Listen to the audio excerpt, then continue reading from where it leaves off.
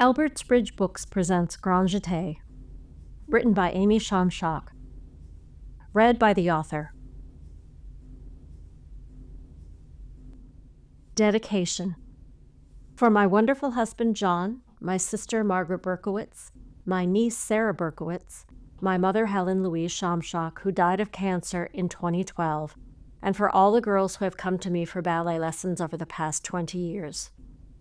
Thanks to my ballet instructors, Lorena Brunitsky, formerly of the Bolshoi and Kiev Upper Ballets, Eugene Collins of Ballet Russe de Monte Carlo, Lois Holton of Minnesota Dance Theater, Lyudmila Kudryashova of the Kirov Ballet Academy, Bonnie Mathis of American Ballet Theater, Maya Plissetskaya of the Bolshoi Ballet, and Marjorie Thompson of New York City Ballet.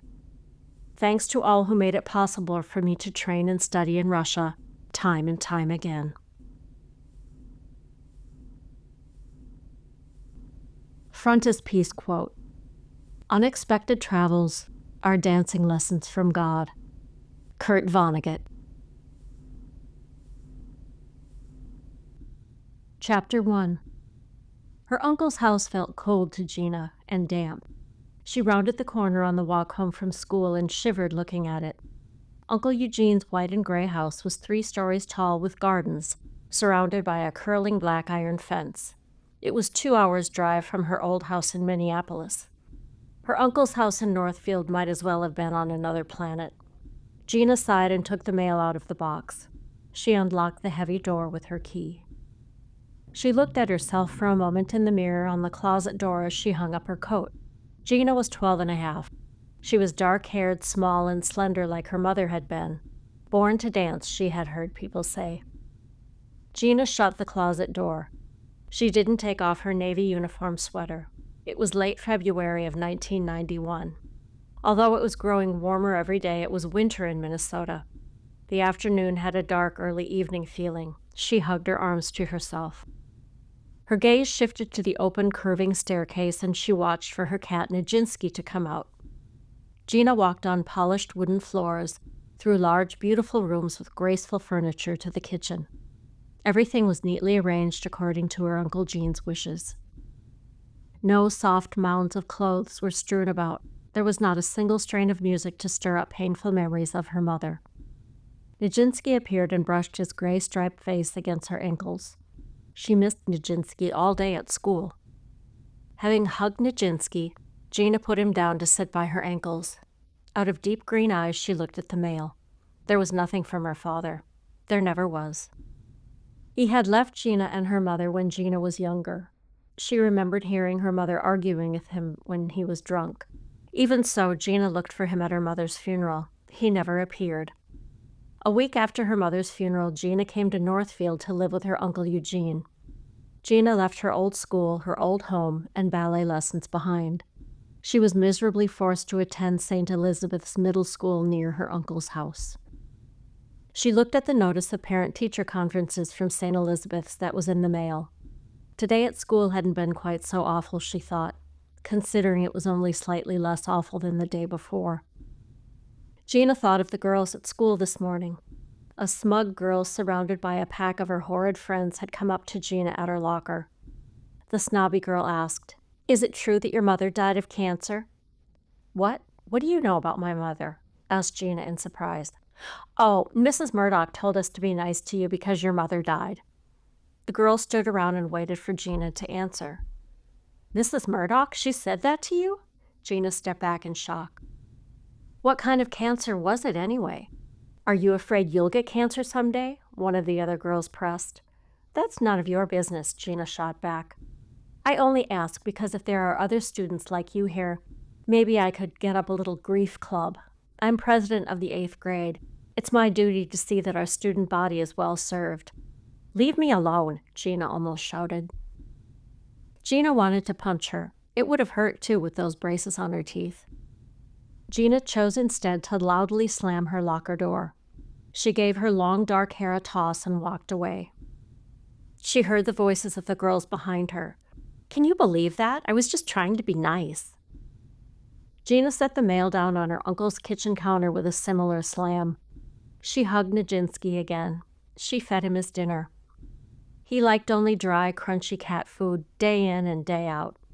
Yesterday, her Uncle Gene brought home liver, shrimp, and lobster-flavored treats to entice Nijinsky.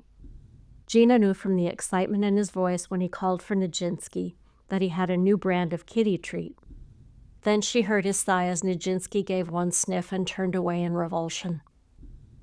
Her uncle, Dr. Eugene Shostak, was a professor in the Russian Studies department at Carleton College. He was tall, dark-haired, and starting to gray. At 45 years old, he was handsome and youthful. Dr. Shostak was known as Gene to family and friends. He had sparkling charm and a kind heart.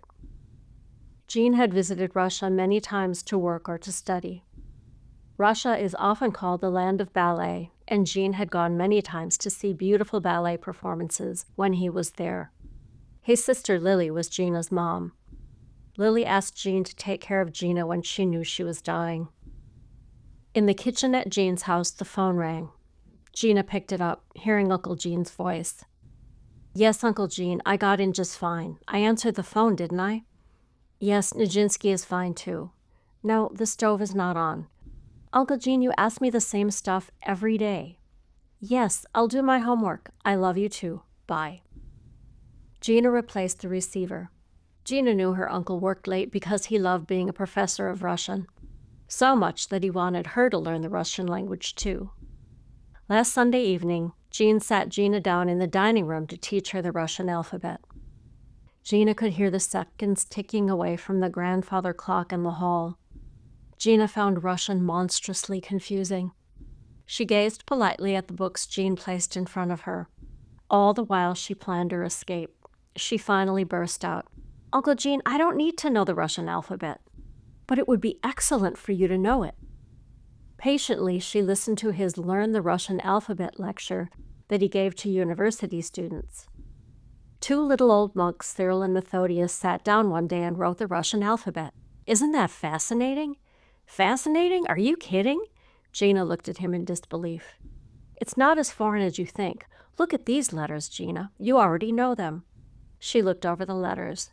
"A-Z-K-M-O-T, he crowed. "There, you've already knocked off 6 of them." "Uncle Gene, there are 28 more letters. The Russian C is an S, P is an R, and H is an N. That's not even counting the letters that don't even look like letters," she pleaded. She pointed to the alphabet in front of her. "See that? That's a squiggle." "Gina, my dear, someday I know you will thank me for teaching you the Russian language.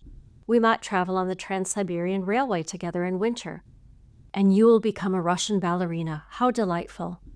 "Uncle Gene, I will not eat borscht and wear woolen scarves on my head. No way. And no more ballet." Gina shuddered at the thought. He ignored her and went on. "Learn this letter with a picture. For example, look at the letter X. It makes a harsh H sound, right? So if you imagine a pair of hockey sticks crossed in an X, you'll remember the sound H." He had removed his suit coat and tie at this point. "But Uncle Gene, what if I remember hubcap instead of hockey sticks and end up with an O instead of an X?" She begged off to go to her room. Gene sadly put the books away as Gina disappeared down the hall. She sat down in her new bed in her uncle's house. Gina had loved her mother's funny old house in Minneapolis. It had been built in the year 1910 and was forever falling apart. The doors and staircases creaked, doorknobs fell off in their hands, and the faucets leaked. Gina and her mother were sure the place was haunted. Gina had loved all of its nooks and crannies and messes and joy. Mostly she missed her mother, Lily. Her mother was a ballet teacher. She taught Gina her very first steps. Gina got up from her bed. She looked into the mirror above the dresser. She made slow, graceful movements with her arms.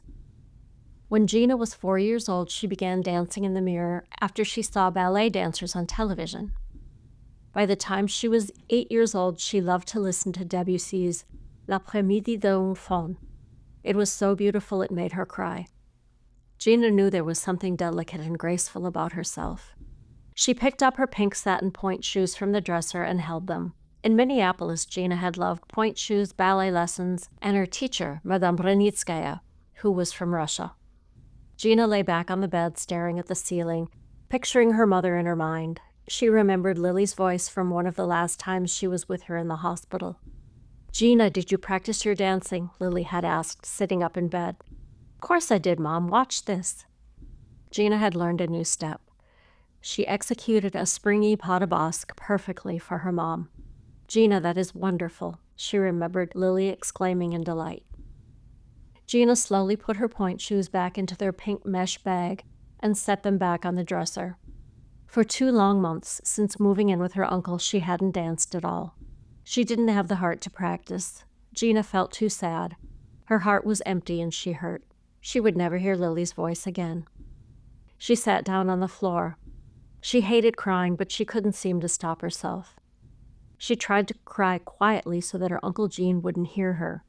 She hated it even more when he came in and tried to comfort her.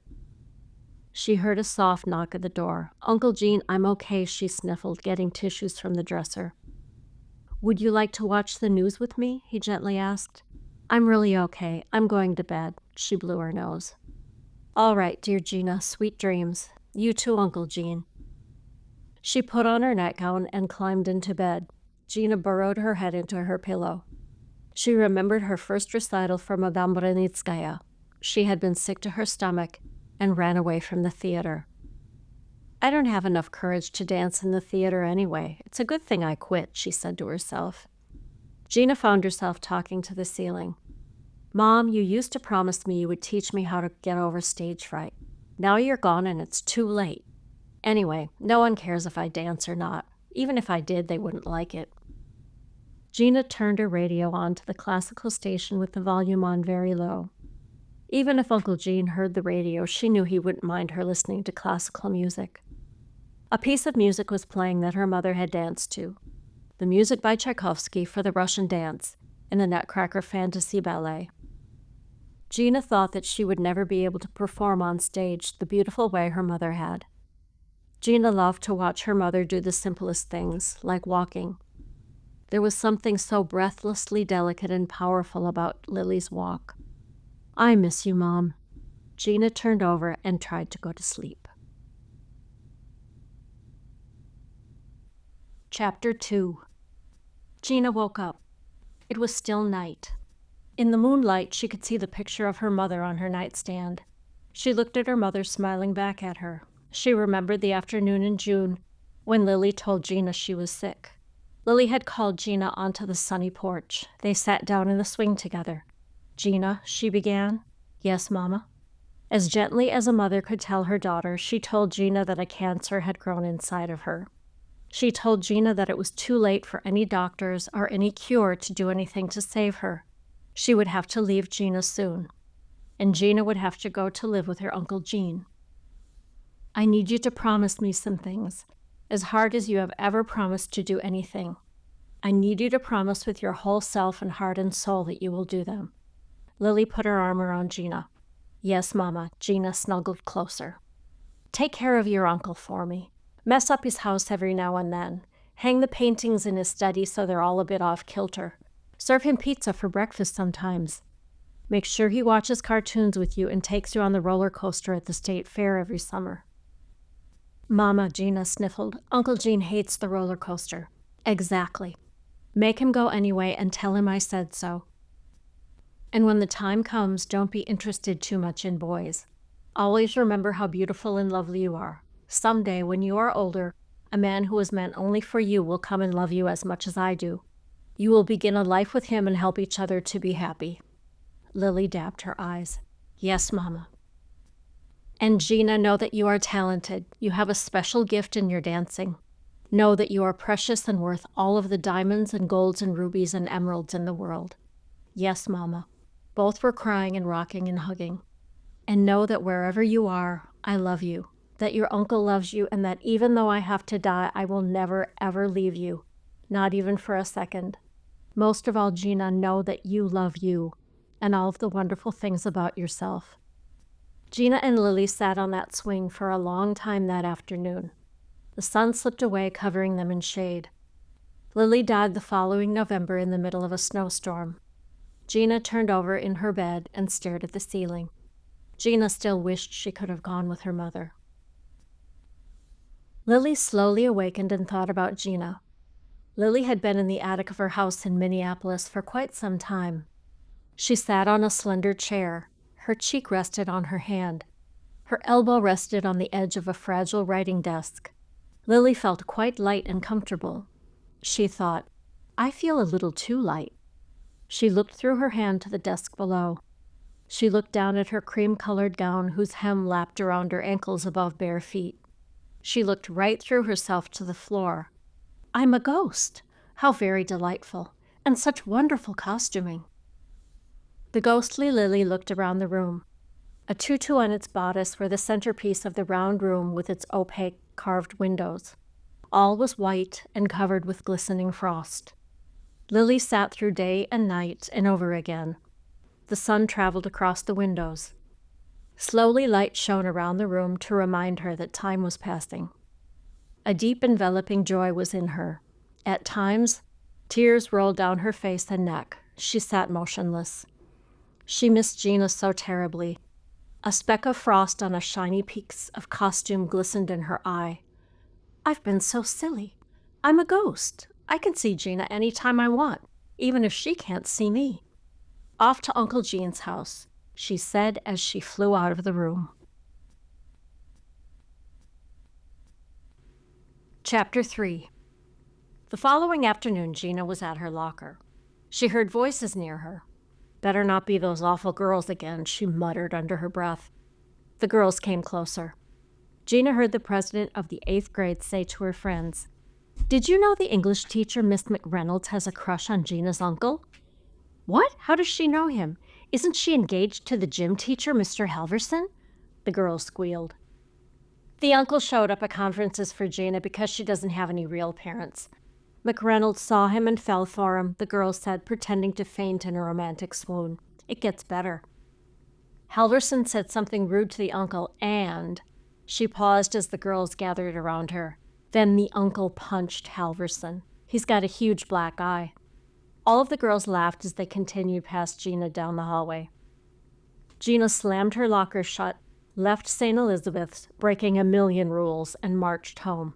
She knew her uncle would be there. He did not give lectures at the university on Thursdays. She flung open the door of the den. Gene was at his desk. His face was covered by the Journal of the American Consulate of Teachers of Russian. She snatched it out of his hands. Uncle Gene, you have gone crazy. People just don't go around hitting each other, she fairly shouted. Gina, what is the matter? Gene asked, calmly taking the magazine out of her trembling hands.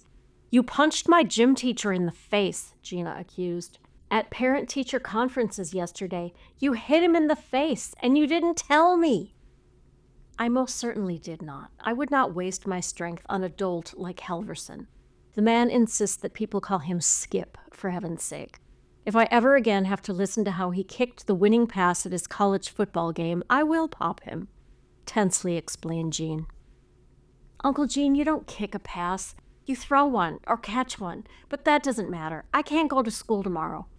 Everyone is saying that the English teacher, Miss McReynolds, is in love with you. She's engaged to Halverson, and all the kids are saying that you let him have it. He has a huge black eye. How could you? Gina angrily said. She stomped around the office. Gina, listen to me. At school yesterday, that oaf Halverson was tearing around a corner. He bumped into me in the hall. He knocked the book I was carrying to the floor. Skipper Boy bent down to pick it up for me.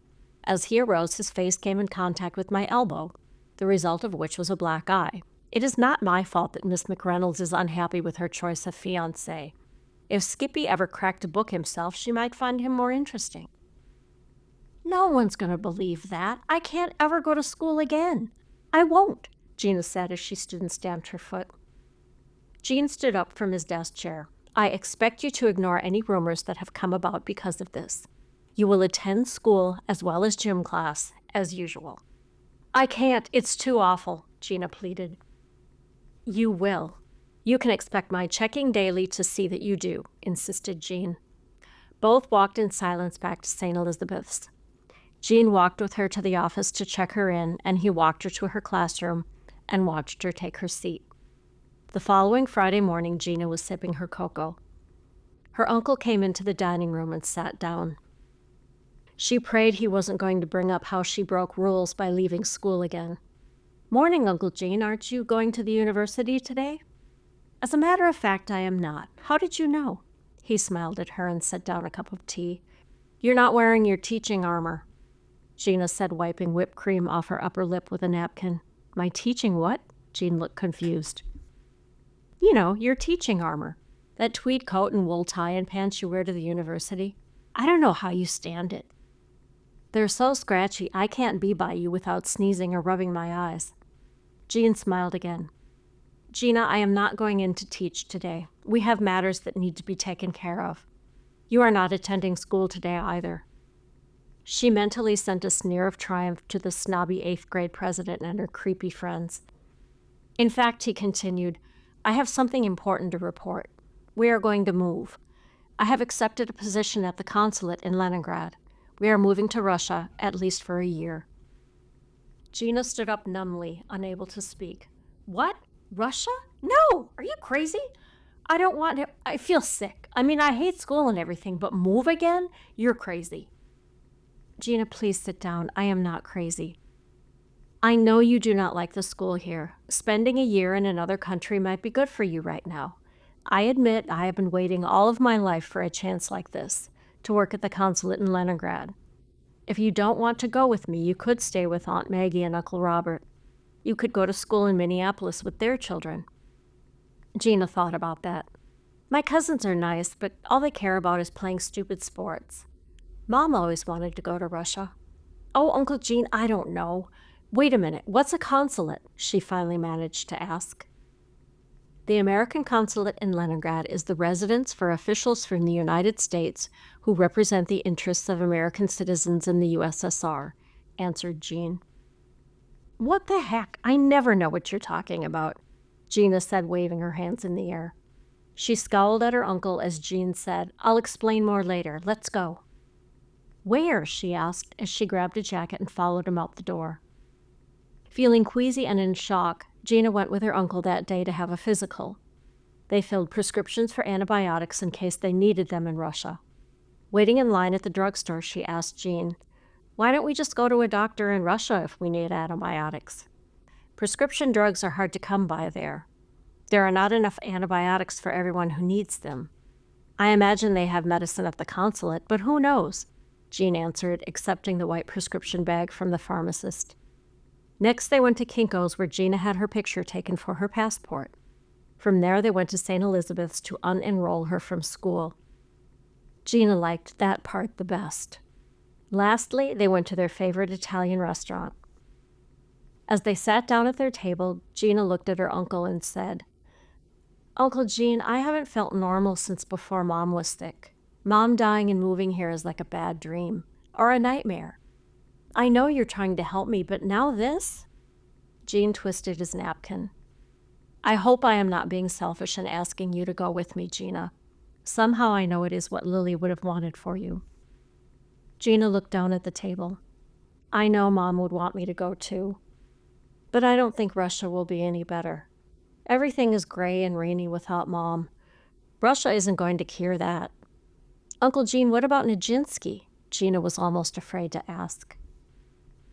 I think he will be happiest going to live with your Aunt Maggie. I know how much you will miss him. Maggie will take good care of him. I think I can arrange for you to adopt a kitten while we are in Russia. You will have to leave the kitten when you come home, but you will know that you will be returning to Nijinsky, Jean suggested. Gina relaxed slightly, knowing that Nijinsky would be safe with Aunt Maggie. Lily and her sister Maggie had been very close. Gina often wished that she had someone other than Nijinsky with whom to share her troubles and fun. She didn't have one special friend to whom she might tell everything. Gina admitted to Jean, This restaurant is one nice thing about living with you. I am happy you enjoy this place, Gina. It is a restaurant that has been credited by Italy as serving only authentic Tuscan dishes. Whatever, I like the spaghetti. I bet Mom would like it too. Gina imagined how Lily would like it and became sad. Uncle Gene, I am afraid of forgetting Mom, but I feel so awful when I do remember. Why can't she still be here? I do not know, Gina. I miss my sister very much. I am glad that you are here with me. Gina twirled her spaghetti. I love the idea of leaving St. Elizabeth's. I hate thinking of being without Nijinsky for a whole year. The trip would be awful for him. Strange Russian cats that carry strange Russian diseases might infect him. She shuddered. It would be terrifying for him in the baggage compartment on the airplane. Once I read in the newspaper about this woman who flew her cat somewhere. The baggage people let him out of his cage. He was lost forever. Jean looked up from his risotto. Gina, I am certain that we cannot take Nijinsky with us. The consulate will not allow it. Well, I guess it will be all right if Nijinsky stays with Aunt Maggie and Uncle Robert. But that Russian kitten will have to be pretty nice or no deal. And no giving it some dumb Russian name that no one except you can say, Gina insisted. Something purely American for a name, I suppose, like, say, let me think, Nijinsky, perhaps? Jean said as he looked over the tops of his glasses at his niece. Oh, Uncle Gene, stop it. I know my cat is named after a Russian dancer, but I picked it myself. Gina smiled back at him. So where are we going anyway? You talk about Russia and the USSR and the Soviet Union. You talk about Leningrad and St. Petersburg. I don't get it. Are they all the same place? Russia is part of the USSR, which is the Union of Soviet Socialist Republics. It is also called the Soviet Union. Leningrad is a city in Russia that used to be called St. Petersburg, Jean explained. You're kidding, right? That made no sense. Is everything there confusing? Do they really need to keep changing the names of stuff? Gina asked, feeling anxious and annoyed. Their server came by and Jean ordered tiramisu for them to share. I will explain everything as well as I can. We are going to live in an apartment on Rubinstein Street, just off of Nevsky Avenue in Leningrad. The name of the city may change again to St. Petersburg. Again, you make no sense. That's it. I'm not going. This is ridiculous. I can't even say where I'm going to live. Gina lowered her voice as their dessert arrived. I will help you, I promise. The entire form of government is changing in Russia. It's complicated, he remarked. When are we leaving? You had to do some pretty fast talking to get old Lady Murdoch to enter my last test score as end-of-the-year final grades. Besides, it's only March. Does this mean I'm done with school for the year? Gina asked. She thought that there might be a silver lining after all. You most certainly have not completed your academic requirements for the year. I signed off on your report card to save Mrs. Murdoch sending it to me in Russia. Postal service to and from Russia is so slow that we might never receive it at all. I simply signed off on it now with the understanding that I will see to it that you complete all of the coursework for the 8th grade by the middle of June. There is nothing more appropriate. I am, after all, a teacher, said Jean. Uncle Gene, you're a university professor who's slumming. You're the worst, Gina exclaimed. Gina, there is nothing wrong with the way that I instruct. I am deeply hurt by your suggesting that I am less than adequate as a teacher, said Jean. He didn't have a trace of understanding of his niece's plight. It's not that. You're a great teacher, just not for me. You explain every little thing so much I can't understand it. No, I'm never going to get out of 8th grade, Gina cried. There is no need for hysterics, Jean sighed. Your mother and Maggie said the same thing about me. I shall look into sending you to the international school in Leningrad. I wanted you to have a purely Russian experience. However, it may be best for you to attend the international school there. Gina spooned up the last bit of her tiramisu. What's the international school? The international school is for children of diplomats who work in Leningrad. The education is exceptional. Naturally, courses are available in the Russian language taught by native speakers, explained Jean. Thrilling, thought Gina, resisting the temptation to roll her eyes. She answered instead. All right, I'll give it a try. Don't they have any classes with teachers who speak English? Gina, I promise I will check. I suspect you shall want to resume ballet lessons in Leningrad. The instruction is the best in the world. No, Uncle Gene, I don't do ballet anymore. It was just a stupid kid thing I used to do, Gina firmly replied. Well, that remains to be seen. We shall ask for our check and go home. I am exhausted, Jean said as he motioned for the waiter. It's not exactly home anymore, is it? Remarked Gina as she put on her sweater. As she was changing into her nightgown, Gina heard a muffled bump come from the ceiling above her. Must be a squirrel on the roof or in the attic, she thought. Lily rubbed the spot on her head where she had bumped the ceiling. Lily was floating in the corner of Gina's room. I just don't have the walking thing down yet. It's more fun to fly anyway. She flew around the room. She stopped to hover over Gina's bed. Lily gently hugged her arms around her soft self and her silky dress. Lily gave off a little glow.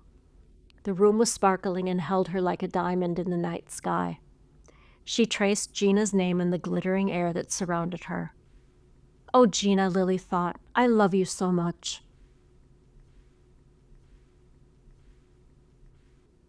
Chapter 4. The following Saturday, Gina woke up smiling. No more pruny old Lady Murdoch. No more simpy class presidents. No more punched-in-the-face gym teachers. No more fiancés who have crushes on my own uncle, thought Gina. She snuggled closer to Nijinsky. She had not gone to school for a whole week. It felt wonderful. Gina had studied at home. She prepared the last of her homework to be submitted to St. Elizabeth's before they left for Leningrad. Gina, get up, please. We have a long day ahead of us. Jean called up the stairs to his niece. Gina. All right already, mumbled Gina. She put on clothes and stumbled down the stairs to the dining room. It's Saturday. Why are we up so early? Today, my dear, we are going to transform you into a proper visitor to Russia. Seeing the look on Gina's face, he said, No, not the alphabet again. We are going shopping. We are leaving for Leningrad in a week.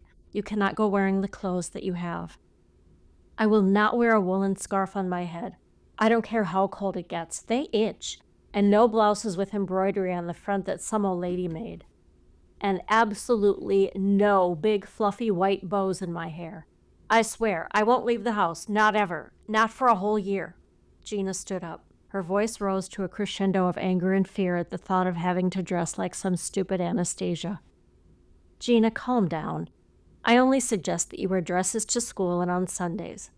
Avoid bright, garish colors and no shorts or any of those little t-shirt things you wear in the summer. We shall discuss the woolen scarf issue when winter comes. I do not want you taking ill your first winter in Leningrad. First winter, Gina thought. That meant he was considering more than one.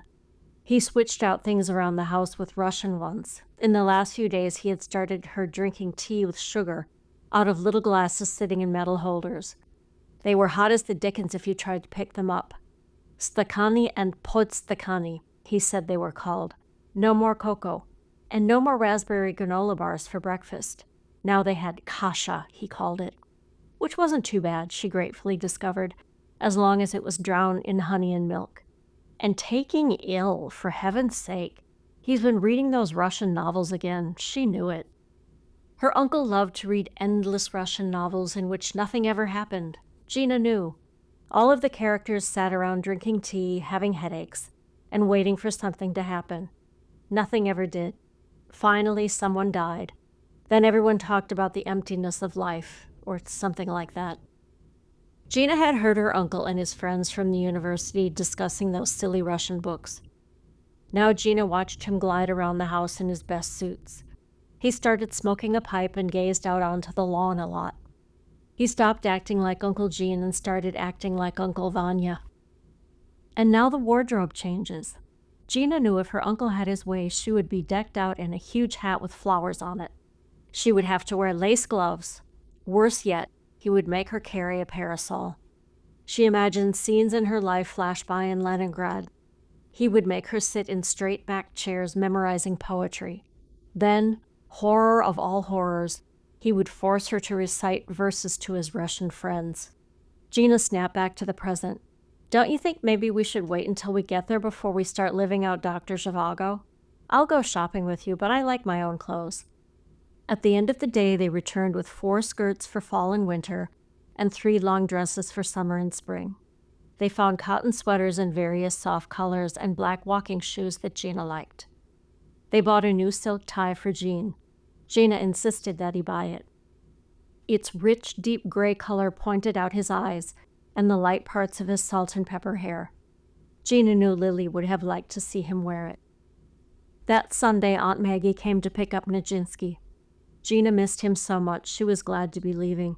There was no reason to spend one more minute in Minnesota without Nijinsky. Their last day was strange. Gina found herself standing uncertainly in the garage. She watched her uncle pack up the last of the boxes. He methodically placed them in a pile marked Leningrad. She wondered if somewhere in heaven her mother knew that Gina was going to miss 8th grade graduation. A few weeks ago at school, Gina read the announcements about graduation. It would be held in the garden in the back of the school on an evening in June. There would be awards. The 7th graders would serve a farewell dinner. Gina overheard the other girls talking about what kind of dresses they would have. The 8th graders had already started autographing ribbons. Each graduate was given 2 long, wide ribbons in the school colors on which friends signed their names. Gina knew she would not be at the ceremony. She threw hers away. "Uncle Gene, I'm going to miss my graduation from St. Elizabeth's," Gina said. "What difference does it make? I thought you hated the school and everyone in it. You will have the experience of studying in Russia. Not any of the other children are going to do that. You started kindergarten early at my suggestion. You are a full year younger than any of the others. When we come back and you begin high school, you will be the same age as everyone else," replied Gene. He straightened up from the last box and rubbed the small of his back. "It doesn't matter how old I am. I wouldn't be friends with those creeps even if we were the same age. I'm not going to graduate here because we're leaving, and I'm not going to graduate from my old school with my friends because Mom died. It all feels sad and awful. It doesn't matter anyway. Besides, I thought we were going to Russia for you," Gina said in a matter-of-fact way. She did that whenever she didn't want to feel emotional. Gina looked at her uncle. She thought that for the first time he looked older and tired. Gene slammed the roll of packing tape from his hands to the floor. He nearly shouted at her. "Gina, what do you expect me to do? You are unhappy and I don't know what to do for you. I thought your moving here would be good for you. I can't make anything work anymore. I have ruined your life. I have waited my entire career for a position like this. I'm afraid I am hurting you by accepting." He kicked a packing box aside and walked back to the house. Gina slammed her own roll of packing tape to the floor. She stomped after him into the house. "Well, I'm here and you're just going to have to admit that you haven't ruined my life. I am too young to have a ruined life. Mom would be mad at you. If we are going to Russia, I'll just have to make the best of it," proclaimed Gina. Jean sat down on the sofa and stared at the wall opposite. She surprised herself as she said to Jean, "It's about time you stop reading those dumb, depressing Russian novels and got on with life." He looked at her and said slowly, "Well, it would leave far fewer books for us to pack." He smiled and Gina sat down next to him. "You know, I bet they have all of your books in Russia anyway, you goof." "Uncle Gene, we're having pizza and a Disney movie tonight, and that's that," said Gina. She put her arm around his tired shoulder. Gina pretended that the pizza was the best she had ever had. She pretended that seeing Aladdin again was great. Gene pretended the best he could, too, even though Gina had called him a goof. After the movie, she said good night to Jean and went to her room. She cried everything out. "I feel so awful. Nothing is fair. I hate leaving, but I don't want to stay. All I think of is Mom and how much I miss her. Russia is so far away. I won't even have my kitty. I can't tell Uncle Gene. He's sad, too. I hate everything," she thought. She sobbed herself to sleep. Russia? Russia! Oh, things are becoming ever so interesting. Lily floated in circles above Gina's bed. The creases of worry in Gina's forehead slowly went away. Lily watched over Gina until she was sure she was dreaming sweet dreams. Chapter 5. Gina was exhausted. The flight from Minnesota to New York's Kennedy Airport was short and tiresome. The flight from New York to Helsinki, Finland was long and hard. She hadn't slept much. Gene was tense about the trip. He ran Gina through list after list, schedule after schedule. Gene ticked off items in a small notebook. "We have dinner tonight on the plane. They will serve rolls and juice early tomorrow morning. We arrive in Helsinki at 8:10 a.m. If you are hungry at any time, I have nuts and dried fruit. Yucko, thought Gina. Jean continued. The Leningrad flight leaves at 11:30 in the morning. We arrive in Leningrad at 1:30 p.m. We claim our bags and go through customs. We will be met by a man from the consulate named Harry at 2:30 in the afternoon. Uncle Gene, I'm really tired. Can't you tell me stuff right before it's going to happen? He looked up briefly from his notebook. I want you to be prepared so you feel comfortable and not anxious regarding events of the trip. I'm fine. Please be quiet. I'm going to sleep. He continued on silently, checking details in the notebook. Oh, her uncle could be irritating. She was so unhappy. Nothing seemed right. Gina didn't think that moving to Russia would make it any better. Gina wanted to cry and sob and be desperately miserable, all at the same time. She couldn't. She couldn't let her uncle down. He was all she had now. Gina woke up as she was being served dinner. After dinner, she fell asleep again to dreams about Minneapolis. Gina dreamed about distant cousins Sally and Tom's wedding reception. She had been the flower girl in a long flower print dress that she hated. She was escorted by a young cousin of Tom's. He was too shy to talk to her. She was too shy to talk to him. Gina also hated what the troops of smiling cousins, aunts, and uncles said about her. That Gina, so odd and shy. Good thing she can dance, Gina heard one of her distant cousins remark. She's not at all like Lily, is she? She must take after her father. He left them, didn't he? Good thing, Gina heard a great-uncle say. Gina felt as though she had been in detention for an entire day and night. She tried to be like everyone else. It was frightening to be stared at by so many people. She was only 9. Lily, matron of honor in her cousin's wedding, smiled her lovely smile. She danced with everyone at the reception. Gina woke up feeling ungraceful and clumsy. Lily loved to have people look at her. Lily lit up a stage like nobody's business. Gina wanted audiences to love her, too. I'm so mad at you, Mom. How could you leave before you helped me get over stage fright? Everyone loved you. No one likes me. And no one likes my dancing. I hate being 12. I hate moving, and I hate not wanting to do ballet anymore. I can't figure out why I don't want to dance, she thought. She struggled to find a restful position in her confining seat. She slept again and dreamed about her female cousins. There were 3 of them, all sisters. Every last one of them was attractive, lively, and blissfully normal. Aunt Maggie and Uncle Robert had adopted all 3 of them together. The twins were 11 and the little one was 7. They tried hard to accept and understand Gina. None of them wanted to study ballet. They played rousing games of touch football and soccer. They were mystified when Gina refused to play. Gina dreamed that she was like them. She dreamed of her Aunt Maggie's house and being with all of her cousins. For once, Gina got it right. She dressed like they dressed. She talked, smiled, and laughed like they did. They played soccer together. The cousins loved her back. The dream ended like Alice in Wonderland. Gina climbed through secret passageways and secret doorways, places her cousins did not want to follow.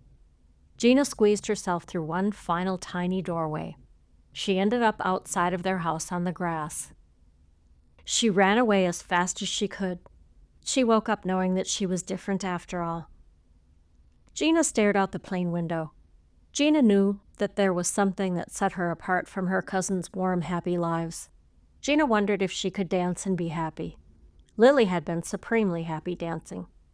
Sometimes just the thought of performing made Gina feel green. Can't dancing and feeling great go together?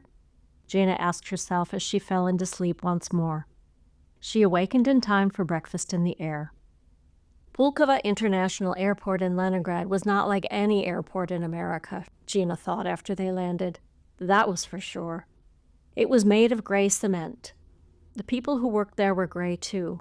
They did not smile or offer help with anything. Jean and Gina showed their tickets to the officials in baggage claim. They were ushered into the room where luggage from foreign countries was kept.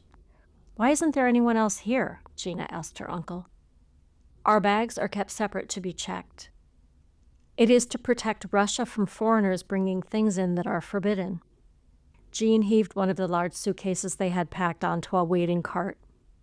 What's forbidden? Gina asked, adding her suitcase to the cart. Cigarettes, alcohol, the Bible, other things. It is also designed to keep Russians from stealing things from the bags of foreigners. We have many more products than the Russians do. Jean added another suitcase to the groaning cart. Why don't Russians just go to other places and buy stuff? Gina asked. They peeked into the duty-free shops that held strange items for sale. Travel to other countries is difficult, expensive, and almost always not allowed. Russians are rarely allowed to leave Russia, Jean replied. Gina looked at ladies' fur coats, black caviar in round tins, and brightly colored stacking dolls. Other than blue and gold teacups, nothing else was in the shops. No one can leave? So are we stuck here? They don't even have t-shirts with Leningrad Hard Rock Cafe. No plastic models of stuff or even keychains. I'm not going to make it, Uncle Gene. We better go back. Gina, you promised to try. We are allowed to leave if it is absolutely necessary because we have U.S. passports. The rest of Leningrad does not look like the airport. What difference do our passports make? Gina tried to help Jean push the heavy cart. It would be hard to explain right now. And we are both tired. Jean pushed on the cart again, but it would not roll. Oh, all right, but everything is so complicated. Gina bent down and straightened out one of the wheels on the cart. Jean was now able to push the cart to the customs area. They went through customs. Jean responded to all of the officials' questions in Russian. He showed his work visa and their passports. They went off to meet Harry from the consulate. No travelers were rushing back and forth to catch planes or buses or taxis. It was dead and quiet. All Gina heard was the sound of her and her uncle's footsteps on the hard floors of the concourse. Gina was relieved when Harry arrived to meet them. He was from the U.S. Consulate. Jean would work with Harry once they were settled. Harry was large, 50 years old, and smiled much. Gina liked him. Hello, Gina, Harry said, as Jean introduced them. I've worked at the consulate for 10 years now. You and your uncle are in good hands. You're not going to try to get me to learn Russian, are you, Mr. Harry? Jean asked. Jean smiled to himself. Harry laughed. No, of course not, and you can call me Harry. You'll have plenty to do just getting used to living here. It's not like the U.S. Gina liked him more. I do love Russia, but vacations are very necessary. I go home to the United States yearly. I go to Helsinki for the weekend every 3 months. Harry helped Jean push the heavy cart. Harry, what do you do in Helsinki? We were only in the airport there. I didn't really see anything, Gina asked, walking next to them. Well, Gina, I buy foods that I like that I can't get here. I go to movies that are forbidden in Russia. I read books and magazines that are not allowed. I have as much fun as I can until I have to return to the dreariness of Leningrad. Harry was starting to puff from pushing the cart. Then why do you come back to Leningrad? Gina decided to help push too. It's an incredibly exciting time in the history of Russia. The potential jarring of the current regime, Harry continued on about the changes in government. In some ways, he was like Uncle Gene. Gina cut him off. Please, Harry, stop. I don't know what regime means, and I don't want to know. I don't want to know about the history or whatever. I'm tired. The three waited outside the airport on the street with their bags. Harry hailed 2 cabs. Harry followed behind in the second cab with half of the luggage. The driver took them to an apartment just off of Nevsky Avenue on Rubinstein Street. Nevsky Avenue was the large avenue that ran through downtown Leningrad. Rubinstein Street was far enough away to be quiet. They entered a large, beautiful courtyard. It was surrounded with arched columns that were as high as the top level of the buildings. There were 4 buildings surrounding the courtyard. Harry paid for the cab rides and led them to number 17. It was lovely. Gina thought she might like their new home. Cats were frightened away by their approach. Several tabbies dashed to hide under the tiniest automobiles Gina had ever seen parked under the arches. There was no elevator. They climbed to the 5th floor. The 3 huffed and puffed as they moved the heavy luggage slowly up the stairs. Bet you're glad you decided not to bring all of those Russian novels with you. I'm pretty sure they have all of your favorite titles here in Russia, Gina slyly said to Jean as they pulled and tugged the luggage up the final set of stairs. Yes, Gina, and I cannot thank you enough for reminding me of the fact. I did limit myself to bringing only my copy of War and Peace, Jean assured her. War and Peace? Isn't that the longest book ever written? Joked Harry as Gina giggled. Jean found a tired smile to give to them. Harry unlocked a door that was upholstered in maroon leather. He then unlocked another wooden door inside of that. They entered the narrow foyer. Jean and Gina followed Harry into the living room. It was covered in deep red wallpaper. The furniture was old-fashioned. Many of the boxes Jean and Gina packed had been delivered. They were stacked all over the room. A kitchen and dining room were off of a hallway to the right. Farther down the hall were 2 bedrooms and a study for her uncle. A bathroom and a separate shower room were at the end of the hallway. The rooms were small, but not nearly as small as her uncle had warned her. Her bedroom had wallpaper with purple pansies on a cream background. Her bed had a down feather comforter with a blue and white flowered sheet buttoned over it. "What do you think, Gina?" asked Jean. "It's pretty, Uncle Jean. I'm going to bed." "Yes, both of you must be exhausted." "Jean, a driver will be by for you in the morning," said Harry. He shook hands with Jean and they headed for the front door. "Night, Harry. Night, Uncle Jean," Gina murmured as she went into her room. She was already asleep when Jean returned to check on her. Gina slept well her first night in a new bed in an old apartment in the center of Leningrad.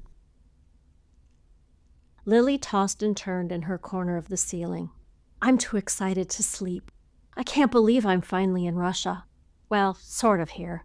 In my own ghostly way, I guess. Sweet Gina, she is getting rest. This change is good for her." Lily blew her a kiss.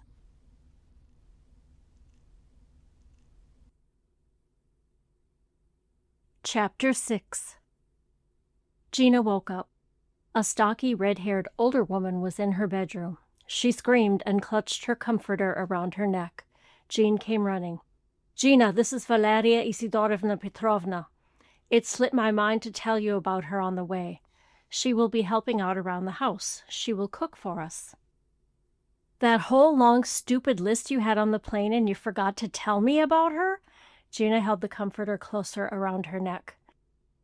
"Yes, and I am sorry." Jean turned to the confused older woman. "Valeria Isidorovna, своя племянница Gina. Она по-русски не говорит." Jean turned back to his niece. "Gina, Valeria Isidorovna does not speak English." Gina and Valeria Isidorovna nodded at each other. Valeria Isidorovna made her way to the kitchen. "Uncle Jean, she doesn't speak English? Really? What did you say to her?" Jean handed her a light gray and white striped cotton robe. "I told her that you are my niece and that you do not speak Russian. You will be fine with her. Soon you will know some Russian." Slipping the robe over her nightgown underneath the covers, she tensely asked, "Fine? I bet she makes food I hate and I can't even tell her." Jean sat on the chair in front of her dressing table. "You have not yet tried anything that she has cooked. You might like it. I hired her on recommendation from the consulate. You must call her by her full first and second names, Valeria Isidorovna. Isidorovna is her second name, which is Valeria's father's first name." "What? There you go again. It's too confusing. I can't say all that. You are so crazy. Can't I just call her Valerie? Why do we have to drag her father into it?" Gina waved her hands excitedly in the air for emphasis. "Because it is polite. It would be disrespectful to call her anything else. Let's practice. Say, Здравствуйте, Valeria Isidorovna. That is how to say hello to Valeria Isidorovna properly." Gina choked out something resembling what Jean asked her to say. He wrote the phrases down in English letters. Gina used it to study before she had to talk to Valeria Isidorovna again. Gina looked up from her cheat sheet. "So that's why Russian novels are so long. They must need extra pages just to fit the names in." Jean smiled. "Gina, please have breakfast and then unpack your things. You can arrange your room any way that suits you. I will be home in the early afternoon and continue to work from here. You will start attending school in a week." "A week? We just got here." "School sounds awful." Gina got out of bed and opened a packing box to look for clothes. "Gina, you promised me that you would try." Jean patted her shoulder. All right. See you later, Uncle Jean." She continued rummaging for any two pieces of clothing that even slightly matched one another. Jean left for the consulate. Including all the names, it took Gina several tries just to say hello to Valeria Isidorovna. Gina sat down to breakfast. She found that she liked the kasha and boiled eggs. Gina signaled by pointing down to the street that she would like to take a walk. Valeria Isidorovna put on a coat and directed Gina to do the same. She made Gina wear a scarf. Gina did not like it, but she wore it. On the way to the park, Valeria Isidorovna read the street signs out loud to her. Ulica Rubinsteina? Yes, Valeria Isidorovna, I know Rubinstein Street, Gina nodded. Nevsky Prospect? Yes, Valeria Isidorovna, I know Nevsky Avenue too, Gina nodded. They crossed the Naberezhnaya Reki Fontanki, one of the many canals in Leningrad. Valeria Isidorovna pointed out Karavannaya Street to their right. She said it so many times that Gina knew to repeat it back with the street part in Russian. Karavannaya Ulica. Valeria also said Ekaterinsky Skver several times. Gina repeated it for her. Gina did not know that the square was named for Tsaritsa, or Queen Catherine the Great. There was a large monument representing Catherine in the square in the middle of a park. Gina didn't think that Catherine the Great was beautiful enough to have a monument made in her likeness, but she couldn't ask Valeria Isidorovna about it because she didn't know enough Russian. In the park, Valeria Isidorovna sat down on a park bench and chatted with her friends. She explained wildly with her hands and in Russian that Gina was allowed to walk alone if she stayed very close by. She kept a watchful eye on Gina. Even so, the moment Gina was away from her, she ripped the scarf off of her head. Gina liked the delicious fear of taking a short walk. She looked at the street signs near the park. Valeria Isidorovna had just read them to her. At first, she was not able to read the Russian letters on the street signs. Then Gina felt a thrill when she learned to read them herself. She remembered some of the things she had learned from her uncle's Russian lessons back in Minnesota. Gina joined Valeria Isidorovna on the park bench. She nodded and smiled at the elderly lady's friends. She murmured, "Zdravstvuyte" to them. Valeria Isidorovna put the scarf back on Gina's head. They started for home. Gina decided not to mention to Jean that she was able to read the Russian letters on the street signs. She was afraid that he would give her more lessons. He had changed tactics anyway. Now he left Russian grammar books and dictionaries out around the apartment. He must think I'm an idiot, as if I didn't know what he's trying to do. Get me to study Russian, she thought to herself. Often she looked up a new word or phrase that she learned from Valeria Isidorovna. Gina carefully replaced the books exactly as she found them. She congratulated herself that he would never know she was learning Russian. Jean couldn't start in again with his ridiculous quizzes. After a few nights, she found that she liked the down comforter and feather bed even more. She looked forward to slipping in between them. Lying in her bed at night, neon lights shone in from the street. She loved falling asleep surrounded by her purple pansy wallpaper. It reminded Gina of her bedroom in her mother's home in Minneapolis. One summer, she and Lily had papered almost all of the walls in the house. Together they had chosen each lovely paper, a different one for each room. Jean and Gina were invited out often those first few days in Leningrad. She enjoyed visiting the homes and summer home dachas of her uncle's new colleagues. The swirl of tiny apartments, diplomats from the embassy, their children and wives were a blur to Gina. She was still getting used to being in a foreign land. In each place that she visited, Gina found a beautiful surprise on every wall. And no two wallpapers were alike. Of all the places she visited, drank tea in, wore her Sunday dresses in, no two designs were the same. Gina knew Lily would have loved to see those beautiful wallpapers. One night she was beginning to fall asleep. Gina dreamed the dream again. It was the dream that had kept her from peaceful sleep so many nights since her mother died. Gina dreamed that she was in her parents' house.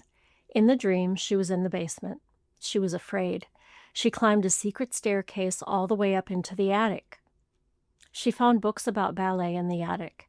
She found the bodice and tutu to a costume on an old headless dress form. She wanted to take the books and the costume with her. The books were very old and very large. Gina did not take the time to look at them. She was too afraid of something in the room to stay very long. In the dream, intense loneliness surrounded her. There was no comfort in the room. There was no sound, only silence. Everything was covered with a white dust and a white light.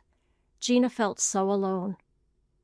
The room was round, the walls curved and freezing cold.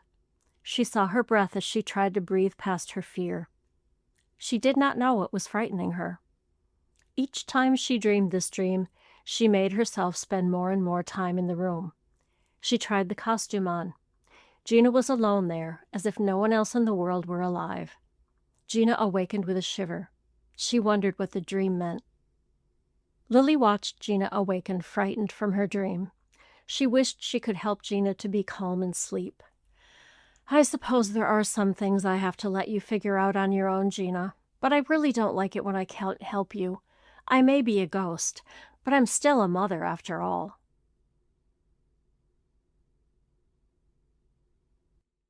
Chapter 7. In those first few days, there were plenty of things to keep Gina from feeling lonely. There was the apartment on Rubinstein Street that she already loved. There were the gardens and parks. There were the teas and jams and other nice things that were served to eat in the afternoons. The evening of the day before she was to begin school, Gina and Jean were having dinner. Gina asked, "Uncle Jean, could I please take the trolley to school on my own? I've been on it enough with Valeria Isidorovna to do it." "You may not. It is too dangerous. My driver will take you." Jean took a spoonful of his beet borscht soup. "Uncle Jean, that's so embarrassing. The other kids will think I'm a snob." "I can assure you that they are driven to school as well, Gina." "What's going on that's so dangerous? Everything looks okay when I'm outside. This red soup is really good." Gina stirred sour cream into her soup and ate a spoonful. Jean set his spoon on the table. "Have you noticed the large crowds outside the Kazan Cathedral?" "Yeah, it's crazy, Uncle Jean. Valeria Isidorovna grabs my arm and practically makes me run past. But it's people dressed like clowns and jumping around, or people playing guitars and singing and dancing, not scary things." Jean looked at her with a serious face. "A young girl was attacked outside the Kazan last night. A week ago, a man was murdered. The police are not doing much about it. In fact, they are pretending it never happened." "That's awful. Why?" Gina was frightened. Jean took a sip of water. "The people who gather at the Kazan are protesting the government. There are few jobs. There are shortages of food and gasoline. The people feel the government broke promises to give them jobs and food. Now they are angry. The police are supposed to keep the protesters under control. Some of the police agree with the people protesting the government. It is not safe for you to be outside alone. You will ride with the driver." "Okay, I guess I'll go pick out what I'm going to wear to school." Ugh, school, she thought. Remembering her promise to her uncle to give it a try, she smiled as she went to her room. The next morning after breakfast, the car came to drive Jean and Gina. The driver would drop Gina at school and her uncle at the consulate. The driver would return for them in the afternoon. The driver's name was Timofey. Timofey was young, 25 years old. He was studying at the Foreign Languages Institute to be an English translator. He instantly asked that Jean and Gina call him Tim. He liked the American sound. Gina knew she had found a friend. He conversed with her uncle in Russian. She was surprised when he turned and asked Gina in English, "How do you like Leningrad?" "I miss my cat, Tim." "I am sorry to hear. Would you like new one?" Tim smiled and returned his eyes to the road. From the back seat, Gina leaned forward toward her uncle's ear. "Uncle Jean, remember you said we could adopt a kitten here?" "I do, and I also remember you said that you would give the kitten back when we leave," Jean replied. "Deal. Tim, do you know anyone who has a kitten I could take care of when we're here?" "Not just now. I will ask friends," Tim responded. Gina settled back into the seat. The seats in the car were covered in white muslin. Because of that, Gina was afraid to touch anything. Tim had been hired as the consulate's chauffeur because he had connections. The gas shortage was severe. Tim had friends that helped him to get gasoline any time, day or night. Gina was amazed at the string of people, places, and deals that were needed to fill the gas tank. Gina watched Tim trade cigarettes for vodka. He drove to a different friend and traded vodka for champagne. He went on to a third friend and traded champagne for gasoline. The gasoline attendant knew that he could sell the champagne to foreigners for high prices. In return, he filled Tim's gas tank. Wow, Tim, all that just to get gassed? Gina was surprised. It is how we get along now. Times are difficult. No one knows if tomorrow government will change and we can get no more gas. Tim honked his horn as a taxi swooped close to them. Gina and I are grateful that you work with us, Tim, added Jean. Mr. Shostak, I too am grateful to work for you. With you I can speak English. It is lucky for me to be with foreigners. Friends, they are jealous when you pay me with American dollars. I use dollars to buy electronic equipment. It is very difficult to get and expensive in rubles. I don't get the whole money thing, Gina said. American dollars are strong. Tim turned a corner so sharply they all lurched in their seats. Sorry about that. Russian rubles are weak. Jean righted himself and returned papers and files to his briefcase that had popped open during the turn. Gina handed some papers to her uncle that had flown over to her side of the seat. Well, I've never seen all of the money in the U.S. put together, or all the money in Russia put together, but people here don't dress like they do in the U.S. And they don't live in houses. Everyone lives in apartments. And not everyone has cars. I suppose that's what the weak and strong thing with money means. Gina noticed that Valeria Isidorovna often wore the same clothing several times during the week. Driving through the city to her school, Gina looked out the window and noticed that her simple clothes were still far nicer than those of the other girls her age on the street. Jean clicked his briefcase shut. That is probably the best way to look at the money system until you study a bit of economics. Look, there on the banks of the Neva River, the International School. It is housed in the ancient buildings of Leningrad State University, Gina. This university is one of the oldest and most respected institutions in the world. While you are in class, you can look across the river to the Winter Palace. Kings and queens lived there, Jean told her. Gina frowned. I bet they didn't have to go to this school. It looks old and creepy. The kings and queens got to hang out in the palace all the time. But I will try, Uncle Jean. Tim waited in the car while Jean took her around to meet her teachers. They all spoke English with the same Russian accent that Tim had. Jean left for the consulate. Gina went from class to class, happy that no one tried to speak to her. Students had already formed groups of friends. That was okay with Gina. The others weren't interested in their classes. They spent most of the time trying to throw spitballs behind the teacher's back.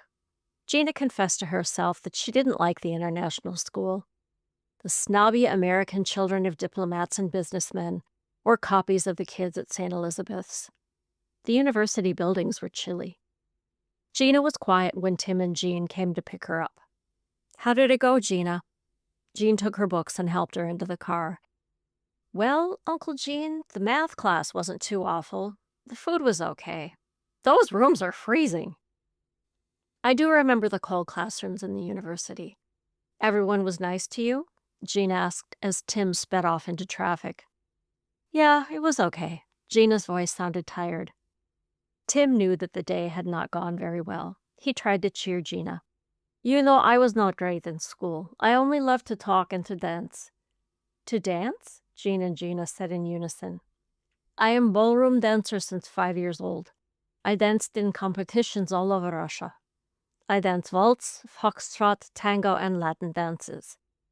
Judges love my smile, and dancing too naturally. Tim slammed on his brakes to avoid rear-ending a car that had stopped suddenly in front of them. All three lurched forward and then back. You've been dancing for 20 years? Gina saw that Jean had been ready with his briefcase this time. He clutched it to his chest and not one paper had fallen out. Gina, dancing is a wonderful thing. Many children at age of 5 study ballroom dancing in Russia. I no longer compete, I only dance for fun. Tim flipped down the sun visors on the windshield. There he had stuck pictures of himself as an 8-year-old boy in a tiny tuxedo with a number on his back. He was dancing with a little girl of similar age in a fluffy ball gown. They smiled up at the camera from the midst of a competition with 30 or 40 other children. They all wore adult-style evening clothes. "She is now my wife, Lena," he said as he pointed to the little girl. "You met her when you were 5?" Gina was amazed. "Yes, we fought all time," Tim laughed. "Then, when we were 20 years old, she liked me. We married."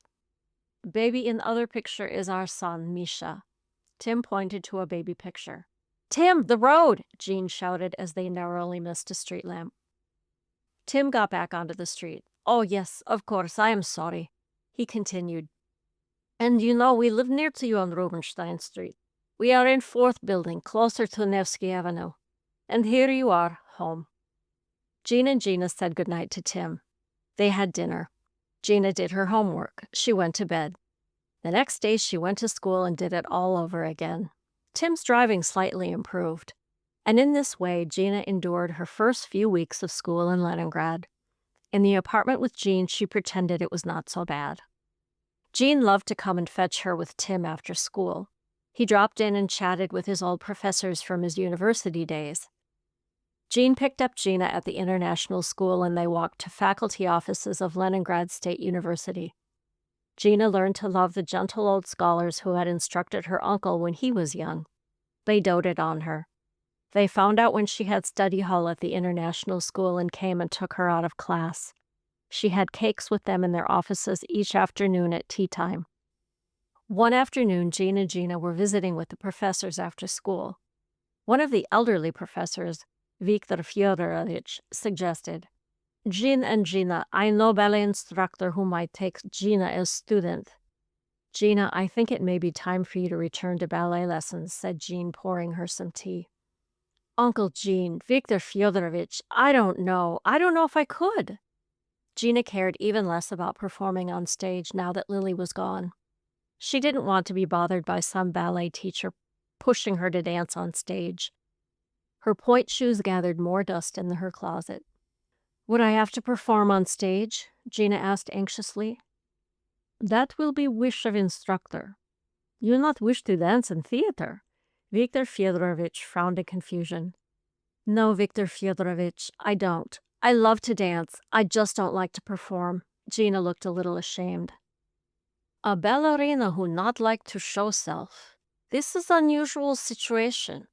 I will mention to ballet instructor when I ask about lessons for you." He popped his third cake into his mouth and smiled at its sweet taste. "Thank you, Viktor Fyodorovich." Gina and Jean helped clear the tea things, and they went out to meet Tim.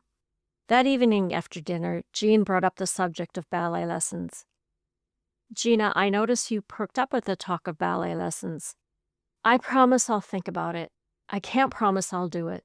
Good night, Uncle Jean." "Spokojna noci, Gina." It means that I wish you a calm and peaceful night. "Spokojna noci, Uncle Jean. I can say it." She said it over a few more times as she went down the hall to her room. Lily perked up too. "Oh, Gina, I know you have to live your own life. I know I shouldn't want you to do things just because I never got to do them. But this is a chance of a lifetime. To study ballet in Leningrad?" Lily crossed her fingers and ankles. She even tried to cross her toes in hopes that Gina would decide to dance again. Chapter 8. One Sunday, Jean hired Tim privately to drive them to the countryside. Tim's wife Lena and their baby son Misha accompanied them. Jean sat in the front with Tim. Gina sat in the back with Lena and Misha. It cheered Gina to spend time with a little baby. He giggled and cooed as they jounced along the bumpy country roads. Lena knew some English, but not as much as Tim. "Gilles, I have music you will like. It is from George Gershwin." Tim was proud of the tape deck and his vast collection of American music. He popped in a tape. "An American in Paris. Wonderful, Tim. This is marvelous music." Her uncle also liked ballroom music from the 1940s. Tim played that sometimes on the way to school in the morning. "Tim, I need to hear MC Hammer." Tim and Gina burst into song. "You Can't Touch This" floated out the open doors of the car. Gina nudged Jean in the back. He began snapping his fingers in time. "Uncle Jean, Lena says that I can call her Lena." I don't have to say those other names like with Valeria Isidorovna. Isn't that great? Yes, Gina, but it is important that you know how to address Valeria Isidorovna the proper way. This is true. We always need to show babushka respect, said Tim. He parked the car on the side of the road. Everyone got out of the car. Each grabbed something for the picnic to take into the woods. What's a babushka? It means grandmother, Gina. You are a devushka, said Jean, struggling with the heavy picnic basket. Tim took one end of it and they started looking for a level place to put down a blanket. So I guess devushka means young girl, said Gina. She ran ahead to point out a good place and some shade. Jean, Tim, and Lena all said in unison, "the," and "the" means yes, laughed Gina. The picnic lunch was wonderful, Gina thought. Bread that was so good it didn't need butter, wonderful cheeses, pickles, and cold tea. After lunch, Misha napped. Gina and Lena listened to Jean patiently helping Tim with his studies. The drive back was quieter. Tim put in a cassette of Astor Piazzolla's tango music. Gina looked out at the thousands of birch trees as they flashed by outside. She thought about how a ballet piece could be choreographed to tango music. That reminded her of her mother. Gina turned her head more sharply toward the window as tears started. She remembered being at home in her room in Minneapolis with her mother. She remembered Lily telling her that whenever she felt mad or sad, she should dance. But Mom, that's when I dance the worst. I can't think straight. I can't remember the steps. I can't get the turns right. I just get frustrated. What's beautiful about that? It's awful. Lily had told her, those emotional times are part of your training. Someday you will use it in performance. Gina remembered how awful her first performance had been. Waiting in the wings, Gina had stage fright. She ran out and down the hall. She made it to the restroom in time to be sick. Gina resumed ballet lessons, but vowed never to dance on stage. Well, that was my stupid dancing career, thought Gina. She coughed and sneezed to cover up, wiping her eyes with a tissue. Gina gave Tim and his family a weak smile when they reached the apartment. She and Jean said goodbye. Jean put his arm around her shoulder as they climbed the stairs. Later, she dug the point shoes out of her closet. She sat on the edge of her bed holding them. She thought, maybe I can figure out how not to be afraid without Mom. She carefully placed the point shoes on her nightstand. Gina awakened the next morning. Her point shoes were on the pillow next to her. That's funny. I know I put these on the nightstand. Lily turned a pirouette in midair. Oh, I suppose that was a little obvious. I hope it works. Chapter 9. Jean and Gina spent time together in the evenings watching TV. Jean liked to interpret for Gina as they watched movies and cartoons. Sometimes Gina found his translations annoying, but she let him do it. She saw how much he enjoyed telling her what the Russian words meant. One evening, they heard a knock on the door. A tall teenage boy with large, brown, gentle eyes stood in the doorway. Hello, my name is Nikolai. I live in the same building as Tim and Lena. I am here to return book Tim borrowed from Dr. Shostak, he explained. Thank you. I'm Gina. Will you come in? She opened the door wide. If it will be all right. The boy hesitated. Sure. Cookies? Gina led him into the living room. Sounds great. He sat down on the sofa. Gina got tea and cookies from the kitchen. Her uncle was finishing a telephone call. It was one of the rare occasions when the telephone worked. Gina set the tea tray on the coffee table. Can I call you Nick? It's so much easier. Do you want milk or sugar? No, I like without. And call me Nick. It is good, he smiled. She dumped some of both in her tea. You speak English. How did you learn it? I think Russian is really hard. Nick took his cup of tea from Gina. Yes, my Aunt Tatiana is teacher of English literature. She helped me to learn. I can help you to learn Russian if you like. Gina bit into a wafer cookie. No, thanks though. I have enough people teaching me Russian right now. It's kind of nice to have a break. What kind of stuff do you like to do? I am very interested in computers. I am quite good in science, mathematics, and physics. I have great hopes for future of Russia. I am inventor, Nick told Gina. Wow, and you have to know math to do that? Gina added more sugar to her tea. It helps, he smiled again. Gina let him rattle on about his inventions. She knew that her uncle would love the young man. Jean hung up the phone and joined them. "It is nice to meet you, Nick. Thank you for returning the book," Jean said. They shook hands. Jean took a cookie. Gina went off to get more tea. When she returned, they were hunched over Jean's computer. They were deep into a discussion about gigs or bytes or something. Gina didn't know. "Good night, you two," Gina called out. She headed to her room. Jean and Nick looked up with glowing smiles. They wished her pleasant dreams. Nick came over often in the evenings to discuss the entire universe with Jean. Jean was teaching him more about his computer. Gina came to understand Nick better. She looked forward to his visits. He spoke mainly to her uncle. One night, Nick stayed over so late talking with Jean that Nick's father came over to take him home. "Uncle Jean, how come when Nick's father comes to pick him up, he won't look at our faces?" Gina asked after they left. Gina watched out the window as the two made the way back to their apartment. The boy was chattering excitedly about all that he had learned. The old man trudged along beside him, head bent, shoulders caved in. "He is an alcoholic, Gina. He can't feel joy or hope anymore. His body has given in to the disease. He is embarrassed that he can no longer control his own will. Alcoholism is quite a large problem in Russia. It also is in the U.S. Nick raised himself. "It is as if he has no father at all," answered Jean carefully. "You mean like with my dad?" asked Gina. She remembered a serious conversation her mother had with her about Gina's father. "Yes, alcohol is a shroud that hides a man from all other people. No one can ever be more important to them than the desire to hide from the world," said Jean. "You know, Uncle Jean, I'm glad I came to live with you. I mean, it's still really hard, but you are so nice to me. And you watch out for me. Anyway, I'm glad I'm here. I'm glad you take care of me." Jean put his arm around Gina's shoulder. "Thank you, Gina. I too am very glad that we are together. I rather like almost having a daughter." He had on his teaching armor and Gina didn't even care. She hugged him anyway. "Why didn't you ever get married, Uncle Jean?" Gina sat on the sofa. Jean fiddled with some magazines on the coffee table. "Oh, I was always traveling, studying abroad, working abroad. I'd only started to settle at the university. Then a position here came up." "And you never met the right girl." Gina looked at him thoughtfully. "Yes, that too, I suppose." Jean smiled slightly. Gina looked back at him over her shoulder on the way to her room. "Maybe you'll meet someone here. Maybe a ballerina," Gina giggled.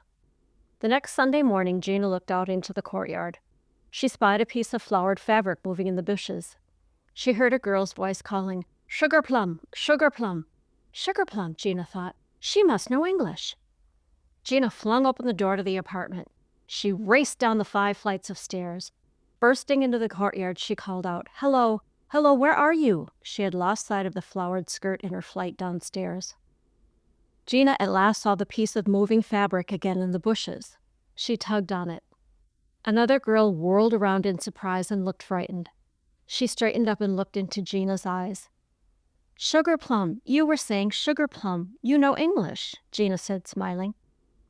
"I do some," answered the girl. She darted off after a kitten that came out from under the bushes. It scampered across the path. Both girls ran to and fro so many times trying to catch the frisky kitten they were dizzy. Gina finally caught her. All 3 tumbled into a ball on the grass, laughing.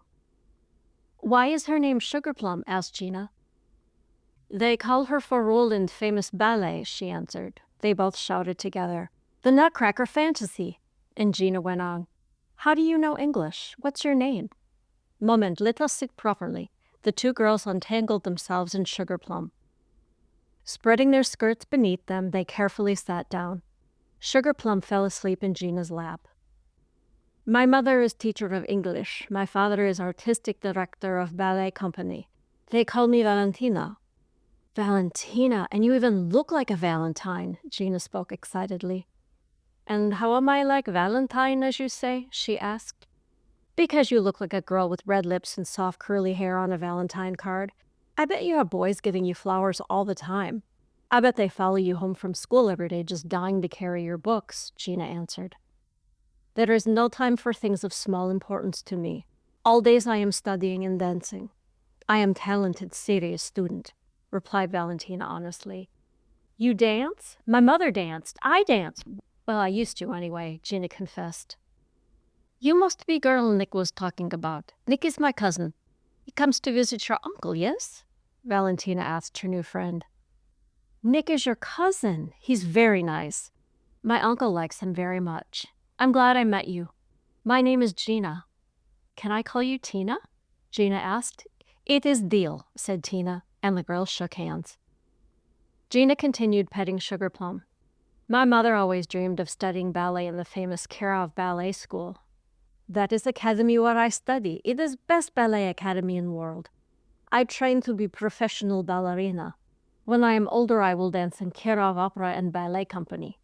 You and your mother must come to visit academy. Oh, Tina, I guess Nick didn't tell you. My mother died last year. I'm living here with my uncle. Gina cradled Sugar Plum in her arms. Tina put her hand on Gina's shoulder. Oh, dear Gina, I am so sorry. Nick did not tell. She smiled and said, I think we become good friends, yes? Gina smiled. Yes, I think so too. Chapter 10. The two girls became good friends. They saw each other nearly every day. Often her uncle worked late at the consulate. On those days, on the way home from school, Gina asked Tim to stop in front of the ballet academy. They picked up Tina and gave her a ride to her apartment. One day in the car, Tina said, Gina, I have idea. Since I go to academy to become ballerina, you must go too. You must audition for my father. He is artistic director of Kirov Academy and a company. Tina, I can't study at the Kirov. I've never studied in New York, only in Minneapolis. I'm not good enough. Besides, I haven't had lessons in months. And my uncle's friends at the university gave him a name of someone I can study with, Gina confessed. Tina countered with, Sometimes time that you do not practice makes you better dancer. Come, show few steps for Papa, and forget other teacher. Academy is best. We shall go see him. Now? Tina, I can't. Sure you can, why not? Tim, next stop, Mariinsky Theater, Tina directed Tim. Don't you mean the Kirov Opera and Ballet Theater?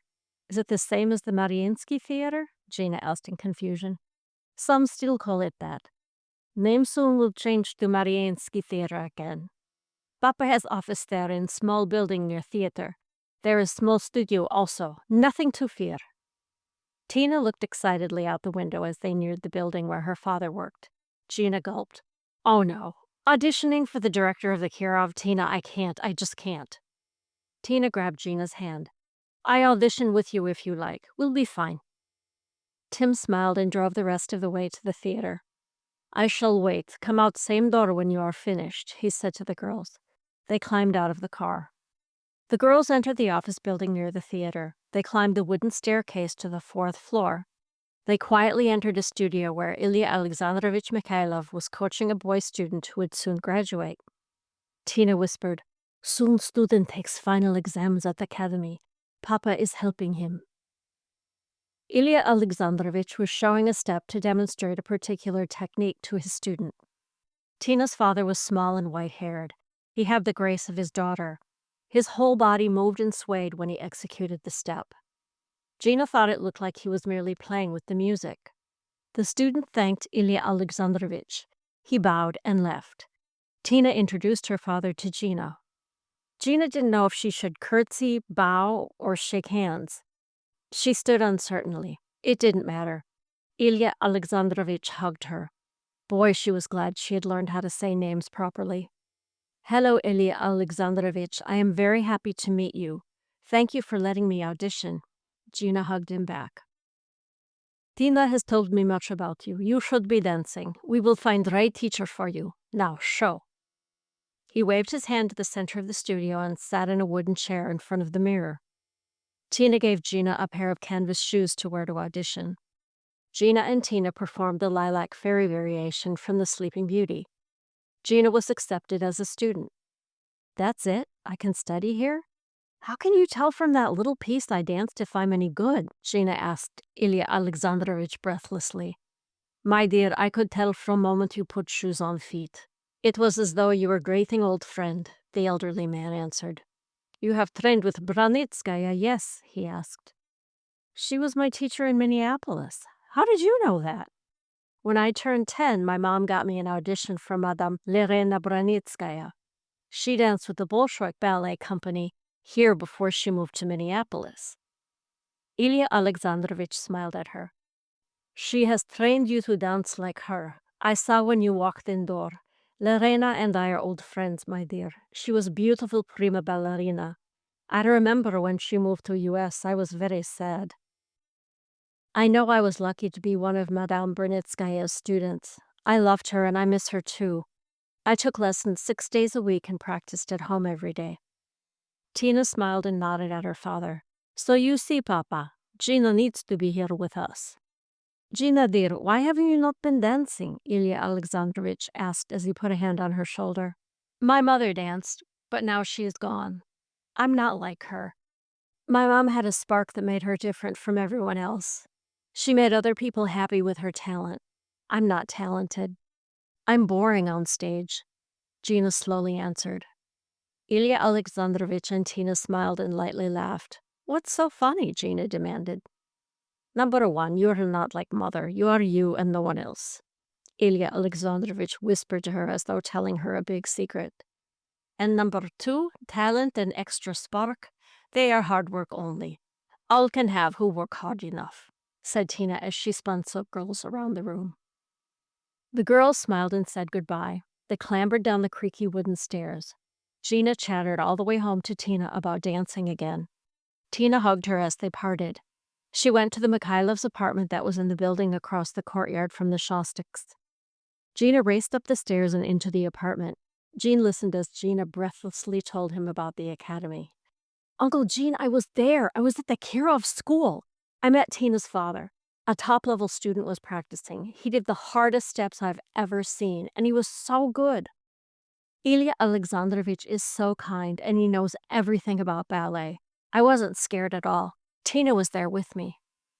How did this come about? Jean looked up from his newspaper. Tina said that she had been thinking about it. She just decided we should do it together. She told Tim to drive us to the Mariinsky Theater. Did you know it used to be called that? Now it's the Kirov. They might change it back. Gina skipped around the room. I do recall hearing something like that, Jean said with a smile. Gina stopped skipping and announced, So he watched me dance. He told me that I stand wrong. He made a correction to my spine. Then he said that I should begin in level 3 in the international division at the Kirov Academy next Monday. Jean set down the newspaper and continued smiling. Uncle Gene, can I study there? Can we afford it? Gina asked excitedly. I don't know how much money you make over here and everything. It seems like we're doing okay. I think it'll cost more than my lessons at home. It's the Kirov. Almost before she finished telling him, Jean was on the telephone to the Mikhailovs. He arranged payment for Gina's lessons. He confirmed that Tim would drop her off at the academy at the appointed time on Monday. Gina danced into her room. She started practicing. This is my second chance. I'm going to figure out what I'm afraid of. Or figure out how to have courage. Or whatever I need to be a great dancer. I know I can do it, Mom, Gina vowed. She launched into one of the most difficult pieces she knew. Lily danced her own joyous jig on the ceiling. Chapter 11. This was what her mother had wanted to see. This long, yellow building on Theater Street, the Kirov Ballet School. Gina remembered a book of her mother's called The Children of Theater Street. It was about this academy, the most famous ballet school in the world. The academy was over 100 years old. Anna Pavlova, Vaslav Nijinsky, George Balanchine, Rudolf Nureyev, Mikhail Baryshnikov, all had studied there. Tina, something's wrong, Gina whispered to Tina. They passed through the wooden outer doors. They went on into the square lobby. There was a picture of the famous teacher Agrippina Vaganova on the wall. All was quiet except for the occasional sound of a child's slippered feet scurrying down a hall, or a muffled bit of girlish laughter. Tina shushed her. She handed the woman who sat at the desk a permission slip from her teacher. Foreign visitors were rarely allowed to watch classes at the academy. The woman carefully placed the slip of paper under the glass top of the desk. She waved them through into the hallway. Gina had been accepted as a student in the international division. She was not allowed to take lessons with Tina in the Russian division. Today, Gina was to watch Tina's level 4 lesson. Tomorrow, she would be allowed to study in the international division level 3 class. The international students were kept separate from the academy students that lived in Russia. International students were rarely invited to join the Kirov Ballet Company. Most returned home to dance in companies in their home country. Russian students who did not live in Leningrad left their families at the age of 9 or 10 to live at the academy. They left the woman at the desk and started down the hallway. Tina whispered to Gina, "What did you say before about something being wrong?" Gina followed closely behind. "It's not on Theater Street. Did the names of the streets change? And why are we whispering?" "Academy is a serious place for learning. That is why we whisper." "Gina, there is no Theater Street." "No, it has always been on the Rossi and Zorchevo streets. Kirov Theater, the one that used to be called Mariinsky Theater, is in Theater Square." "Do you mean that?" said Tina. "No, the book, my mother's book, The Children of Theater Street, said the academy was on Theater Street." "That's funny. I guess the writers thought it sounded better to have the academy be on Theater Street." "Americans are so weird," smiled Tina. "We are not. Well, maybe a little. And why do you keep saying that the theater used to be called the Mariinsky Theater and soon will be called that again? Kirov Theater is so much easier to say and to spell," asked Gina. She followed Tina to the dressing rooms. "Gina, I cannot explain. It is complex. Maybe your uncle and my papa can help you to know. Russia is changing now. That is all I understand. Enough. We are here to study ballet." Gina tried hard to look at the academy through her mother's eyes. The floors were wooden and old. The paint was chipped, either light blue-green or pale mustard yellow. The lights were dim. Ugh, Gina thought. They must have been having a paint sale. Children ran through the halls in flimsy cotton bathrobes and fuzzy bedroom slippers that covered their leotards and tights. Gina felt like she had interrupted a pajama party of girls who were light as butterflies. She waited in the changing room. Tina hurriedly put on pink tights, a dull black leotard, white canvas shoes with white ribbons that tied around her ankles, and a robe. She put slippers on right over the ballet shoes. Gina glanced at the other girls quickly dressing. She wondered why there was little joking or giggling. "Tina, why doesn't anyone smile here?" Gina whispered. Tina put her hair up into a neat bun. Neat for Tina anyway, who could rarely keep little curly wispy pieces of hair from flying into her face while she was dancing. "Gina, it is academy. Would you make fun and run around like clown at School of American Ballet in New York?" Tina asked. Okay, I get it. "How come the little girls wear white leotards and no tights and little ankle socks?" asked Gina. "The little girls in first level dress that way. They are not allowed to wear tights. Then muscles and legs can be seen. I'm in fourth level, so I wear black leotard and pink tights. That is what upper levels wear. Top level, 8th level, wears whatever they want, except on examination days. Then they wear black and pink too," Tina explained. She tried to plaster down the wisps with water. "Things aren't this strict in Minneapolis. How many levels are there?" Gina asked. 8 plus 0 level, answered Tina. 0 level? Who'd want to be in that? How do girls get picked to go to the school in the first place? Gina wondered. Many want to be in 0 level, silly. It is class for students too young to be in level 1. Their students' commission thinks will be able to be in level 1 next year. Commission decides who may come to academy. Commission is director of school, highest level teachers, and medical doctor. Tina continued, plastering her hair down with water. What do the girls have to do to audition? Gina sat on a long bench in the dressing room. Each girl must walk in front of commission in underpants. She must dance few steps. Then doctor looks at how flexible she is.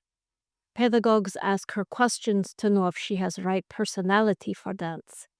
She must be bright, hard-working, able to remember what is taught to her, and have good feeling about life. So many questions. Come, we must hurry, said Tina. She grabbed Gina's hand and they raced down the hall to class. They ran off down the hall with the rest of the girls and into a pale blue studio. It had rounded windows and a slanted wooden floor. Gina noticed that the studios were named for famous dancers who had attended the academy. Gina recognized their names because her mother had told her about them. There were signs outside the doors that read Nijinsky Studio or Pavlova Studio. They were in the Nureyev studio. The ceilings were very high. There were mirrors on one entire wall. Wooden bars to hang onto ran around the other 3 walls of the room. The girls busily sprinkled the floors with water out of a tin watering can so their shoes would not slip. Tina took Gina to a folding wooden chair near the piano. Sit here. Do not say one word. Stand up when teacher enters. Stand up at end of class also. Do not walk out of room before she does. Never stand in front of her, Tina directed. Gina saluted her friend and silently sat down. A woman entered and Gina rose as she was told. Tina came back over to Gina. Not to her, Tina grinned. She is pianist. We dance to a stereo at home. You have your own piano player. Wow. Well, when is the teacher coming? We raced around like crazy. Now we've been waiting for 10 minutes. Why did we rush? Asked Gina logically. Class starts at 9:30, but Ludmila Valentinovna is never on time. Not any of teachers are. We hurry in case one day they decide to begin on time, Tina explained. She returned to the girl stretching at the bar and stretched herself. One girl took a watering can and sprinkled the wooden floor with more water. Gina frowned slightly. She sat back down, only to stand up again as the delinquent Ludmila Valentinovna arrived. As she entered, the girls immediately formed a half circle in the center of the room. They curtsied twice in choreographed unison to their teacher. They waited for her to tell them they could take their place at the bar. The girls went to assigned places at the bar. The lesson began. Tina had told Gina that the whole 2-hour class was taught once a week on Mondays. For the remainder of the week, the girls were expected to remember exactly all of the combinations. They must be able to execute them without asking questions or wondering what came next. Gina thought that was pretty amazing. At home, Madame Branitskaya had demonstrated each and every combination every day. Gina watched exercise after exercise. Girls executed the exercises with solemn faces and legs that stretched to elastic infinity. The pianist pounded out one uninspired, evenly counted tune after another. The girls performed each exercise starting with their left hand holding onto a wooden bar. The bar was slightly higher than their waist. They worked their right arm and leg. Then the students turned around and did the same exercise with their right hand on the bar. They used their left leg and arm. This is like with Madame Branitskaya, except everything is done much more slowly, thought Gina. Every few minutes or so, Ludmila Valentinovna stood up with an angry face. She sharply scolded the girls. She asked a girl to do a step over and over. The young girl's eyes welled with large tears that eventually spilled over onto her cheeks and made their way down onto her leotard. After a few seconds, the tears stopped. The girl did the step as her teacher wanted. She received a smile and praise in return. After 45 minutes, the girls left the bar. They arranged themselves in evenly spaced rows in the middle of the room facing the mirror. For another 45 minutes, they danced slow, balancing movements. They spun many pirouettes. The young ballerinas then jumped sautés. Gina knew a ballet lesson had little resemblance to the dancing audiences see on stage. The daily work prepared a ballerina to be able to dance choreography that she performed in the theater.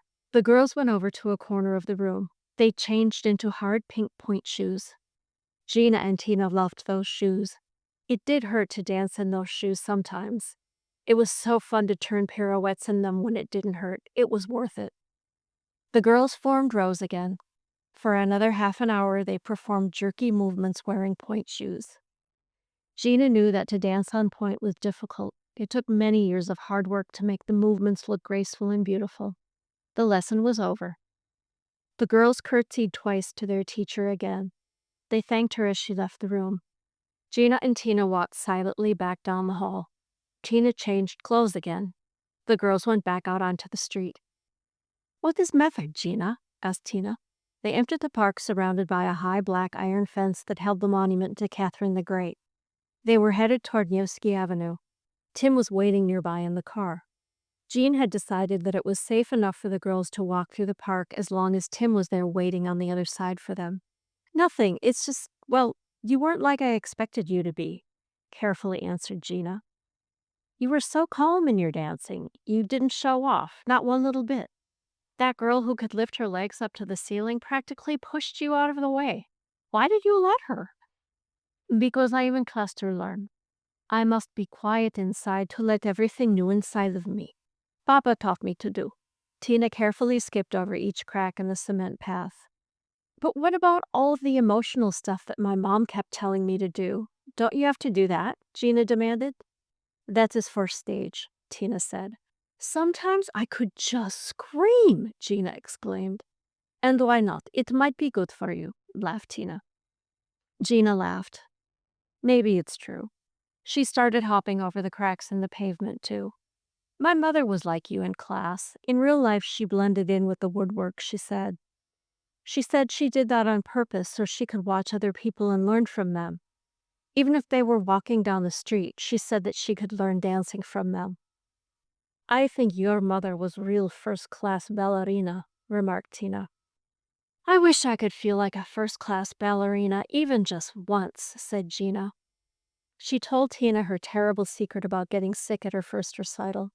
As soon as I started earning money babysitting, I paid for lessons with Madame Branitskaya. My mom bought shoes, tights, and leotards. I wish she could have given me courage, too. I think maybe you have more courage than you know, Gina, suggested Tina. What do you mean? Asked Gina. Think. If you love self and think you dance great, maybe you would keep doing same steps over and over to stay that way, yes? Asked Tina. You to say, I am not happy with self. I have to work harder. It is your way to say, I want to learn more. I am not perfect, but I am becoming great ballerina. It all seems so easy for everybody else, Tina. Gina stopped skipping and was balancing on one leg. Tina stopped skipping too, balancing on one leg. Fright of stage would leave you when you are ready, Gina. Many girls here become sick before performance or before examination. They are afraid they will be asked to leave academy if not dance perfect. They learn to dance better and sickness leaves. I have seen it many times happen. Tina grabbed Gina's hand and tried to push her over. They laughed and continued skipping over the cracks, holding hands. Gina thought, Mom, I wish I could tell you this stuff. Then you'll know I can be happy. I guess you're always happy, huh? Being in heaven and all. Tina, why was the teacher yelling at that one girl? What was she saying? Asked Gina. Ludmila Valentinovna yells that she did steps wrong. That is Katya. Her body not good for ballet. The teacher makes her work harder. She knows she may not pass examination, replied Tina. You all look perfect and exactly like each other. How can she be bad? Asked Gina in confusion. She is not bad. You know for yourself, Gina, that to study classical art is never to be perfect. She yells because she loves Katya. Ludmila Valentinovna wants her to do well, though she has short, not elastic legs. Katya feels music and can tell story with emotions. One cannot study or perform ballet without strong emotion, explained Tina. First you tell me not to be emotional in class, then you say you can't study dance without it. I'm sick and tired of all this emotion stuff. I never want to be yelled at or yell at anyone else. I dance just fine without someone yelling and screaming, and I will never, ever cry in front of other people, Gina shouted. And this you scream to me, noted Tina. I'm just excited about what I'm talking about. I'm not screaming. I just want you to know how important this is to me, exclaimed Gina. Gina, my dear, it is pity that you do not look more often in mirror, said Tina. Gina decided she would ask later what Tina meant by the mirror remark. They ran through the park around the monument to Catherine the Great. By that time, Tim had parked the car and come to find them. He yelled at them to get inside. They raced to the car. Gina won, but Tina said she let her. Chapter 12. Gina had daily ballet lessons at the academy after school. There were 5 other students in the Level 3 International Division. The girls were from Japan. They knew some English, but not enough to chat with Gina. Gina liked the girls. They were quiet and worked very hard. They were kind to each other and to Gina. One day a ribbon came loose on her shoe. Gina needed to do a fast sewing repair before class. She found she had forgotten to bring a needle and thread. One of the girls shyly came up to Gina. She showed Gina the needle and thread inside of her dance bag.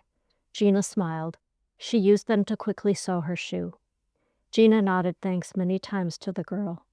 The girl nodded back and replaced the sewing items in her bag. Gina smiled again. The dance bag had a picture of Mickey Mouse on it. The girls and Gina worked out a routine for sprinkling the floor with water from the watering can. It had to be done twice, once when the girls first arrived and again after bar work was done. The water soaked into the ancient wooden floors and softened them. Then the girls did not slip as they danced. Gina usually did the first round of watering because Tim dropped her off a little early each day. The other girls did the second round. They ran in each day from one of their academic classes at the academy. Russian was difficult for them as it was for Gina. They stayed after class to ask for extra help with their schoolwork. Several weeks went by. Ilya Alexandrovich dropped by Gina's class on occasion to watch her dance. Gina was surprised that she liked it when he visited. She thought it would make her nervous, but it didn't. He caused a stir when he came into the studio. As in Tina's class, the girls had been trained to stop what they were doing whenever a teacher entered the room. The girls formed a semicircle and curtsied twice to Ilya Alexandrovich. Sometimes after watching Gina's lesson, Ilya Alexandrovich escorted her and Tina out to Tim's car. Any students that they passed in the hallways stopped and curtsied twice to Ilya Alexandrovich. The boys bowed twice instead of curtsying. One day after her lesson, she and Ilya Alexandrovich were walking down the hallway to meet Tina. "Gina, I need you to do something for me," he said, putting a hand on her shoulder. Gina looked up at him. "Yes, Ilya Alexandrovich, what is it?" "Tomorrow, after class, find empty studio. Sit alone in room with point shoes. Do not dance. Look at shoes until you feel music calling you to dance," he instructed. Gina uncertainly asked, "What? How long should I sit there? What music will I hear? I'll be alone." "Music finds you," Ilya Alexandrovich said. "You do not find it. You are here to dance to music that already exists." "Well, of course I do," Gina replied. "I hear the music as it is played. I dance the steps that I have been taught." He smiled. "It is much more than that, my dear. Music is all around us, everywhere, even music that no one has yet committed to note." "Tomorrow I'll try, Ilya Alexandrovich." "No try, do," he insisted. Gina nodded. Tina skipped up to them and they went out to Tim in the car. The following afternoon, alone, she entered one of the light corner studios at the academy. She carefully set her point shoes on the floor about 10 feet away from her. She sat in a wooden chair opposite. She looked, stared, and shifted. She gazed about the room. She studied her fingernails. She mentally rehearsed every dance she knew by heart. Finally, she decided that all of this was pretty silly. She thought, maybe I don't have talent or genius or sensitivity or whatever it takes to be a great ballerina. She glanced at her point shoes. "I never wanted to be a great ballerina," she argued with herself. "I only want to be a very good ballerina. Oh, darn it all, I do want to be a great ballerina." She sighed dejectedly. She rose to get a drink of water from the hall. As her fingers touched the door handle, she found herself turning around. She looked back at her shoes. They were a new brand and her favorite so far. Each time she had grown or whenever her shoes were too soft to dance in, her mother had taken her to be fitted for new point shoes. These were different. In them she had learned for the first time to understand phrasing of music. She learned to understand the many ways that the same choreography could be danced by different people. She couldn't leave them alone in a room without her. They were her closest friends. She picked them up. As she drew them on and tied the ribbons, in her imagination she heard music. Silvery high notes, golden deeper tones all came from somewhere far away. Gina wasn't dancing steps to music that she could hear. The shoes were remembering them from someone else who had danced and left them for her to find. When the girls were in Tina's apartment after school the next day, Gina told her about her grand discovery with music. "Oh, did Papa do that one to you?" Tina smiled knowingly. "Papa is wizard. He knows that you need to learn magic and that there is no magic without hard work. Повторение молчания," explained Tina. Repetition is the mother of learning. How many times had Gina heard her uncle say that? That is exactly how I think about dancing. "Why did your father teach me that it is a magical, mysterious thing?" asked Gina. "Because it is," replied Tina. "It is necessary to know both ways, hard work and magic." Here we go again, thought Gina. Another one of those big secrets that all other artists seem to have been let in on except me. She asked Tina, "The magic, what is it exactly?" It is as I dance, I do not feel that I am dancing. I think not of the role of my character. I think not of muscles or body. I am like feather flying in music," Tina struggled to explain. "How can you not know that you are dancing? How can you remember what comes next if you don't know what you are doing?" Gina fervently asked. "It is not thinking, it is not feeling. I know all and I am not working. I exist only," said Tina. "But I thought it was all about hard work." Gina became angry in her frustration. "Yes, it is true. Hard work and then to fly. Then to come back, work hard and fly again. That is only what I can say," answered Tina. She smiled at Gina. Tina wanted her new friend to understand. "How can I fly when I want, like I did in the studio yesterday afternoon? It was like you said, but I don't know if I can do it again. What if I never dance that way again? What if I spend my whole life dancing and it never, ever happens again?" Gina was frightened now.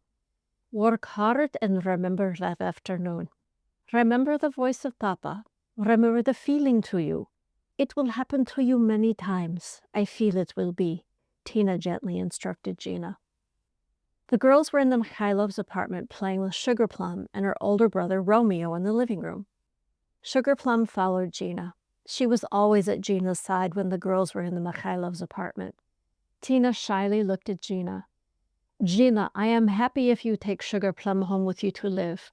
She has chosen you, Gina. She wants you as friend."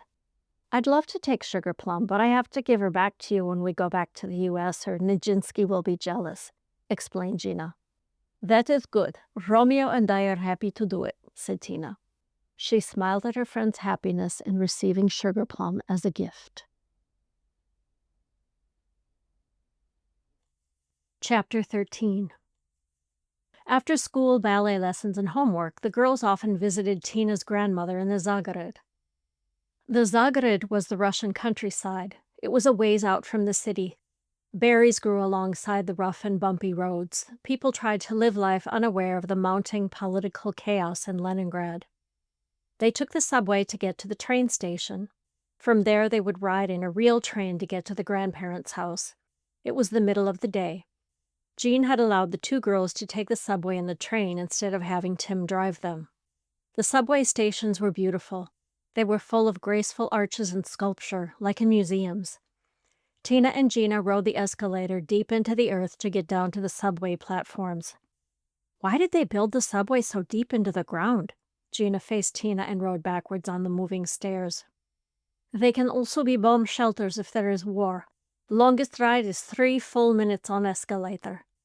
Tina made Gina turn around and ride the right way. Once at the bottom, the girls went to the platform to wait for their train. The subway train stopped every few minutes to let riders off and on. The trains were very crowded. Often passengers waited until several trains passed by until one arrived that had room to let a new person inside. Once inside the subway train, it was frighteningly close. People pressed so near to Gina that she could not stand it. "Tina, I hate this," Gina whispered. "I know, only 2 stops." Tina tried to move away from Gina and make more room for her, but she was pressed right back where she had been. "How can you stand having people so close to you?" Gina scrunched up her shoulders and made herself as small as possible. We are used to it. It is very big city, Gina. It is normal. Here is our stop. The girls squeezed themselves hard to get out of the doors and almost fell onto the platform. Gina and Tina helped an elderly woman make her way through the sweeping crowds to the escalator. They helped her safely out onto the street. She thanked the girls over and over. She said that they were children of the past. She said that people used to help each other. They did not push and shove and think only of themselves. Tina translated for Gina. They waved goodbye and headed for the above-ground train platform. On the 45-minute train ride, Gina had time to ask Tina about things she noticed in the city that didn't seem right. Tina, in the shops, I saw women buying baby formula. The mothers had to show identification to the clerk. Why do they have to do that? Mothers have to show document to prove they live in neighborhood near store. It is awful, Gina, but sometimes people come from other towns. They go into stores and buy all baby food. They return to their hometown and sell there for high prices. Gina looked sad for a moment. Why don't they have baby food in all of the towns? I don't know all, but I know it is because trains and trucks are not working to transport food. I don't know if there is not fuel for trucks, maybe. So if there is baby food factory in town, the baby food stays there. Other towns not get any, Tina said. That is awful. Gina thought of helpless babies and mothers not able to get the right kind of food for their children. Tina nodded. It is. Last week I saw a young man and elderly woman screaming on street. They were arguing over who was next in line for butcher shop. Line stretched on for blocks. Meat from farms is not being transported to shops in city. Coffee, matches, alcohol, sugar, coins for subway and paper, all are shortages. Papa must go out very early to buy newspaper. By 8 o'clock, newspapers are sold out. People pass newspapers from friend to friend until they are read to rags. Why are there shortages of sugar? Because of vodka. President Gorbachev made law that people could only buy 2 bottles on one day. What does that have to do with sugar? Gina was completely confused. People have great stockpiles of sugar in homes, some used for making vodka. People who don't make vodka are afraid vodka makers will buy up all sugar. So both kinds of people buy bags and bags of sugar whenever it is in stores. If you want to bake cookies and you need to borrow a cup of sugar, you ask a friend who makes vodka? Laughed Gina. Yes, and if you need to make vodka, you ask a friend who makes cakes. Tina smiled. Tina, I have seen drunk men on the streets. They weave back and forth like they are going to fall. It is very big problem here. In evening, police go around city. They pick men up and put them in jail. There they have food and warm place for night. Gina wondered if her father had behaved like those men did in front of Lily. Somewhere inside of her, Gina knew that he had. She remembered once the police bringing her father home. She pretended to be asleep. She saw the police car lights outside her window. After the police left, she heard furniture bumped around a slab, and her mother crying. In the morning at breakfast, no one said a word about what happened the night before. Gina was too afraid to ask. Gina realized what Nick's life might be like. It might be sad and full of pain. Gina settled back into the dark green upholstered seat. Their train rattled on back and forth. The girls reached the countryside. The train was roomy and she could see out the windows. Life in the country was different from city life. Gina saw elderly men and women cutting grass and weeds by swinging curved knife-like scythes. There were no lawnmowers in the Zagrad. Women wore scarves on their heads. The men wore hats. The houses that flashed by were small wooden boxes weathered gray by rain and snow. The train made several stops at other small towns. Whistles blew at each station. Gina was worried that Tina would forget where to get off. She slept the rest of the way. In the city, Gina saw that people often slept on the trains, buses, and subways. They enjoyed a cat nap before they had to go back into the noise and bustle of the city. Tina opened her eyes as they pulled into the train station where her grandmother lived. Tina's grandmother's house was like a house in the U.S., Gina thought, except from a long time ago. There was a narrow path that led up to a tiny white house. It was surrounded by a delicate dark green lattice fence. The doors had curly carvings. All of the wood inside of the house was curved too. European laces covered all of the windows and tables. The house had been a dacha, a summer cabin. The Mikhailovs decided to live in the pretty little house once they became too old to want to live in Leningrad. The gardens were filled with herbs and flowers. The area around the house was tangled and overgrown. In the house, Gina felt like she was inside of a greeting card for someone who was sick, and the drawing of the house was meant to cheer them up. Gina was excited about the reason for their journey. They were going to celebrate Ilya Alexandrovich's birthday. Jean would arrive late after he finished work. Ballerinas and instructors from the Kirov Ballet School, a painter, several writers, and half a dozen musicians would also be at the party. Tina's mother, Tatiana Ivanovna, and Nick would also be there. Tina and Gina helped Tina's grandmother until everyone arrived. The girls cut and chopped vegetables for hours. Russians love their salads cut very finely. I could have read War and Peace in the time it took to chop up all of this stuff. In Russian, Gina thought. She rubbed her sore arms and hands. The guests arrived. Gina hugged her uncle and Ilya Alexandrovich when they came through the door. Tim was there too, having driven Jean. Each guest removed his or her shoes. They replaced them with a pair of the many slippers crowding the foyer. The guests were seated. Tina's grandmother and the girls served a salad of carrots and apples. This was followed by orange caviar and butter on bread. Gina tried it and admitted that she liked the salty fish eggs. Then they had red beet borscht soup. Fish came next and chicken with rice. Cakes and cookies were for dessert with tea or coffee. There was wine throughout the meal. None was offered to anyone under the legal age. Gina sat between Nick and Tina. Usually we have champagne at celebrations. It is hard to get champagne now. There are new government taxes. Champagne makers are angry. They destroyed large parts of vineyards. They made less champagne. They sell only for high prices on black market, said Tina. Black market? Asked Gina. Gina, perhaps it is better not to explain tonight. It is party. Gina was grateful. She probably wouldn't understand what a black market was anyway. Gina noticed that there was only enough food to go around. Not much was left over. Even so, the hostess asked who would like seconds. Everyone said that the food had been wonderful. Then they politely refused to accept seconds that didn't exist. Gina didn't understand much when the conversation turned political. Suddenly, 3 of the men were slugging each other like hockey players. The women snatched the china from the table. They took the pictures off of the walls. The remaining men broke up the fight. Things settled down. The guests prepared to leave. Tina and her family were spending the night. Jean and Gina said goodbye and got into the car with Tim. Once they were on the road, Gina asked her uncle, "What the heck was that fight all about?" It was about President Gorbachev, Gina. He is hated because the people have no food. He is going to let the countries that made up a large part of Russia leave the Union. They will become independent countries and have their own power. Much of the food and oil that supports the people in Russia comes from those countries. Like how we get oranges from Florida and oil from Texas at home? A crease formed on Gina's brow as she tried to understand.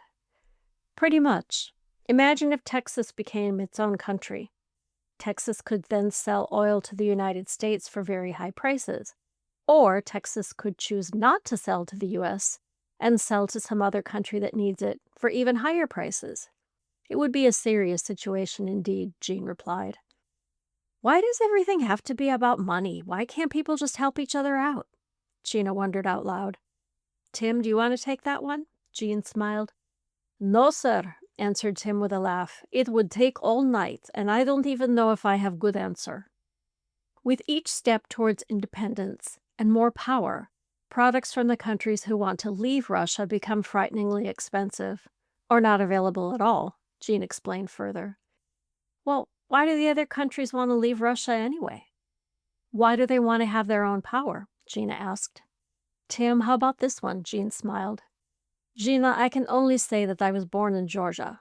No, not Georgia in U.S., Georgia here. It is small country. George Balanchine was also born there. It is my real home. I do not think of myself as Russian or part of a large union. I want my country to not be with Russia, because Russia only takes from Georgia. It is too poor to live in my hometown. That is why I am here in Leningrad, to work.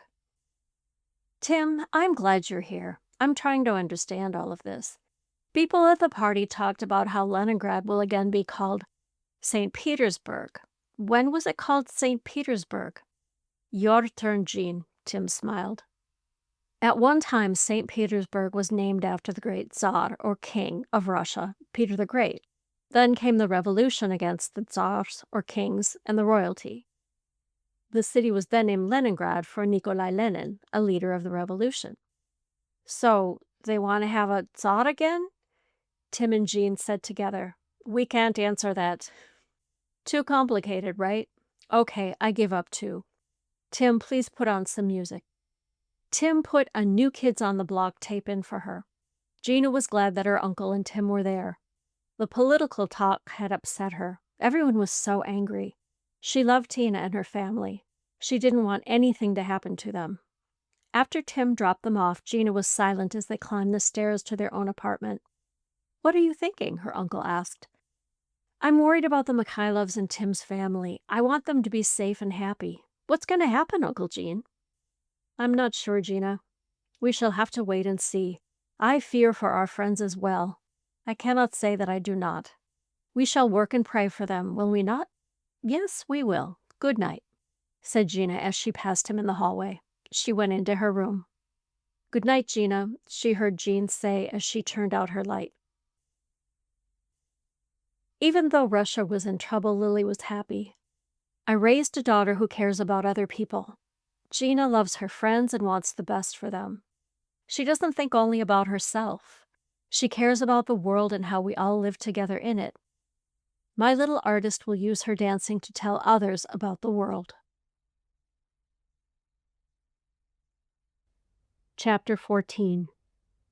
In spite of the fight at Ilya Alexandrovich's birthday party, it was calming to be with Tina and her grandmother out in the country. One unusually warm Saturday afternoon, the girls returned. They liked to gather flowers. Gina pressed them in her uncle's books. After a long hike in the woods, the girls lay back on a blanket looking up at the sky. Gina told Tina about her mother used to dance. She was like you, Tina. She was small and beautiful and emotional. People stopped and looked when she moved or danced. She was part of the music. That was the only time she was happy. Why was she not happy when she was not dancing? She danced. What else does one need? Asked Tina. She said she felt lonely and different, except when she was dancing. When my mother danced in the theater, she became everyone in the audience and her role all at once. People told her after that they loved watching her because she made them feel great, replied Gina. That is how artists feel. It is not strange. We are different. We look at the world another way. I want your mother to know she is good and fine, said Tina. Both girls smiled up at the clouds to tell Lily that they thought she was the greatest. Gina thought of the dancers who had graduated from the academy. Mikhail Baryshnikov, Natalia Makarova, and the famous director of the New York City Ballet, George Balanchine. Tina, if my mother had studied at the academy, she would have been a great ballerina. She would have been a great choreographer, too. Tina nodded. I think she would have been a great choreographer. I like to choreograph, too. Maybe you should try, Gina. Maybe someday. Not now. I'm still figuring out how to dance. My mom was inventive. She was always looking out for what was new. Why, my mother would have turned the academy inside out, decided Gina. Yes, she would have been like famous instructor Agrippina Vaganova. She developed ballet method we study. She saw new ideas from young choreographers.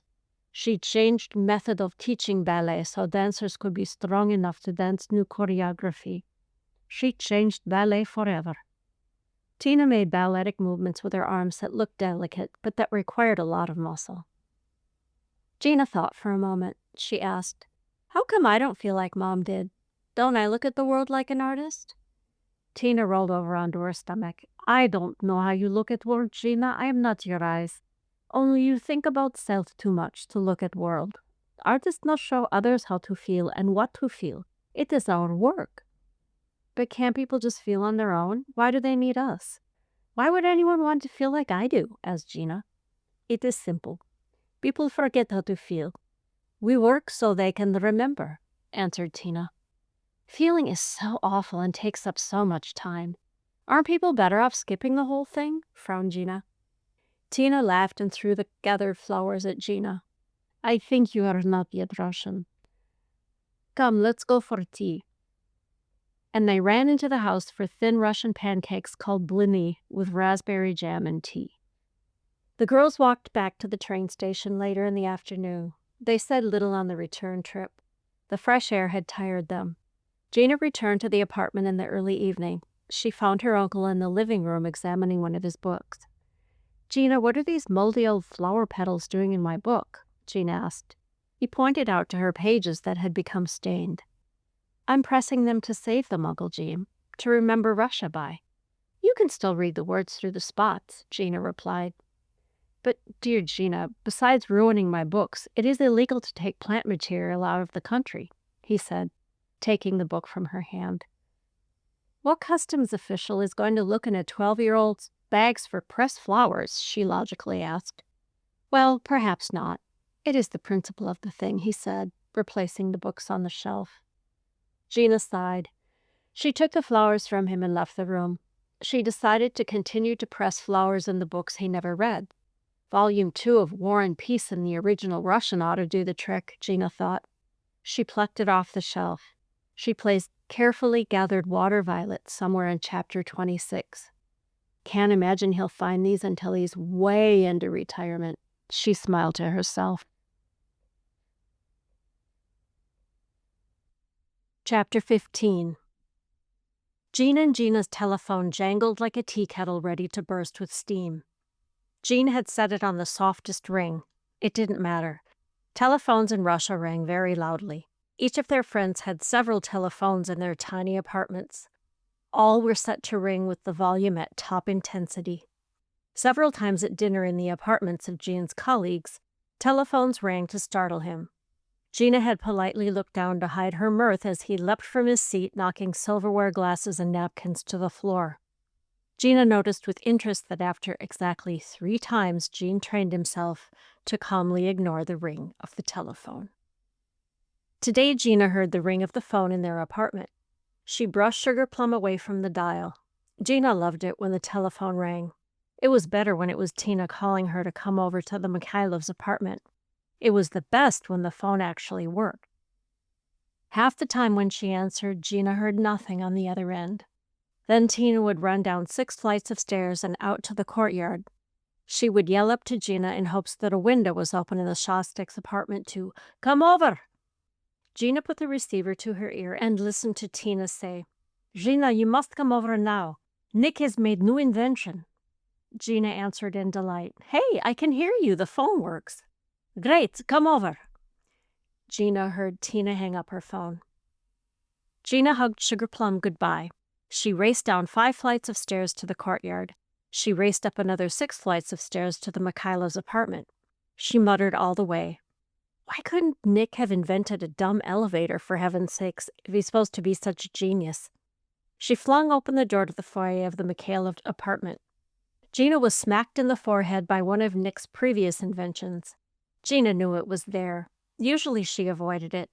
In her haste, she had forgotten to bypass the automatic hat receiver. It hung from the ceiling. It was meant to hang the hats of visitors by snatching them off of people's heads. Gina whapped the device away with her hand. She entered the living room cursing. Tina came to the door as Gina entered. Sorry about that. He's still perfecting it, they groaned together. Nick never could get the distance from the ceiling to the top of anyone's head right, and he had not ever taken it down from the foyer.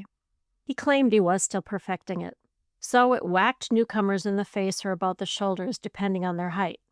Those who knew the Mikhailovs had long since learned to sidestep the contraption as they came through the door. They clutched their hats near their stomachs in fear of losing them forever. Gina looked down and petted Sugar Plum's brother, Romeo. He had come to greet her. Gina relaxed and smiled. I love coming to your house, Tina. Come, sit. I love when you are here. Tina gestured for her to come into the living room. The Mikhailovs' home was filled with sound and movement of a delicate nature. Beautiful music might be floating out of any room. Pieces of Tina's fluffy costumes and hair bows made their way into all corners of the apartment.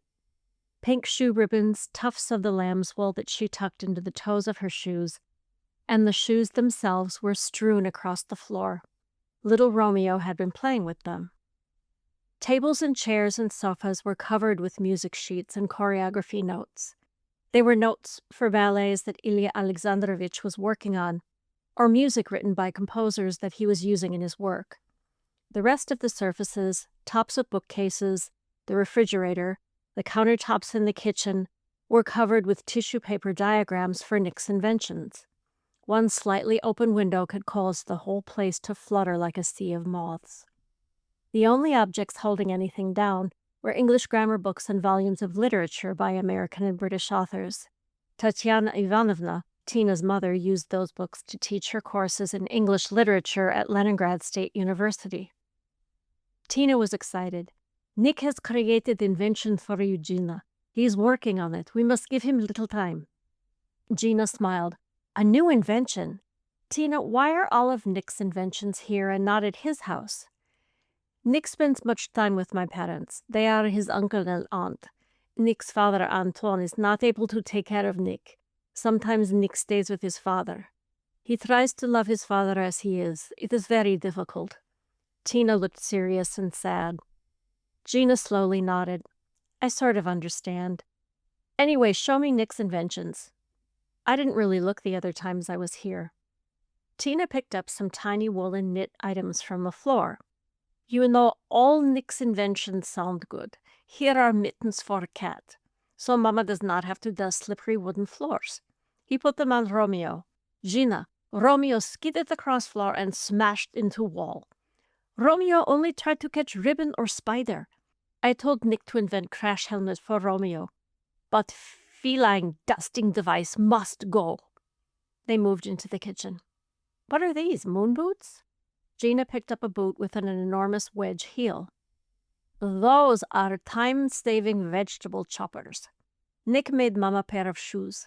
Look, you take boxes off bottoms. You put whole vegetables into boxes. On lids of boxes are rows of knives that chop cabbage, carrots, or beets. You only have to wear shoes. You walk in-house doing other things. Knives chop vegetables into tiny pieces. Poor Mama put cabbages in each shoe and put shoes on. She fell. She wrenched ankle running for a ringing telephone. Tina, I'm sorry to laugh, but that's so funny. Gina put the shoe back on the kitchen floor. We laughed too. Mama made Nick clean up all shreds of cabbage that flew in the room. He even found one hanging from edge of picture frame in bedroom. It was far away from where she fell. Tina led her to Ilya Alexandrovich's study. These clocks are pretty, remarked Gina. Nick put special sounds for each person on clocks. Mine has Dance of Sugar Plum Fairy. I hear and I go to ballet lesson. The girls listened to the light, tinkly music. They danced around the room. What sound does your mom have? Gina picked up a clock with an English bulldog's face painted on it. It has Winston Churchill's voice saying, "This is England's finest hour." Then Mama knows to go to university. She loves English writers. Gina turned on the alarm for Ilya Alexandrovich. She laughed. It was French can-can music.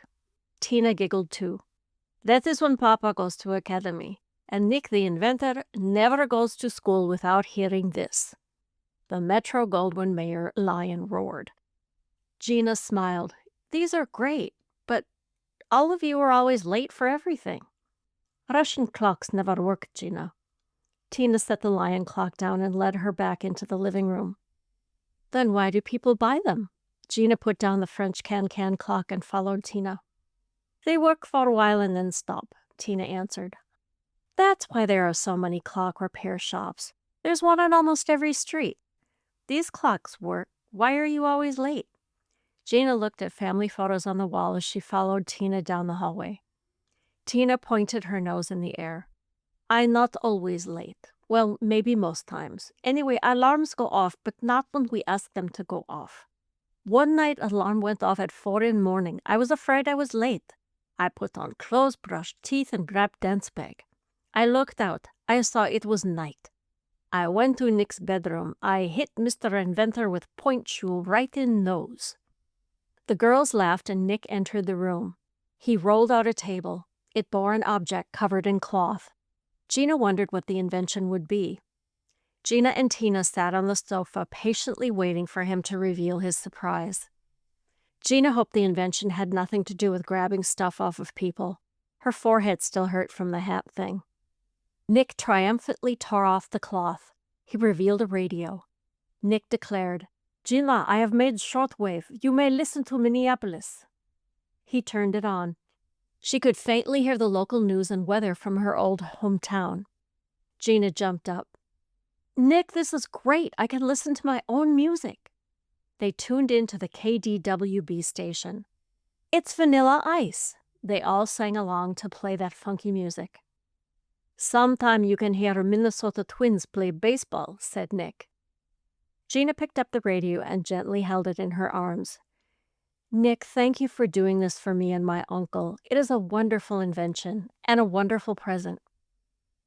Nick looked down and blushed when he saw Gina's joy at his creation. Tina noticed it. Gina did too. Chapter 16. Gina was terrified that she would forget the details of her mother. She missed Lily terribly.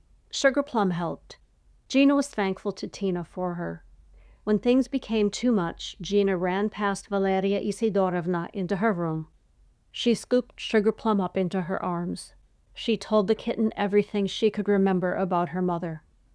Each day that passed, Gina stared into a photograph of her mother. She tried to remember how it felt to be with her. The picture was from Gina's first day of kindergarten. Mother and daughter smiled at their elderly neighbor, Mrs. Wheat, who had come by to take a photo of the special occasion. Before kindergarten, Gina remembered being happiest watching cartoons, drawing, and dancing by herself. On Gina's first day of kindergarten, Lily dressed her in a pretty pale blue dress. She set her on the couch until it was time to leave. Gina's father was out of town somewhere. Gina stood up, walked to the bathroom, and was sick. Lily came rushing in. "Gina, are you okay? What can I do? Are you nervous about school?" "No, I'm fine," Gina calmly answered. "Do you have a fever?" Lily touched her forehead. "You don't feel warm." "Let's go, Mom." Gina was too little to be able to tell her mother how terrified she was. She wanted to go to school and get the day over with. She was afraid the other kids wouldn't like her. She walked with Lily to school. Lily reluctantly left her there. Later, when Lily arrived to walk her home, Gina danced happily up to her. "Mom, we got to paint at real easels, and we learned a chicken dance." "Honey, that's wonderful." Both had forgotten about the morning's incident. Gina remembered Lily smiling glowingly at her, but that was all. She couldn't recall anything else from that day. Gina rearranged Sugar Plum in her arms and looked at the photograph again. She tried to pretend that the picture of her mother smiling into the camera was Lily smiling at her now in her bedroom. Out of the photograph, Lily smiled at Gina with the deepest depths of her soul and the fiercest force of her love. Gina basked in Lily's charming smile. She continued to pet Sugar Plum. "Gina, Valeria Isidorovna has dinner ready," called Jean. Gina set Sugar Plum on her bed. "I'm coming, Uncle Jean." She left her bedroom. "Oh, Gina," Lily thought, "I know you felt abandoned and lonely. I tried to protect you from pain. I watched as you read books and painted pictures and danced. I know you tried to fill yourself up with a father's love that wasn't there. I love you so much." The following day at the academy, she had a private lesson with Ilya Alexandrovich. He had decided that once a week Gina should have a private lesson with him, on top of her other ballet classes. Progress was slow. Ilya Alexandrovich sat on a wooden chair as he watched Gina perform a slow balancing adagio for him in the center of the studio. When she was finished, he asked, "Gina, why did you choose to dance ballet? Why not jazz or modern?" "I don't know, because my mother gave me ballet slippers and not tap shoes," said Gina. Are you sure that is the only reason? He pressed. Of course it's the only reason. I was 6 years old. How would I know what I wanted to do? Gina shot back. She sighed and politely asked, Ilya Alexandrovich, why did you choose ballet? He sat back in his chair and folded his arms across his chest. Because, my dear, I am here to tell stories. Ballet does so. Modern dance and jazz give depth and color. Tap dancing leads minds to Broadway fantasy and dreamland. Only ballet tells us joys, sorrows, heartfelt longings, and simple, everyday feeling of common soul. Lavish, beautiful costumes proclaim victory and success. But it is ballet and pointe shoes, my dear, that tell how and what soul feels. Task is large. You will meet challenge well. Gina sighed again. She walked to the center of the room to try the steps again. She dimly thought, I could have been given jazz shoes and been saddled with getting color, but no, I had to get silly ballet slippers. I have to tell the whole darn story of humanity. Gina finished the lesson in a bad mood. You must try more. You must not be scared, Ilya Alexandrovich said as she curtsied to him. Gina left thinking, well, I am scared, and I am trying. Tim's music could not cheer her on the way home. At home, Gina had an annoying conversation with her uncle. Gina, your books and clothes are strewn from one end of the apartment to the other. If it is at all possible, might you please stow them in your room?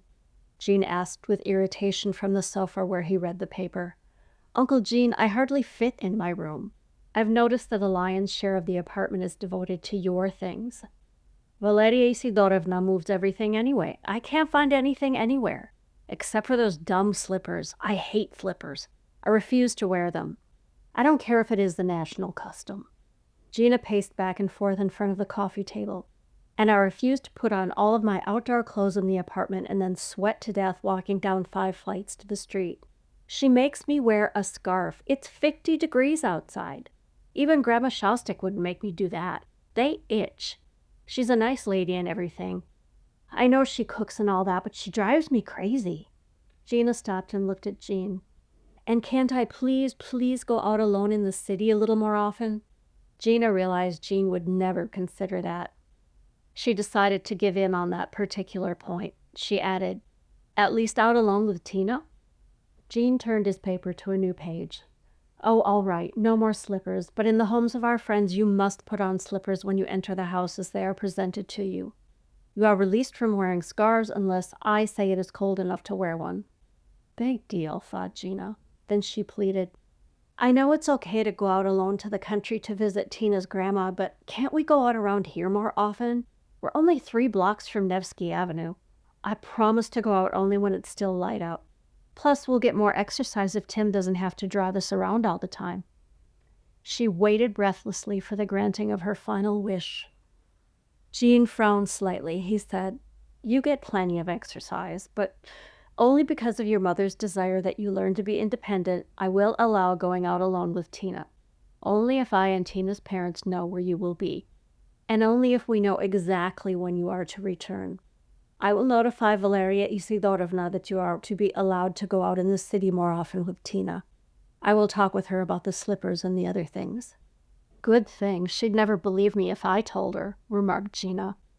Gina, I expect you to treat Valeria Isidorovna with respect, cautioned Jean.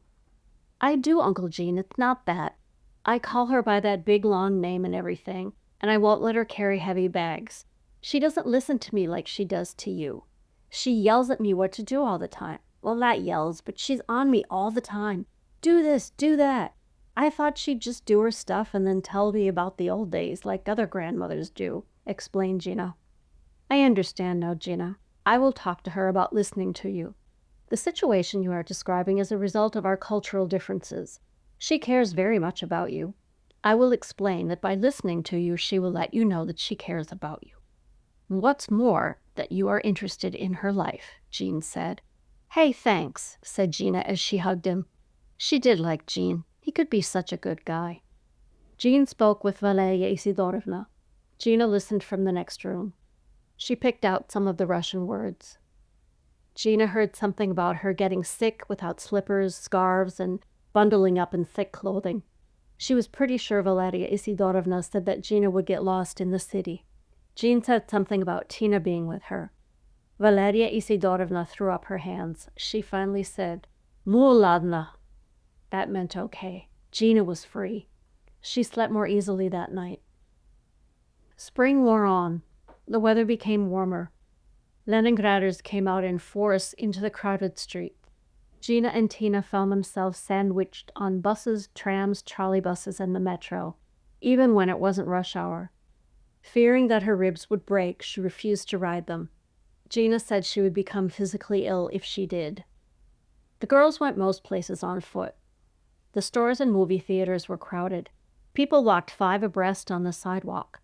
People walked too close for Gina, who had been raised in the 3-bedroom house with a generous yard. One afternoon after school, the girls were struggling to walk along the crowded sidewalk. Gina had an idea. She grabbed Tina's arm.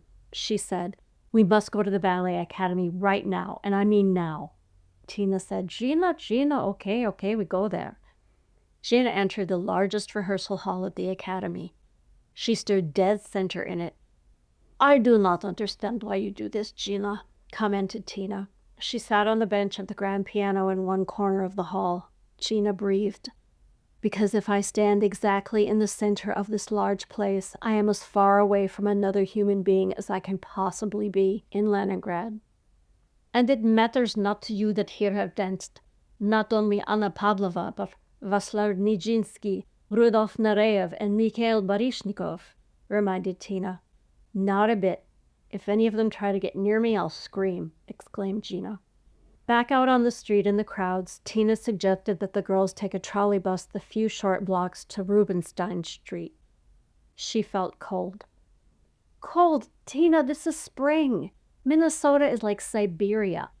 It gets to 30 degrees below wind chill. This is nothing. It must be 60 degrees outside. No more jam-packed buses. No more grandmothers telling me what to do all the time." Tina tried to hold down Gina's flailing arms and hands as she waved them excitedly. People were beginning to stare. "No, Tina, no more standing in stupid lines that go nowhere. No, I will not wait in line in a store for one person to tell me how much something costs, and then go to another line to a second person to wait to pay for it, and then to a third line and a third person to pick up what I want to buy. No. Why do you do things this way? It's dumb and a waste of time," Gina ranted. Tina gave her a little smile and replied, "We like to keep busy." Both of them laughed. Tina let go of Gina's arms. Gina wasn't angry anymore. "You know what? I figured out why my Uncle Gene gets along so well in the city. He doesn't have to do anything by himself. Tim drives him everywhere. Valeria Isidorovna does everything with the apartment, laundry, or shopping. All of his work stuff is handled for him at the consulate. He probably doesn't even know that half the time the telephone doesn't work. You and I are practically having a friendship via ESP. Gina, I have seen Genius' phone in the apartment. He knows that sometimes it not work. And you asked that you and I will be allowed to go in city alone without Tim, remember? Well, it's just that Uncle Gene brags about knowing Leningrad so well from the old days when he was in college. Gina, now I'm one from arguing. We can walk home and not take trolley bus." They started for home. "So much for the great Dr. Shostak having a real Russian experience," Gina fumed. "I bet he's never even been on the subway." "Gina, you are a silly girl. Gene went on subway in old university days. Come, let's race." Tina started running with Gina close behind. They both ran laughing to Rubinstein Street. They dodged and weaved between other people on the street as much as they could. Chapter 17. A few evenings later, Gina smiled at her uncle at dinner. "Uncle Gene, I don't see you anymore. You're gone when I get up in the morning. Valeria Isidorovna stays later and later every night until you get home. Is everything okay? Did you meet a girl?" Gene stabbed a pickled mushroom with his fork. "Things have been extremely difficult at the consulate. The people are turning against President Gorbachev. I'm frightened of what might happen to him." Gina stopped eating. "Mom told me about President Kennedy being assassinated. We learned about Abraham Lincoln in school. Is somebody going to kill President Gorbachev?" "Gina, I hope not." Last October at a national holiday celebration, there was a man in the crowd. President Gorbachev was speaking. The man had a machine gun. Russian Secret Service agents found him before anything happened. The man was arrested and taken away. So what's going on? I don't really know what you do at the consulate. Gina took a bite of cucumber salad. Gene leaned back in his chair and gestured with his hands as he talked. It's probably best that you do not know. There are whispers of change, of great, terrifying change in Russia. The people are restless and angry. No one knows if President Gorbachev will stay in power. Someone may try to take his place. When will all of this change happen, Uncle Gene? Sugarplum jumped up into Gina's lap and she stroked her back. Gene put down his napkin and got up from the table. I cannot explain just now. I know, it's too complicated. I'm going to do my homework. Gina stood up, still holding Sugarplum, and started down the hallway to her room.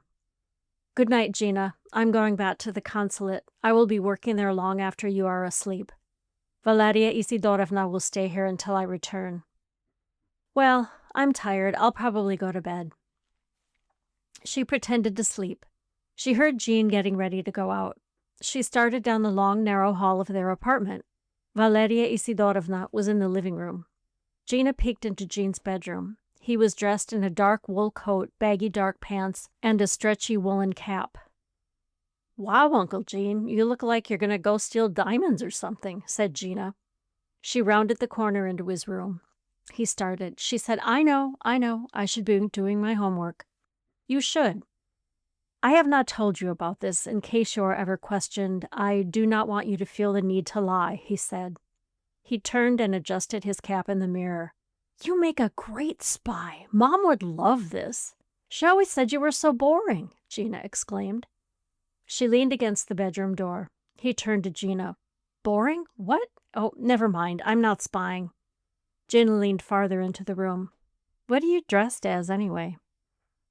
A Russian worker. What do you think I look like? He frowned.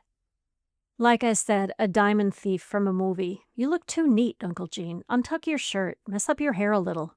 He did as he was told. She looked at him head to toe. Better. Where are you going? I attend political meetings that are now freely open to the public. I gather information there. It is important that they believe that I am a Russian. Gene defended himself. I bet you don't tell them that you go back to the consulate and spill your guts about everything you hear, challenged Gina. Gene buttoned his coat. Often I do not get that far. Sometimes doors are closed in my face as I try to slip into political meetings. My accent gives me away. They do not trust that I am from their neighborhood. Well, they're right. You're not from their neighborhood. But your Russian is great. How can they tell? Gina jumped up to mess his hair a little more. The spy novels of my youth were right. A Russian can always tell when a person is not born speaking Russian. In Russian spy novels, that is how spies are discovered. If I say one word incorrectly, it is all over for me. If anyone finds out that I am reporting everything back to the U.S. consulate, I will be thrown out of town. Jean put on dark leather gloves. I don't want us to be thrown out of town. Leather gloves, Uncle Gene, really? That'll give you away for sure. He reconsidered and took off the gloves. I do not think that I will be discovered tonight. Often I slip in unnoticed. I go into the meetings, I make friendly comments to the Russians. Then I eavesdrop. I cover up my silence with a hacking cough. It is easier to go undetected if I do not speak to anyone. I think you're enjoying this, Uncle Gene. Maybe you'll meet a girl. Gina took the gloves from him and placed them on the dresser. Stop going on about that. I never should have told you a thing about this. I consider it research. Now, Gina, return to your bedroom, said her uncle. He gently shoved her back down the hall toward her room. Gina worried about him. Hours passed and she completed her homework. She could not sleep until he was safely home. Just when I was starting to have some peace around here, this could stunt my growth, she thought. She pounded the pillow and turned over. She listened for her uncle to return. He did, finally. She awakened to hear him say, "Good night to Valeria Isidorovna." Then she heard Tim's car pull away. Still, she didn't sleep well. The following day at her lesson with Ilya Alexandrovich, Gina performed a solo he had choreographed for her. She finished. He softly said, "Gina, you must push harder. You must go beyond what you know." She danced the solo again. He was sitting in his usual wooden chair in front of the mirror. "Gina, you must show more of self." Gina argued. "But this is me, Ilya Alexandrovich. There isn't any more of me to show." "Again," he commanded. She danced the solo again the same way she had the first 2 times. Ilya Alexandrovich raised his voice. "Gina, you must work harder. I must see joy and passion. Is not enough." Gina rudely replied, "You mean I'm not enough." "Gina, do not twist words. Solo. Again." Ilya Alexandrovich pointed to the center of the studio. Gina danced again. She dramatically pretended she felt joy and passion. "Gina, I do not want fake. Must be real," he shouted. She stamped her foot in exasperation. "You're trying to get me to be something I'm not, Ilya Alexandrovich. I can't do what you want. I'm not like Tina." Ilya Alexandrovich was standing. He waved his hands wildly. "I cannot work so. You must believe in self. How much longer are you going to wait? Leave fear and go on. Make mistake, try, fall down, get up, but try." "Fine, I'll leave. You won't have to bother with me anymore," she said. She turned and left the room. Lily looked down at them from the ceiling. She sighed. Then she looked around the studio. "At last I'm at the Kirov school. I simply can't stay in the apartment anymore," she thought. "I feel for you, Gina. I know how hard you are trying to be the perfect niece, student, friend, and ballerina."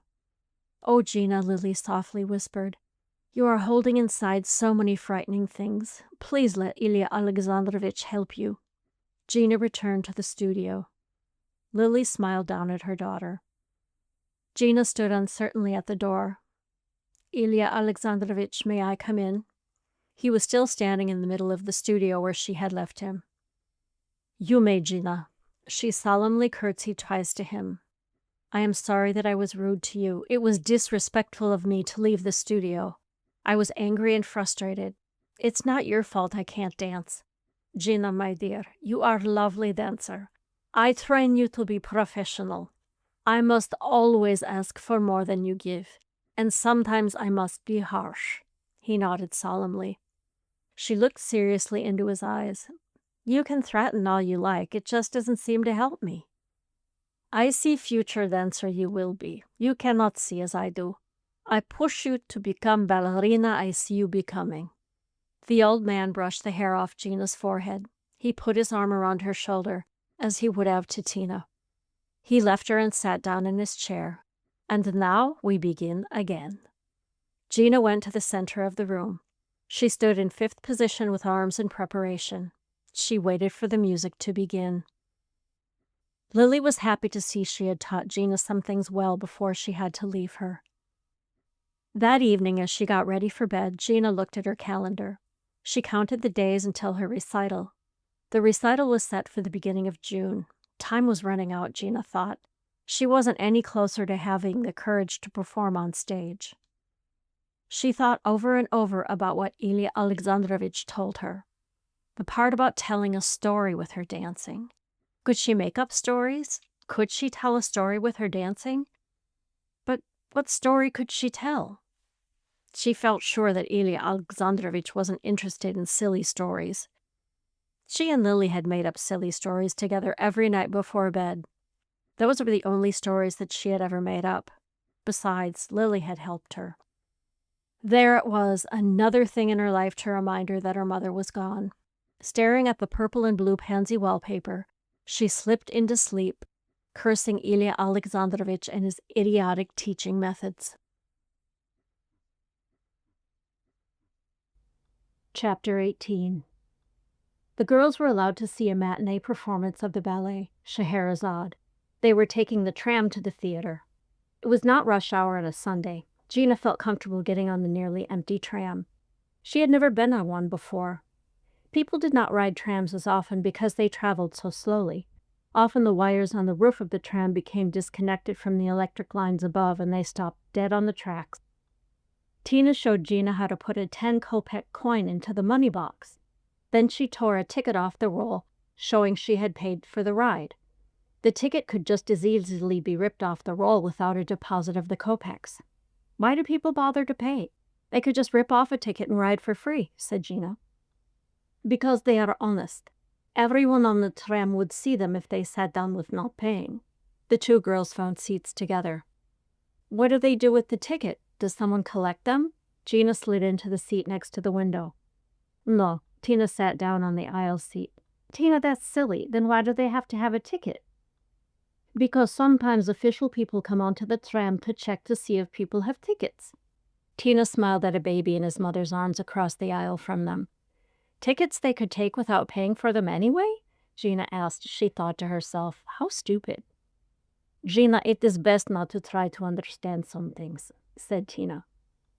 The ballet was the Kirov Theater of Opera and Ballet. The theater had been called the Mariinsky Theater before Russia's revolution. After the revolution, the new leader, Nikolai Lenin, renamed it for one of his friends. The theater was over 200 years old. It was the home of the Kirov Opera and Ballet companies. The girls got off the tram. Gina saw that the theater was a beautiful light blue color. They entered the building, crossed the marble floor over to an usher, and showed their tickets. The girls floated up several marble staircases. Gina looked up into the high arches that formed the ceiling in the lobby of the theater. All was white and gold with many dazzling chandeliers. They gave their coats to the woman in coat check. They rented opera glasses. Gina asked, "What if I wanted to keep my coat on in case I got cold?" "You cannot. It is not allowed," replied Tina. Coat check was another thing that seemed stupid to Gina. Elderly women raced back and forth as crowds of people arriving for the matinee swelled to check their coats. The people waited for them to be hung up and be given a token to reclaim the coat later. How much simpler it would be, Gina thought, if everyone draped their coats across the back of their seat. Gina adjusted the waistband of her black skirt. It was covered with small red flowers. She loved how the skirt felt as it swirled around her ankles, but she hated how the waistband rode around her waist as she walked. This left her twisted up in the skirt until she unwound herself. Tina wore a plain, pale blue dress that fell straight from her shoulders to right below her knees. It floated around her as she walked. On the way to their seats, Tina greeted several of her classmates from the academy. She introduced Gina to them. They said "Zdravstvuyte" to one of Tina's instructors. "So many kids go to the ballet?" asked Gina. Tina answered as she waved to another fellow ballet student. "Yes, it is very popular. Children go to ballet, even who not study ballet." "Wow, I've only seen crowds this big at football games at home in Minneapolis. The only time the ballet is packed is when they do the Nutcracker at Christmas." "American football. Will you show me how to play? Then I can beat Nick at it." They continued up the curving staircase. "Me? No. Maybe Harry could teach you. He works with my uncle. He's always reading the sports pages. My uncle hates football." Gina looked down at the scooped-out places on the stairs. Thousands of pairs of shoes had worn down the marble stairs over the hundreds of years that people had gone to see the ballet at the Kirov Theater. They reached an inner balcony surrounding a lobby that was used during the intermissions. They saw more glittering chandeliers that had been hung to light the beautiful expanse of room. There were white sculptures all around on pedestals. There was a counter where one could buy champagne, compote, little sandwiches, or chocolate. Compote, Gina knew from visiting Tina's grandmother, was fruit juice with bits of real fruit floating inside. It was served in small glasses. Cherry was the best kind. The girls each bought a chocolate bonbon wrapped in a picture of a ballerina. They continued on toward their seats. Again, Tina showed their tickets. They were led to the private door of a box. They entered and sat in stiff-backed, red velvet upholstered chairs. Gina leaned out of the box and opened her eyes wide. There were 5 balconies. Each was fancily decorated with swirling patterns and curlicues, cherubs and angels. Gina breathed. "This is so beautiful." Gina settled back into her seat. "Why don't you walk like a duck like the other ballet students?" "Those girls we met in the lobby looked stuck up and they walked like ducks." "It is bad for knees and ankles. I don't do. Other girls walk with feet like that to show off that they attend Academy of Ballet. Mama bought tickets for us on Damskaya side of theater. Do you know this word?" Tina unwrapped her chocolate. She offered Gina half. "No, what is the Damskaya side of the theater?" Gina mumbled with chocolate in her mouth. Damskaya side is side of left in theater. It comes from word for madame. It is stage left to us. To you in English theater, it is stage right. We say what side of stage by facing stage. You say stage side by facing audience, you see? Said Tina, licking the last bit of chocolate from her fingers. Do I see? Tina, are you kidding? I was in English and I have no idea what you were talking about. You're starting to sound like my uncle. Never mind, I guess I don't want to know anyway. The two giggled. The girls' box was on the first level. Tina explained that it was one level below the level where the Tsar, or king, used to sit. Tina pointed across the theater. Mushskaya is other side. It comes from word for husband. Husband? What is the word for husband? Asked Gina. It is muj, whispered Tina. The last of the bells rang, calling people to their seats. Muj, what a funny word, thought Gina. The house lights darkened and the conductor appeared in the orchestra pit. Everyone applauded and the overture began. The curtain had yet to go up. Gina watched the orchestra. The violin is sat in perfect order, concertmaster, first chair violin, then second chair, and so on. The curves of their bodies moved together. Each violin bow tilted at exactly the same angle and in complete unison. Gina was delighted to hear a lovely violin solo in the overture. She had listened to it on a stereo at home. Now she heard it lusciously played in the theater. That Rimsky-Korsakov sure knew what he was doing when he wrote this, sighed Gina. Her eyes wandered over and over again to the second chair violin. Gina watched him carefully. His bow fairly bounced off the strings. Show off, she thought. The concertmaster, who had all of the solos, did not do that. His bow calmly rested 1/4 of an inch from the strings after each time he played. Not that that mattered especially. What mattered was that the second chair violin was dark-haired and dark-eyed. He wore a tuxedo. He was the handsomest man Gina had ever seen. She tore open her program. The name of the second chair violin was so beautiful she could hardly stand it. Maximilian Dmitrievich Lozanov. Perfect, she sighed. The curtain rose. The ballerinas came on and off stage in their colorful tutus and danced a million steps. Gina did not notice them. Gina left the Kirov theater wordlessly. Her mouth was set.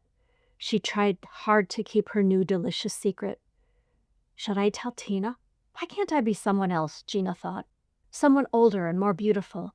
Someone who always knows the right thing to say. What would Gabriella do in a spot like this? Gina wondered to herself. Gabriella was a fictitious ballerina that Lily and Gina had created. Gabriella was always in a delightfully pleasant mood. She dressed beautifully and was adored by all. Fans, the press, and cameras followed Gabriella everywhere she went. Lily told Gina many bedtime stories about Gabriella having fascinating adventures all over the world. Gina thought, if Gabriella were meeting Maximilian, she would wear something long and sweeping. She would chat about interesting things. Gabriella would tell Maximilian about the solos she was preparing to dance at, places like the Paris Opera Ballet or Covent Garden. Gina's mind pictured a scene in an elegantly furnished dressing room. Gina, imagining she was Gabriella, entered her dressing room. Gina/Gabriella had danced beautifully in Swan Lake. She had been given a standing ovation. Gina/Gabriella changed into a gown of scarlet red. Diamonds glittered in her ears and at her throat. A dark-eyed gentleman in a tuxedo was ushered into her dressing room. Her hand flew to her mouth in surprise. He had watched her dance, enraptured from the middle of the first row of the theater. He apologized for being so forward as to come to introduce himself. She had danced so exquisitely, he couldn't resist. She would call him Max, of course. On the tram on the way home, Tina chattered about the prima ballerina and how beautifully she had danced. Gina did not hear her. Tina finally noticed that Gina wasn't listening to her. They were on the tram riding back home. Gina gazed about as though she was breathing the scent of exotic flowers. "You not watch ballet," Tina accused her. "You only watch orchestra." "I was watching how well the musicians followed the dancers. Do you know anything about the second chair violin?" Gina asked in what she hoped was a casual voice. She didn't want to give away her passionate interest in Maximilian Dmitrievich Lozanov. "Yes, sure, that is Max. He's friend of Papa's. He is composer. He only plays an orchestra at ballet to live. He only wishes to write music. I can arrange meeting. He is nice man," said Tina. They got off at their stop and skipped across the street to the ice cream kiosk. Luckily, Gina liked vanilla. It was the only flavor they ever sold, and it was the best ice cream she had ever had. "What about our Nick?" Tina asked. "He is kind and handsome. He likes you very well." "Nick?" Gina murmured. She trailed along behind Tina. Gina wondered about Max. A composer, and to meet him! But could she ever call him Mouche with a straight face? Tina didn't say anything more about Nick. Gina wouldn't have heard anything she said anyway. Lily twirled in the air as she floated behind the girls. Lily loved seeing the ballet at the Kirov Theater. Gina and Tina didn't know that Lily had hovered just above and behind them the whole time they were in the theater. The dancers were lovely. Scheherazade was beautiful. My Gina having a crush. Oh dear, Lily thought. Lily tried with all of her might and will to get through to her daughter that afternoon and on into the evening. Gina is too young to be thinking about someone as old as Max. Gina should have a sweet, innocent friendship with Nick. He is a wonderful young man. No matter how Lily concentrated her thoughts, she couldn't seem to relay her message to Gina. She looked down from the ceiling at her daughter. Gina slowly brushed her hair and gazed into the mirror. Gina sighed contentedly and climbed into bed. Lily took up her usual perch over Gina's bed. As Gina was falling asleep, she remembered her mother's stories about boyfriends. One afternoon at home in Minneapolis, Lily had told Gina that she had gone on exactly 4 dates in high school. She was invited to the formal proms each spring. The boys sometimes asked Lily 5 months in advance of the actual dance. Lily admitted to Gina that most boys didn't interest her. Boys were drawn to Lily's beauty, but soon gave up trying to understand her. I had no interest in saying things most girls said. I felt silly saying the stupid things I heard other girls saying to boys, Lily explained to Gina that afternoon. Gina knew that as tiny and delicate as Lily was, her mother couldn't pretend to be weak or helpless. Lily sighed that day at their old house. I was different. No way to fix that. It's no surprise I picked your father. I never did have any luck in love. Gina remembered feeling relieved that her dad left them, even though she didn't understand why he left. In her bed in Leningrad, Gina pulled her comforter close to her and felt a twinge of fear. I can't pretend to be helpless either. What if I'm just like Mom? What if I'm different? What if I pick someone like Dad? What if Max likes the kinds of girls who are mean to me at St. Elizabeth's? She remembered Max was a friend of Eli Alexandrovich. He must be nice. She sighed and turned over in her pretty bed. She had a troubling thought about Nick. She decided not to think about Nick. Besides, she couldn't figure out what it was about him that was bothering her. Chapter 19. One afternoon, Gina found a stack of papers on the dining room table. It was a story that Lily had written. Jean must have found it in some of his things and left it for her to read. She began reading and thought, this is good. She settled down in her uncle's easy chair. She let Sugar Plum into her lap and continued reading. The Forest, a Bedtime Story, by Lily Shostak. She had entered a forest on Earth. It was a small forest, but a forest nevertheless. All the animals who lived there did not know that other places existed outside of their forest. Only this place existed to them. The animals clamored for attention amongst themselves. First, she came upon the alligator. She saw that he had a rough, bumpy skin that covered a wound. The wound was old and deep. A streak of red showed through it. It was a hurt that only she could see. The alligator sensed this and bit at her ankles. He wanted to keep her tenderness far from him and his secret. She stepped away from him. She looked up at the tall trees that encircled her. She could see sky peeking through the tops of them. Sometimes a wind came. It was so strong it nearly bent the trees double and half backwards. It was a different sort of wind. It rattled about, disrupting what had been set down. But it brought no warmth or gentle rain upon its breezes. Each morning she arose to clear away the upset that the wind had wrought the night before. This angered the wind. He threw stones and leaves and bits of twig at her. She nearly had the forest in order.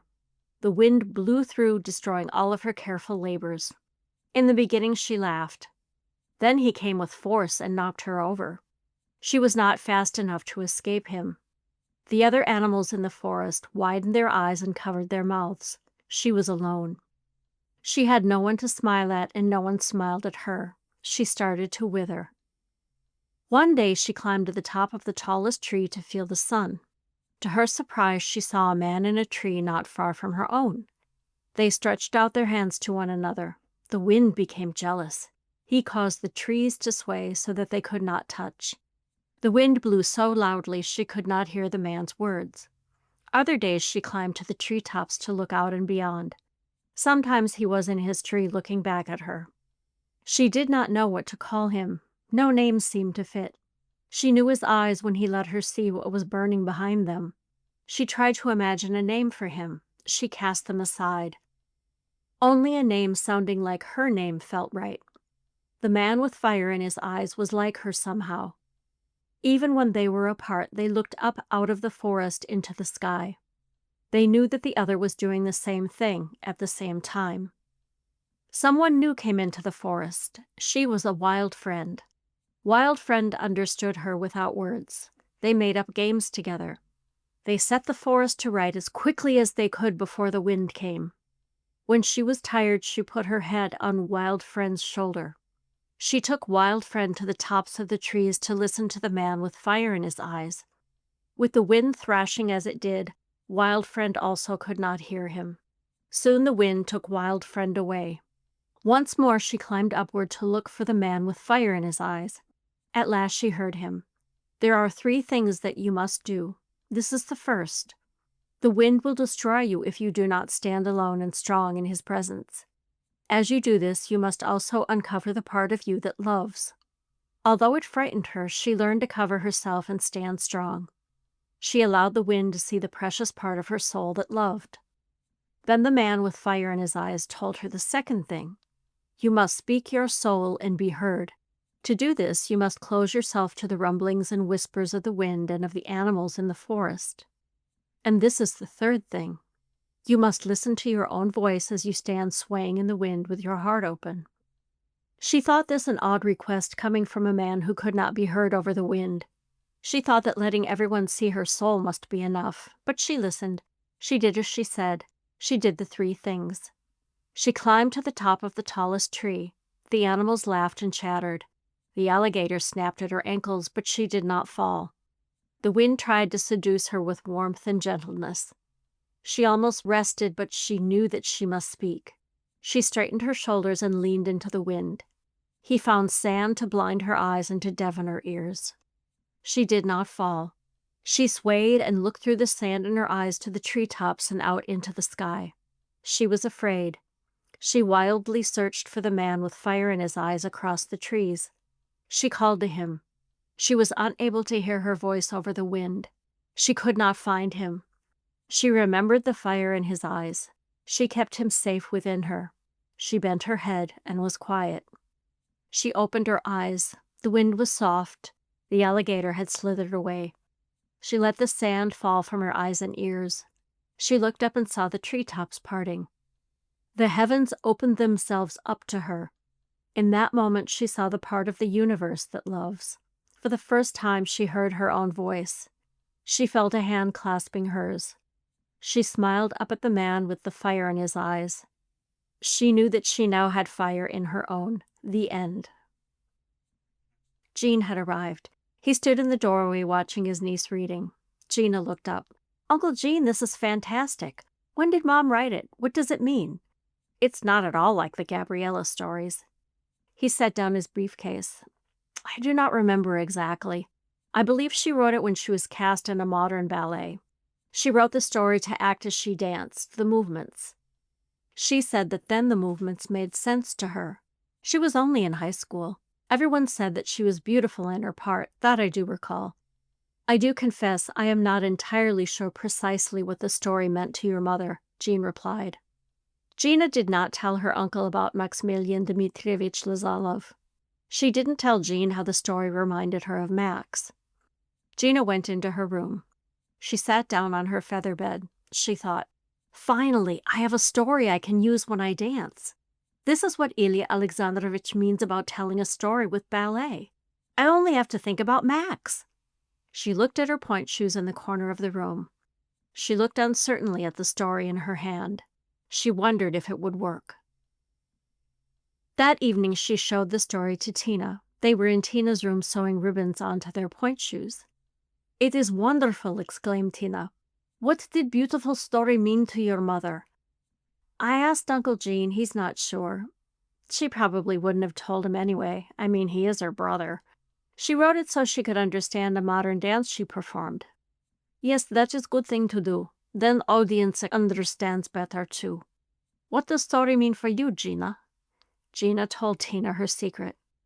"And Max is man with fire in eyes. Gina, that is lovely thought, but maybe someone younger might be nicer for you?" Tina asked. "Younger? Tina, I don't have a crush on Max or anything." "Well, you just have a crush on him," Tina said, and both girls laughed. "Who are other creatures in story? Alligator, other animals?" Tina asked. "I think the alligator is how sad I feel about Mom dying. The other animals are the snobs at the international school and at St. Elizabeth's. Wild friend is you and a little of Mom mixed together. The wind is the crazy things that are happening here in Leningrad," answered Gina thoughtfully. "I am part wild friend? Thank you, Gina, I am proud. You must let Papa arrange meeting with man with fire in eyes. Max is very nice composer and teacher. He can help you to understand music like Papa," Tina insisted. "No, Tina, I can't. I just can't," Gina cried. On the other hand, she thought, just to talk with him a little about music might be nice. "I'll think about it," she answered Tina. The girls finished sewing their shoes. Gina got ready to go home. Tina checked the street out the window. "Gina, it is dark outside. Nick will walk you home." "Tina, it's hardly dark at all. Besides, Nick is working on an invention. I'll be home in 30 seconds. Gina dashed out of the apartment and ran the few steps to her home. She didn't want to walk with Nick. "I just can't concentrate on Max when I'm with Nick," she thought. She climbed the stairs and safely entered the cozy apartment. Her uncle, Sugarplum, and Valeria Isidorovna were there to greet her. Chapter 20. Gina hated school more each time she entered the gray and olive green classrooms. She studied ballet at the academy, but she studied academics at the international school. Academic courses at the Ballet Academy were taught only in Russian. Gina thought that math was hard enough when it was taught in English. School was almost out for the year. Gina was restless and irritable. Gina didn't talk to any of the diplomats' kids. Gina watched them with their heads together. They complained about Russian food in their small apartments. They complained about the lack of amusement parks, pop music, American television, and fast food restaurants. They complained until the instructor appeared and class began. Not any of them had ever worked as hard at anything as Gina did at ballet. Gina participated in class. She did her part when the students broke up into groups to do tasks. Other than that, she kept to herself. During a study break, Gina finished her homework. She thought about how she liked Russian television. She started sketching characters from cartoons. She drew the little hedgehog, the big bear, and the fox. The cartoons were charming and funny. The Russian words didn't prevent her from understanding the simple stories for children. Gina had come to regard Russian as a pretty language, at least of Leningraders. Women on the streets or in shops sounded like chattering, fluttering birds. The men sounded like trains rushing along a track. They did not sound like the heavier, duller, slower Moscow accent that she heard on television news programs. Russian spoken by her ballet instructors was like whispering, or dry leaves rustling, clear and soft. Gina liked it. One morning, Gina looked over at her uncle sipping his coffee. "Uncle Gene, can't I just study with you and Tina?" She shifted slightly in her creaky wooden dining room chair. She added sugar to her tea. "I am glad to hear you ask, though I suspect it has more to do with your lack of feeling for the international school than regard for me as a teacher," he smiled back. Gina ignored his comments. I can do math with Tina and English literature and everything else with you. Then I wouldn't have to go to that school at all. You might as well know Tina would be thrilled if you did English grammar with both of us. Perfect, he grinned. Saturday and Sunday mornings then, with recitations in the early evenings? Uncle Gene, no, not morning. Besides, we have ballet class Saturday mornings, Gina reminded him. Oh, we shall do everything in the evening then. I will work up a syllabus. We will begin immediately, he planned. Thank heaven for that, thought Gina. She was unhappy at the international school. Jean had tried hard to make everything nice for her here in Leningrad. She tried especially long and hard to like it. Now she didn't have to go back there. She could finish 8th grade under the direction of her uncle. And double thank heaven for Tina suggesting that they study with Jean together. That way Gina wouldn't feel boxed in and try to be perfect for her uncle. Some of the attention would be cast on Tina. And triple thank heaven that Tina hated memorizing poetry as much as Gina did. Together that evening in the living room, they convinced Dr. Shostak how they should study. Gina perched on the arm of the sofa where her uncle was sitting. Uncle Gene, the best way to learn English grammar is to write our own poetry, short stories, and plays. Tina stood in front of Jean, pacing back and forth as she made her plea. Professor Shostak, Gina has point. It's not so good only to memorize poems. We will not understand meaning. Gina put her arm around her uncle's shoulder. Yes, Uncle Gene, Tina is right. And after we write stuff, our favorite professor can make corrections. All right, girls, we will try this. You will write one play, poem, or story. I will correct the grammar. Then you must perform it for me in Tina's family, he smiled. Uncle Gene, that is so great. Gina hugged her uncle's shoulder. Professor Shostak, what wonderful idea you have. Tina clapped her hands. Gina and Tina danced off to Gina's room. First, they stopped in the kitchen for cookies, jam, cracker, apples, and hot tea.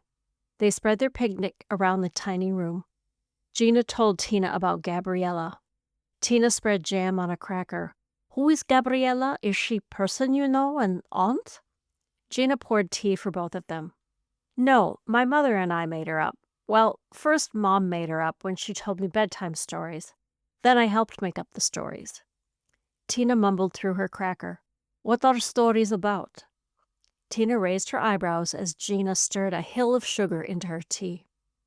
Gabriella has wonderful adventures. At the end of every story, she is returned to her home by a titled prince or an eccentric scientist, or by a fascinating spy and put safely to bed.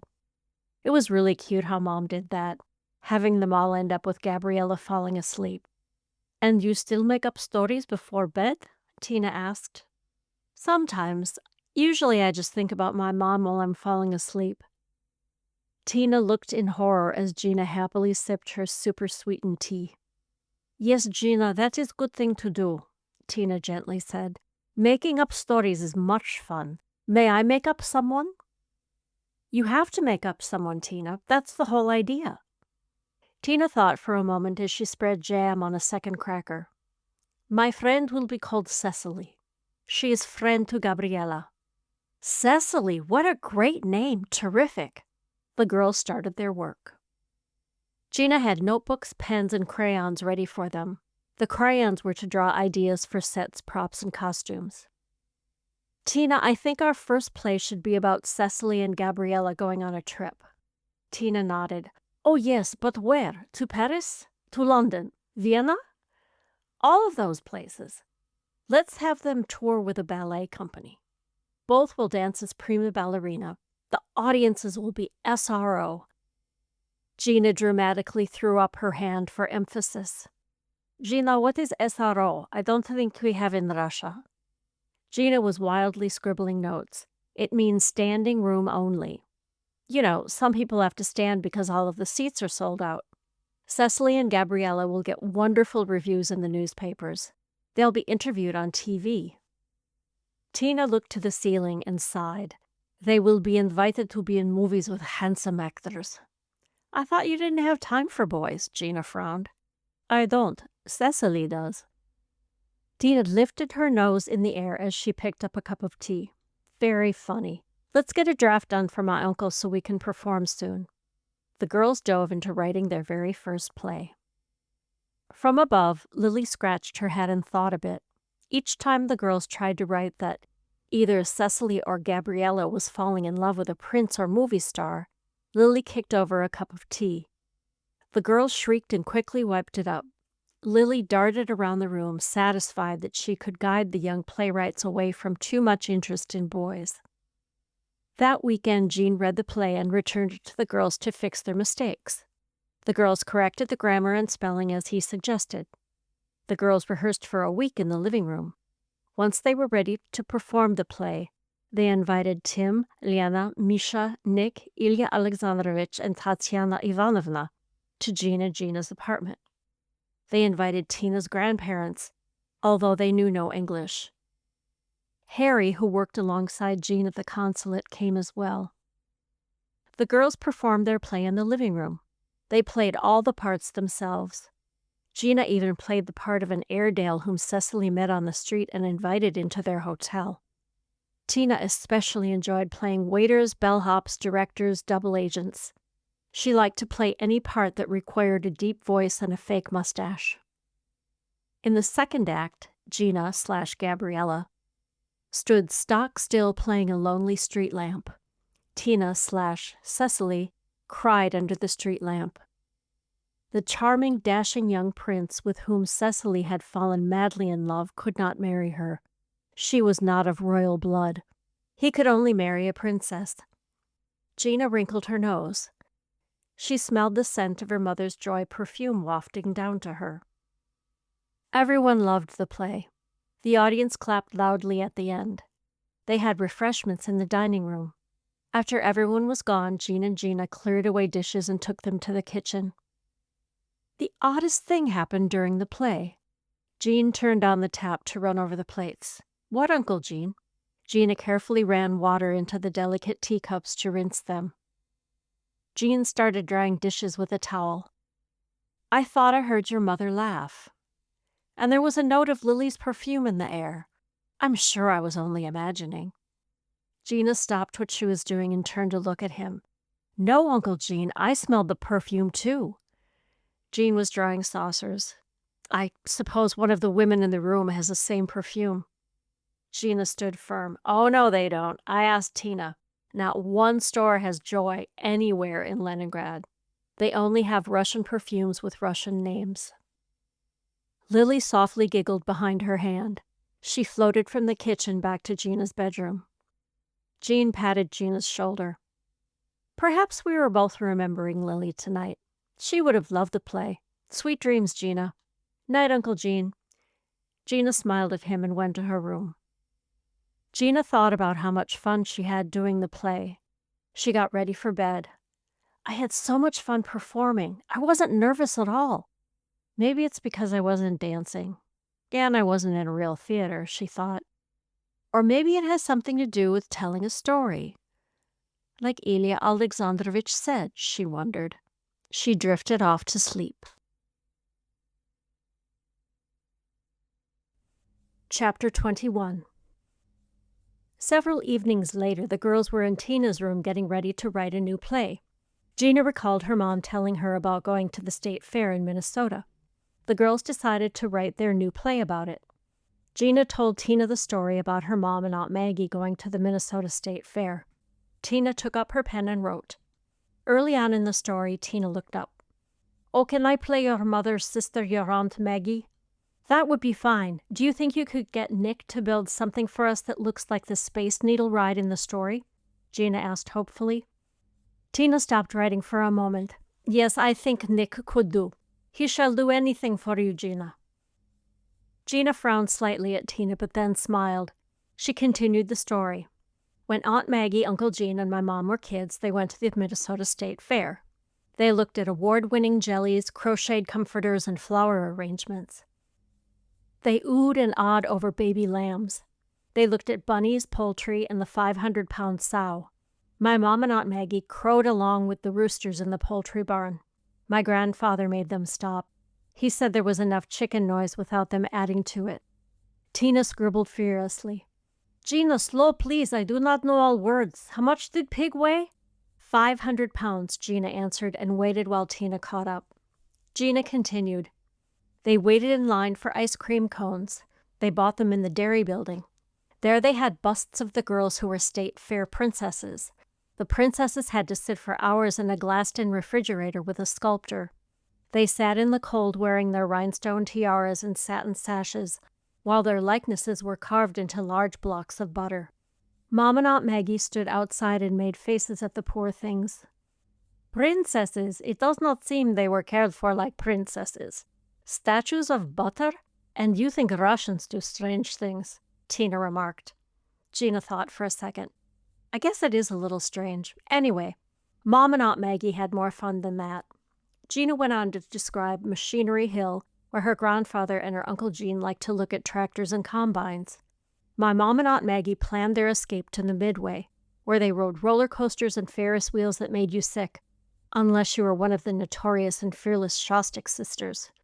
Notorious and fearless Shostak sisters? What is that? Tina stopped to cross out a wrong word and erase. That's what they call themselves.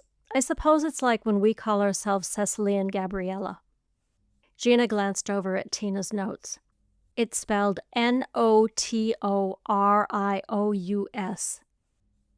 not Natorius. Tina nodded and fixed the word again. Gina went on to tell her about the Space Needle ride on the edge of the state fairgrounds that could be seen from anywhere. The family rule was if you get lost, meet at the Space Needle, Gina explained. The Space Needle is the dullest ride at the fair. You sit inside this tower that goes around about as fast as a glacier melting. It goes up about a foot an hour until you are high enough to see the whole fairgrounds. No one ever goes on it, so there's no crowd around it. That is what you want Nick to build?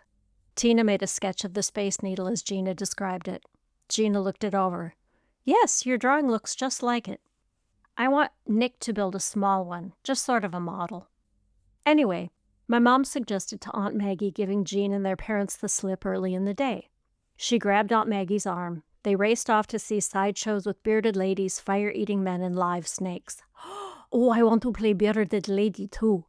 Tina went to the mirror and drew on a beard with eyeliner. She turned for Gina's approval. Tina, sometimes you are so weird. Gina rolled her eyes.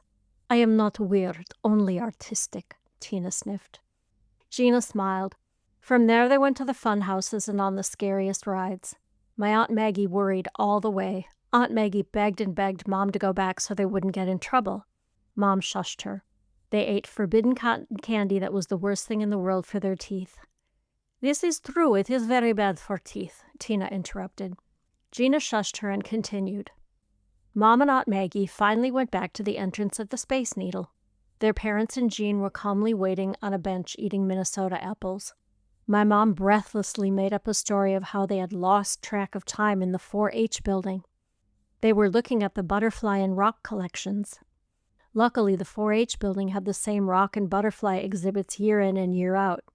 It made my grandparents happy that their daughters took an interest in science. My mom replied, Why, yes, Papa, the Lepidoptera were most beautiful this time. She elbowed my aunt in the ribs. Aunt Maggie said, Yes, and the striation in the igneous rocks was the best we've ever seen. Gina, this will make great play. We can get cotton candy from circus and use it in performance. Hey, that's a great idea. Plus we'll get to see the circus. The girls continued writing until Tatiana Ivanovna came in. She said that she had telephoned Uncle Gene. Gina was allowed to spend the night.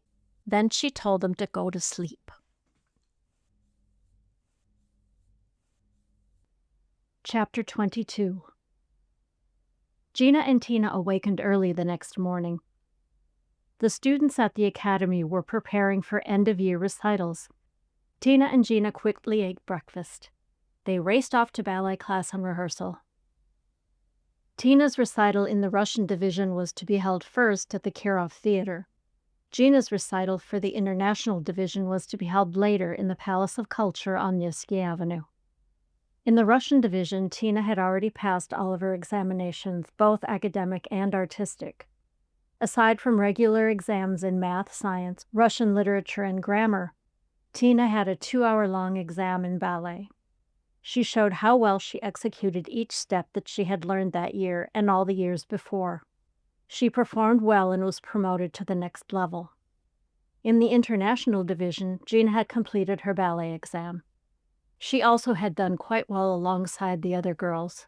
Both girls had been nervous about their exams. The instructors from the upper levels judged them, as well as their own teacher. Not all girls passed. Some who had not worked hard enough or who did not have the temperament required to be a ballerina were asked to leave the academy. Generally, only children born with the kind of body needed for a professional career were accepted into the academy. Occasionally, a pretty or musical child was accepted. The commission had hopes that she might develop other strengths. She might have a career as a folk dancer, or perhaps as a dancer for background scenes in the opera.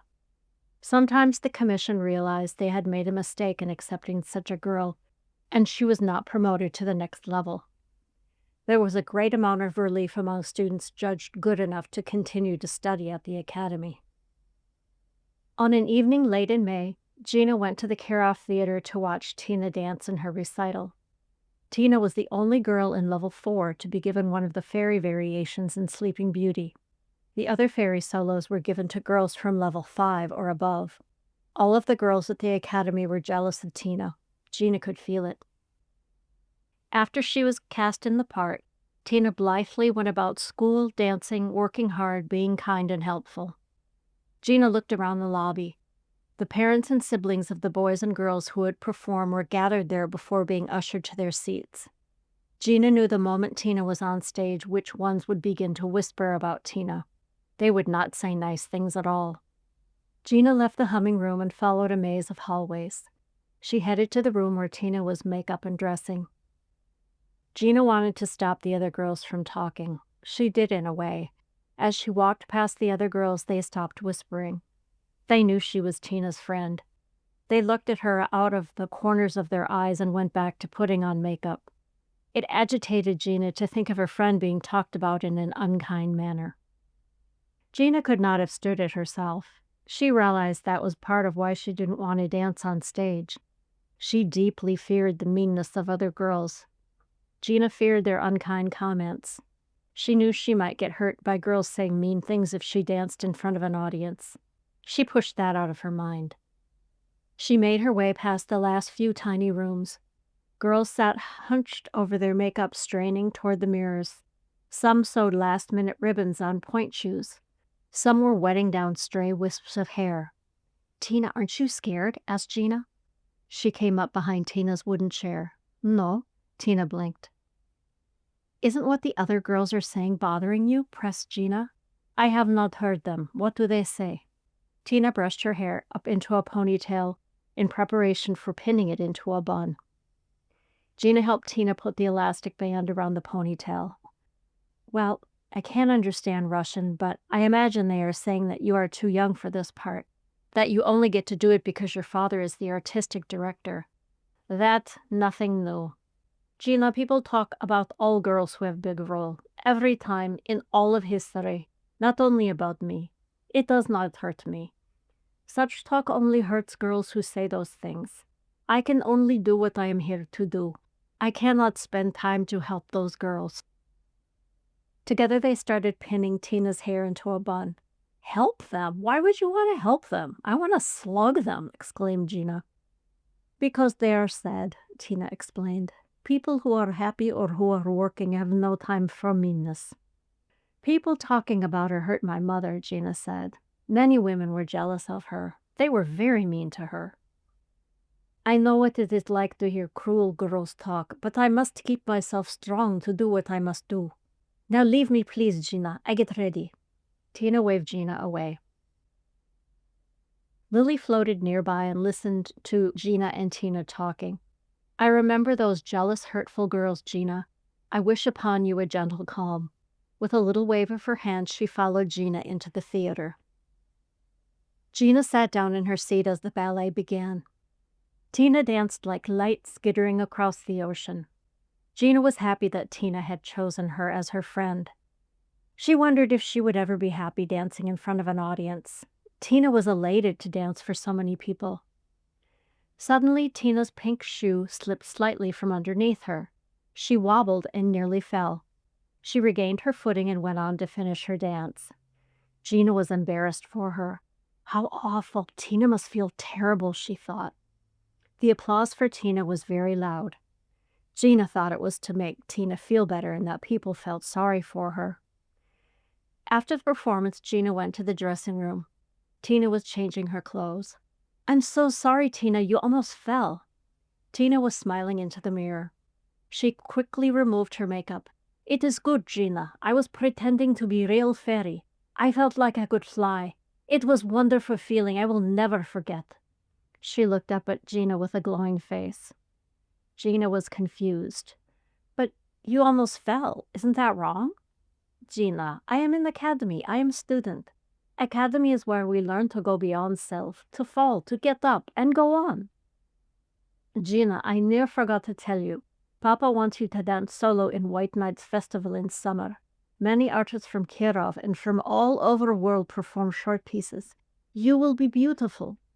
Tina packed the last of her things into a dance bag. "Wait, what? I can't dance a solo." "What's the White Nights Festival?" Gina walked with Tina back into the lobby. Tina did not have a chance to answer her because so many people rushed up to congratulate her. They told her how beautifully she had danced. Gina thought in disbelief. She made a mistake. She almost fell. And everyone still thinks she is great. That is so unfair. I never make mistakes and no one thinks I'm great. I'll be awful in a solo. Gina thought about this all the way home and on into the apartment. In her prayers, she asked Lily to help her figure it out. Lily gazed down from the ceiling, sending her daughter thoughts. "Silly Gina, Ilya Alexandrovich gives you private lessons. You are a student at the Kirov Academy. Many people think you are great. Soon you will know it too." Chapter 23. Tina and Gina set down their pens in triumph one afternoon. "We're done!" They hugged each other and looked over their work. For their final examination for Dr. Shostak, they had written their best play so far. In the play, Cecily and Gabriella left home and were touring the world. They were appearing in a ballet called The Clown, the Lady in Red, and 500 Pairs of Shoes. They performed in the most beautiful cities in Europe. Cecily and Gabriella danced for audiences in London, Amsterdam, Vienna, and Rome. Lastly, they danced in Paris, the City of Lights. Tina and Gina spent hours with encyclopedias researching the wonderful places. They wrote descriptive passages about each place. Dr. Shostak surely would be impressed, they thought. "Gina, we should practice The Clown, the Lady in Red, and the 500 Pairs of Shoes more times before we do show to your uncle, yes? I want to be sure it is good." "Yes, this will be great, Tina. We get to play Cecily and Gabriella traveling all over the world. We even get to pretend we are them performing in a show. I think Uncle Gene's going to love it," Gina said. She took out her ballet slippers. The girls rehearsed. Gene came by several times to see what all the laughing was about. They shut the door to him each time he tried to enter. The Clown, the Lady in Red, and 500 Pairs of Shoes.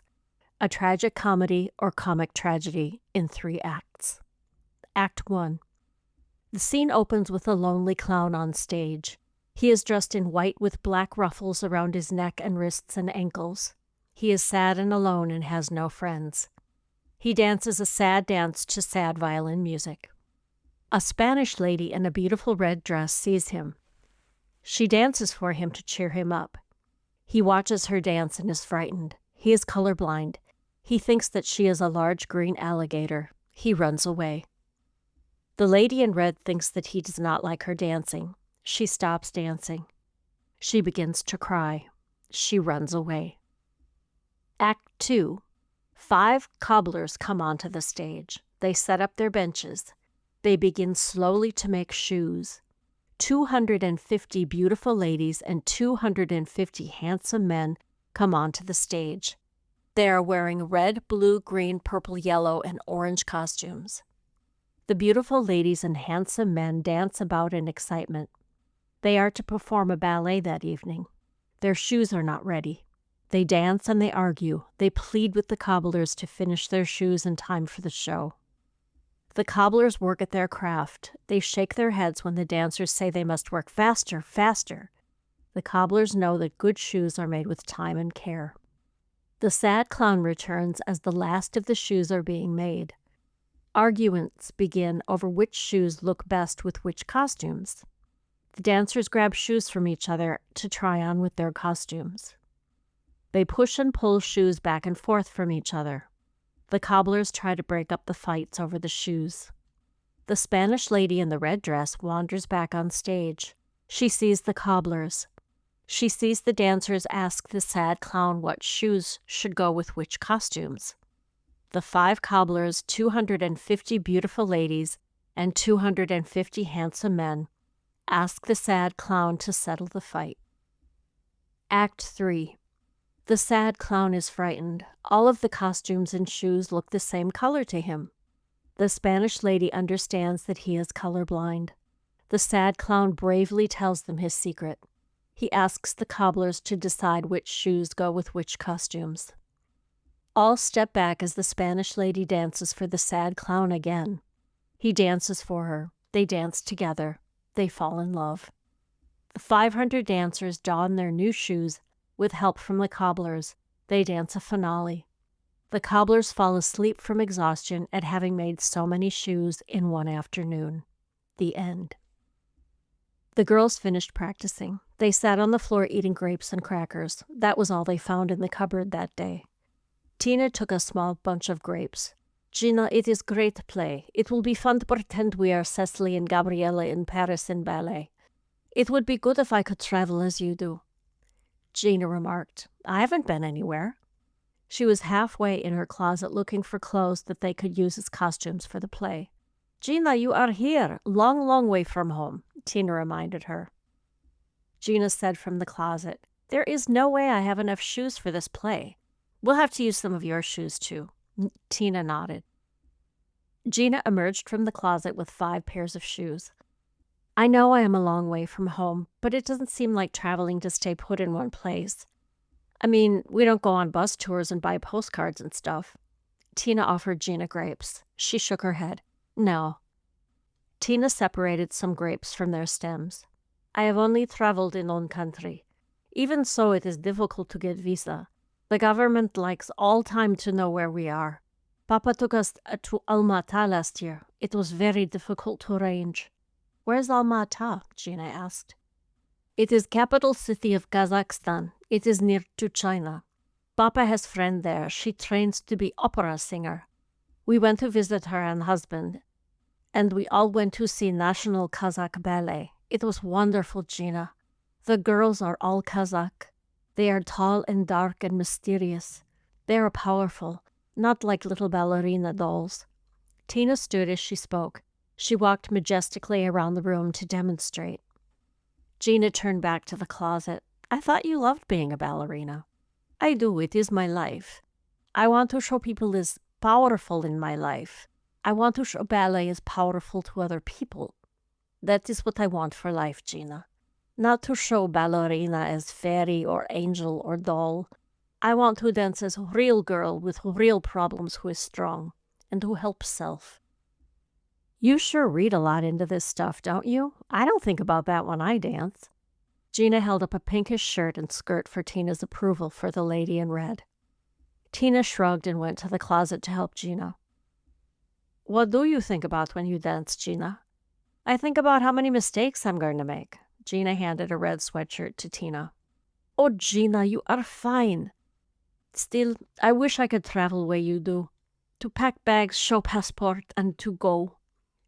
Tina took the red sweatshirt and put it on the pile of possible costumes on the bed. You can't? Gina was shocked. No, we must wait in line for hours to get visa, tickets, all. It takes much time.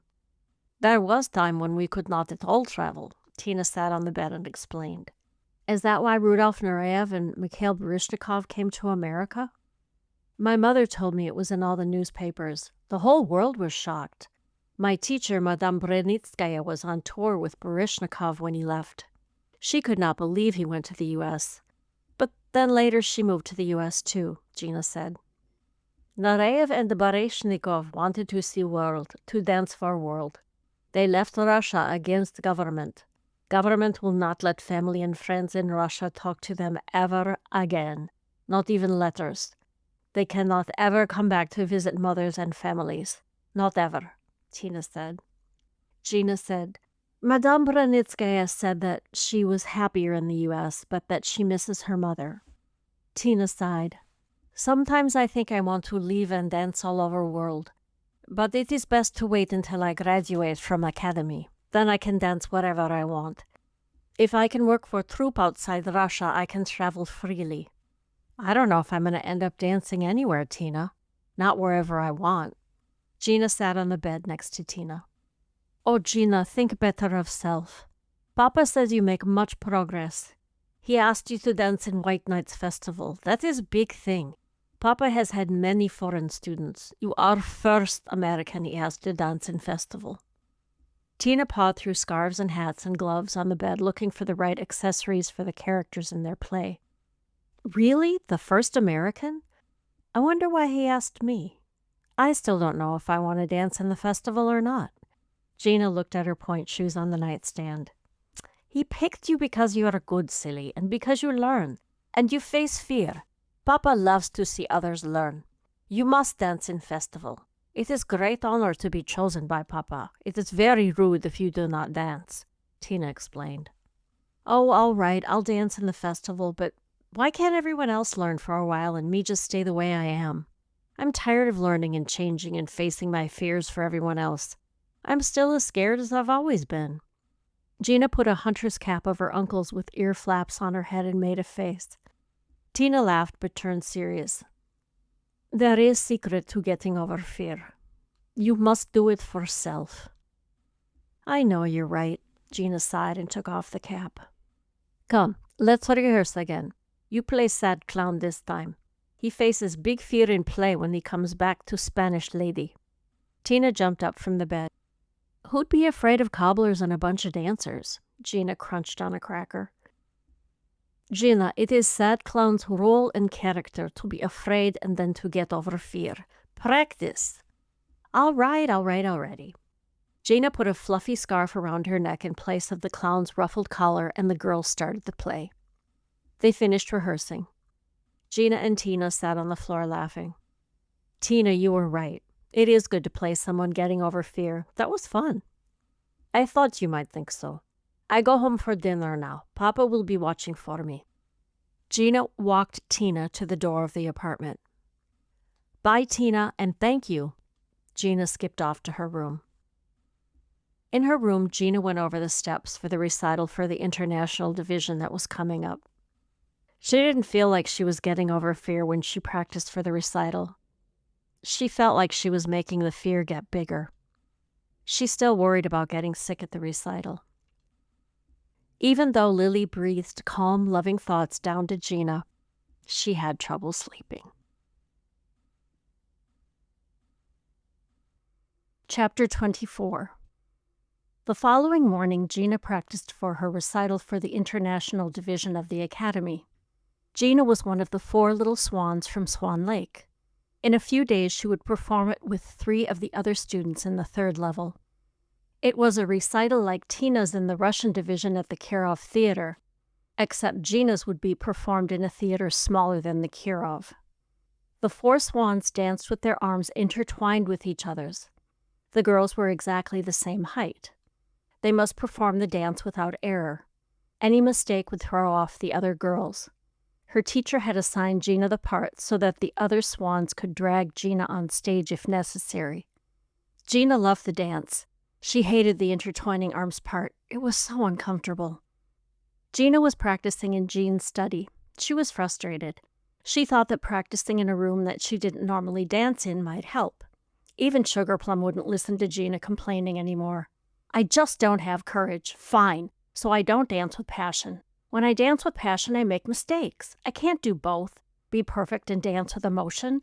Cowardly lion, yes I am. Sugarplum turned and left the room. She was trying to use her mother's story about the forest to tell a story with her dance. Gina thought about the man with fire in his eyes and about Max when she danced. She tried dancing the piece again. It didn't seem to make any difference. I still am freaked out, she thought. She turned from her piece for the recital to the piece for the White Nights Festival. That performance was in 2 weeks. The White Nights Festival lasted over several evenings at the Kirov Theater. One evening was devoted to ballet, one to theater, and one to orchestral music. There were other performances of opera and poetry. It was not a student recital. It was her debut as an almost professional ballerina. She would be dancing a solo. In the program, she would be listed as a guest artist from the United States. Ilya Alexandrovich had not asked Gina if she would do the solo. He told her that she was going to do it. The stage manager would push her out of the wings onto the stage if need be. If she felt sick, there would be a bucket and towels nearby. She had no out. The music and piece for the White Nights Festival was difficult. Ilya Alexandrovich had choreographed it for her. The music was Maurice Ravel's Pavane pour une infanta defunta. The title meant Dance for a Dead Princess. It reminded Gina of Lily. She supposed that was why Ilya Alexandrovich had chosen it for her. The choreography had to be danced technically beautifully. It also had to be danced with a deep emotional quality. She must express sadness and joy in one short solo. If she didn't, it would appear immature and silly. Gina went over the steps several times. She decided to take a break.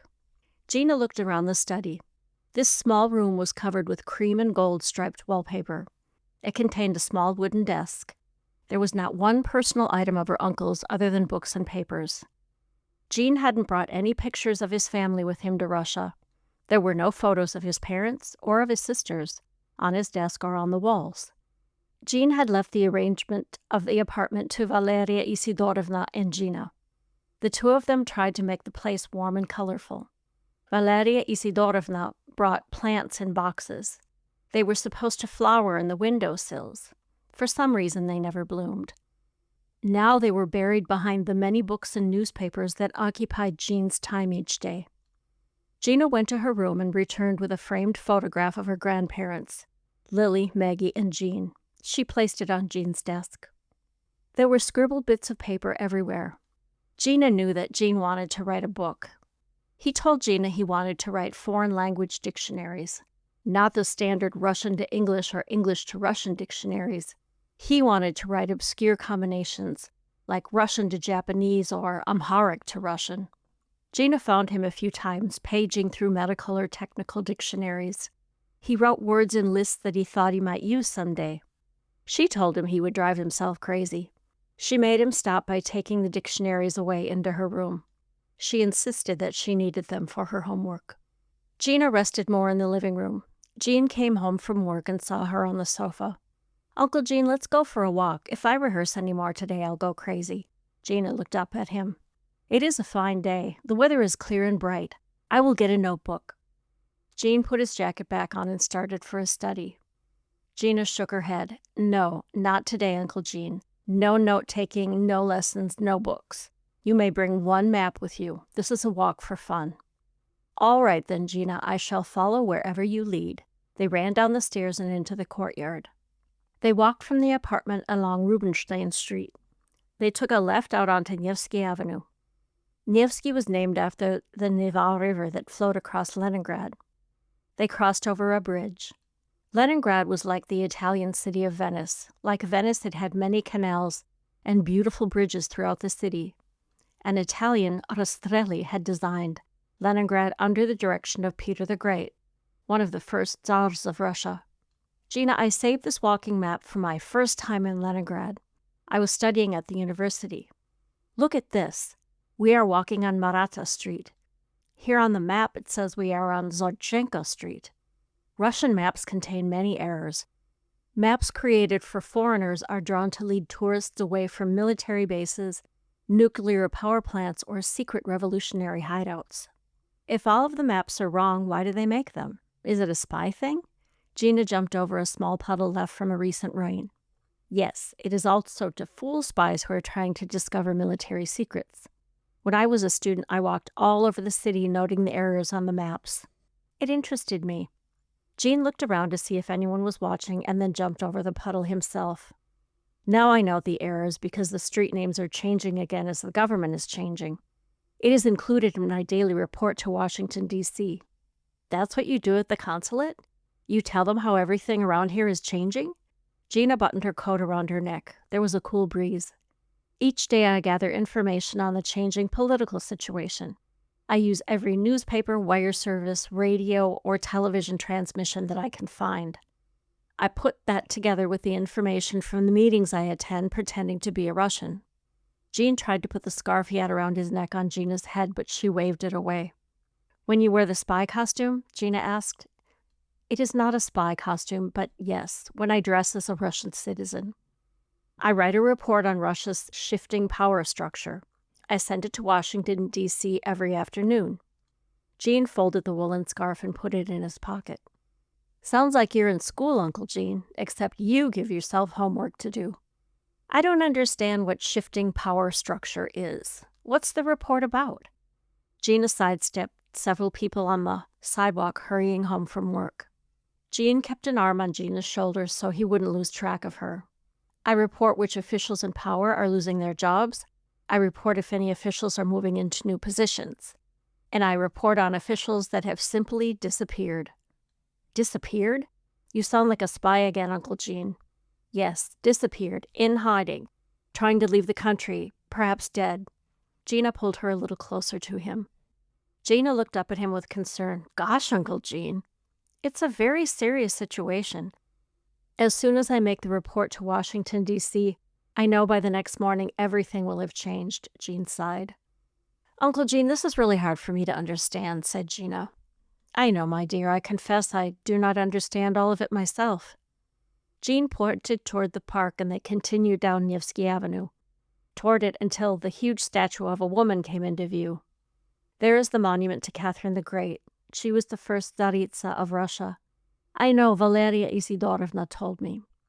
She's so homely, but the park is nice. Gina waved at the statue. Gene steered Gina away from the park and they crossed Nevsky Avenue. I do not know that it is an exact likeness of her. I do not imagine too many people look attractive carved out of stone. So, you and Valeria Isidorovna have had a few conversations in Russian, it seems. Yes, it seems. Gina quickly changed the subject. Oh, look, Passage. It's Tina's favorite store. She doesn't like to shop. She just thinks it's pretty. They entered. It was made of cream-colored marble. It had staircases with black curled iron railings. There was a space in the middle that went all the way up to the arched third-floor ceiling. Small bridges connected the many clothing stores from one side of the building to the other.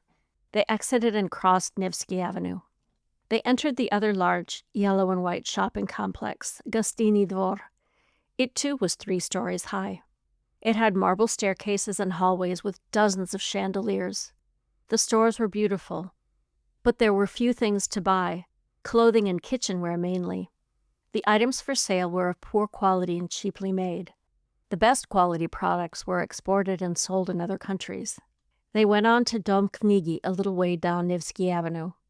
Gene told Gina, Dom Knigi is a bookstore. It used to sell old political posters.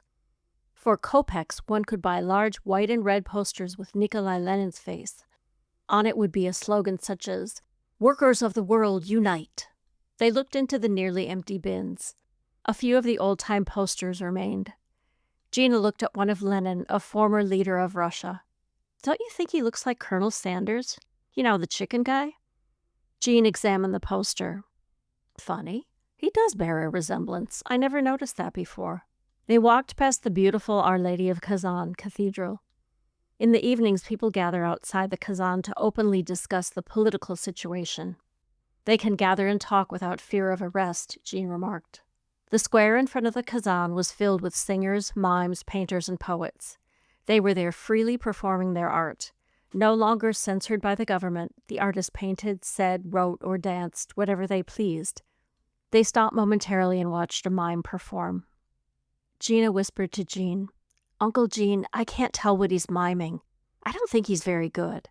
He whispered back, I cannot tell what he is doing either. Freedom does not necessarily guarantee quality of art, I am afraid. Gina held her uncle's elbow. You know, I wish you came to the Kazan only in the daytime. It's too dangerous at night. Jean shook his head. It's my job, Gina. I must do it well. Jean and Gina ended their tour at the Hermitage Museum. Jean waved his arm grandly to point it out to Gina. The Hermitage Museum used to be the winter palace of the Tsars of Russia. It is bordered on one side by Palace Square. See the high, slender column of the Alexandrine monument in the center. Gina laughed. That Alexandrine monument thing reminds me of the Space Needle at the State Fair. But it doesn't have the part that people sit in to ride. The Alexandrine monument was named after Emperor Alexander I. He led Russia to win a war over France. As you can see, the Hermitage Museum is bordered on the other side by the Neva River. They walked across the square. It was full of tour buses, ice cream kiosks, and families with children. Inside the museum, they looked at paintings by Picasso, Cahot, Monet, and Degas. They looked at sculptures by Rodin and Michelangelo. They looked at gold, silver, and gem-encrusted gifts from foreign kings to the Tsar. They passed through the magnificent throne room of Tsar Nicholas II, the last Tsar of Russia. They gazed in disbelief at the beauty of the rooms Catherine the Great had designed for herself. One set of rooms was in pale pink marble with 40 chandeliers. It had a clock shaped like a gigantic golden peacock. More chandeliers hung from balconies that ran around the room. There were carved marble staircases that wound themselves up to the balconies. On the balconies were elegant doors. Those doors led to rooms of richness and splendor. Gina stopped counting the chandeliers and asked, how could one person keep all that beauty only for herself? She was showing the world how powerful she was by building these rooms, Gina. Couldn't she just have done some push-ups every once in a while? Gina wandered over to the peacock clock. Not that kind of power, political power. Jean smiled and followed her. Yeah, Gina smiled back at him. The two left at the closing time of the museum. They stopped into the Café Literaturная. Jean told the waiter in Russian that they needed a table for two. This was the restaurant in which the poet Pushkin had his last dinner before dying in a duel. What's a duel? Gina asked as they waited for a table to be cleared. Jean answered, 2 men meet in a forest. They stand back to back, armed with pistols. They walk away from each other. After a certain number of steps, they turn and face one another. They fire their guns. Whoever is left standing wins. That's horrible. You mean they try to kill each other? Gina followed the waiter and Jean to their table. They do, Jean said as they sat down. Why the heck would anyone do this duel thing? Gina wondered to Jean. Gina thanked the waiter in Russian for pushing in her chair. Jean's face was covered in smiles. The man who shot Pushkin was having an affair with Pushkin's wife. Jean unfolded his napkin.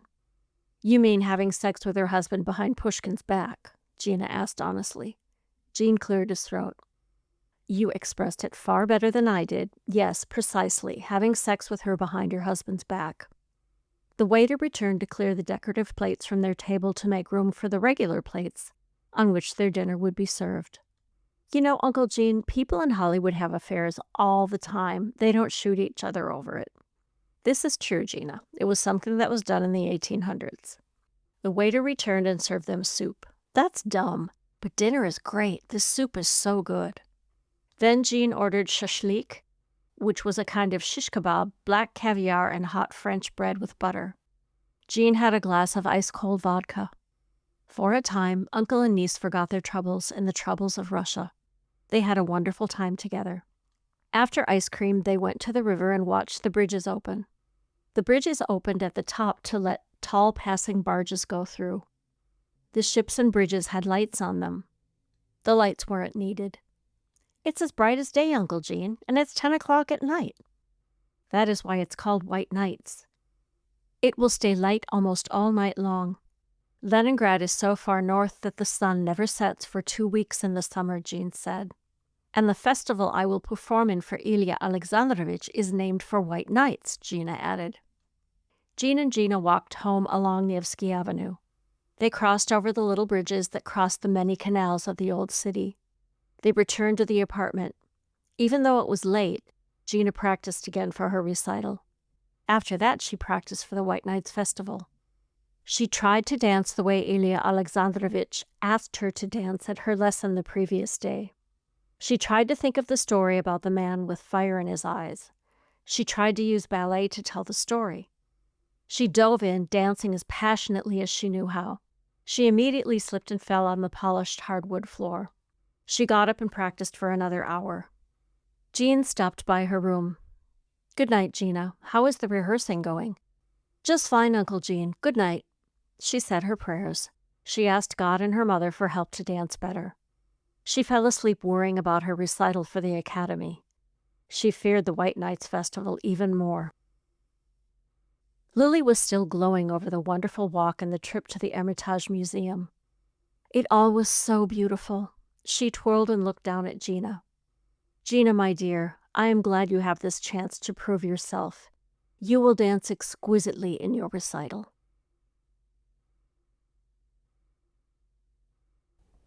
Chapter 25. Gina's recital was to take place at one of the palaces of culture in Leningrad. Palaces of culture were created for non-professional artists to learn and perform. In the evenings, adults and children went to palaces of culture to take dancing, painting, or music lessons. Sometimes Tina went to the palaces of culture to perform for children. She also gave ballet lessons to little girls who were not able to study at the academy. The buildings were beautiful. They were filled with marble staircases and high arched ceilings. Each one had a small theater with rows of red velvet seats. On the day of Gina's recital, she met Tina at 4 in the afternoon. The girls walked a few blocks from the apartment in silence. Tina was gentle with her friend. Tina loved to perform in front of audiences, but she knew that there were many talented and gifted artists who did not. For many performers, stage fright was a problem. It was a problem that prevented them from having a professional career. "Gina, you look especially pretty today," Tina commented. They walked along Nevsky Avenue.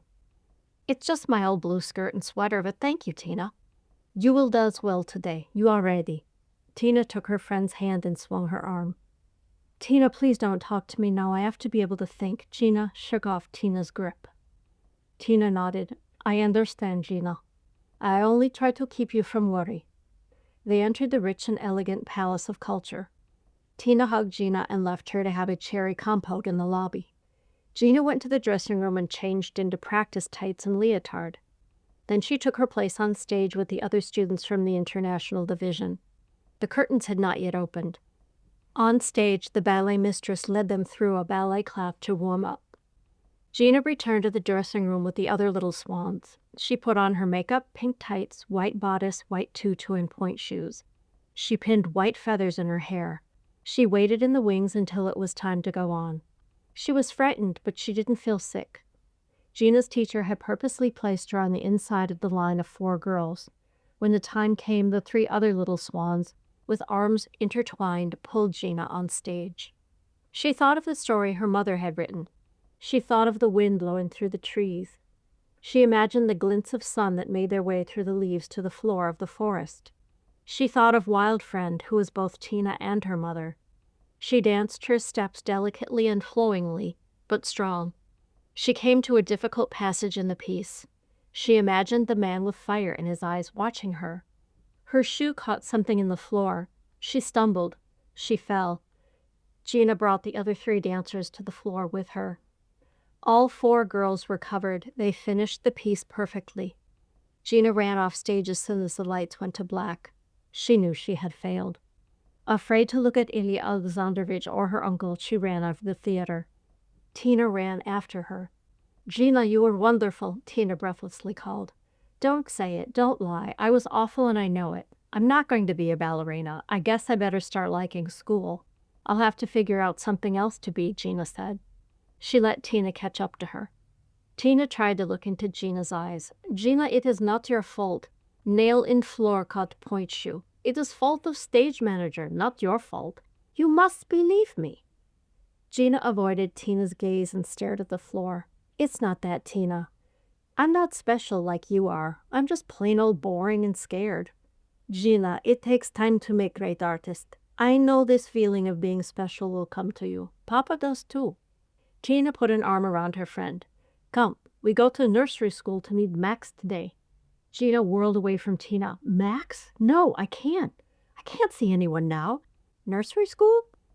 Nursery school. Remember I told you, I let Max read our play. He wrote music for The Clown, The Lady in Red, and 500 Pairs of Shoes. Children in kindergarten are going to perform it. I told you it was today. He will look for us. We must go. Tina grabbed Gina's arm and pulled her along. Gina remembered promising to go with Tina to the performance. She felt a sinking feeling in her stomach. She hurried along after her friend. They reached the door of the school and went up a tiny stairway. It opened into a large hallway with hooks and cupboards for children's jackets. They passed several rooms filled with brightly colored toys and art materials. Tina led on into a room that had folding chairs set up in rows. There was a curtain across the stage on the far end of the room. The girls found seats in the front row. Many parents and older siblings were there to see the 5-year-olds perform for the first time. A very pretty young woman with soft black curly hair and large dark eyes came out onto the stage. She introduced Max and announced that the play was beginning. Max played the violin as a 5-year-old boy playing the clown danced. Max also played all of the other music pieces throughout the show. The clown and the lady in red performed their parts solemnly. They seemed quite happy when it was over. The angry cobblers were the funniest part of the show. The chorus of not quite 500 dancers was a hit. In the chaos of running children and laughing parents that followed, Tina took Gina's arm again to introduce her to Max. Gina tried to pull away. Tina, I don't want to meet him. Tina kept a firm grip on Gina. You must. He was very kind to produce our play and write music score. We must thank him. Max stood with his arm around the lovely dark-haired woman's waist. Hello, Gina. You and Tina have written wonderful play. Children and audience are so happy. Gina figured out that the pretty woman was very special to Max. Gina politely shook hands. Your violin playing was wonderful, and the music you wrote for the play was perfect, Maximilian Dmitrievich. She almost called him Mouge.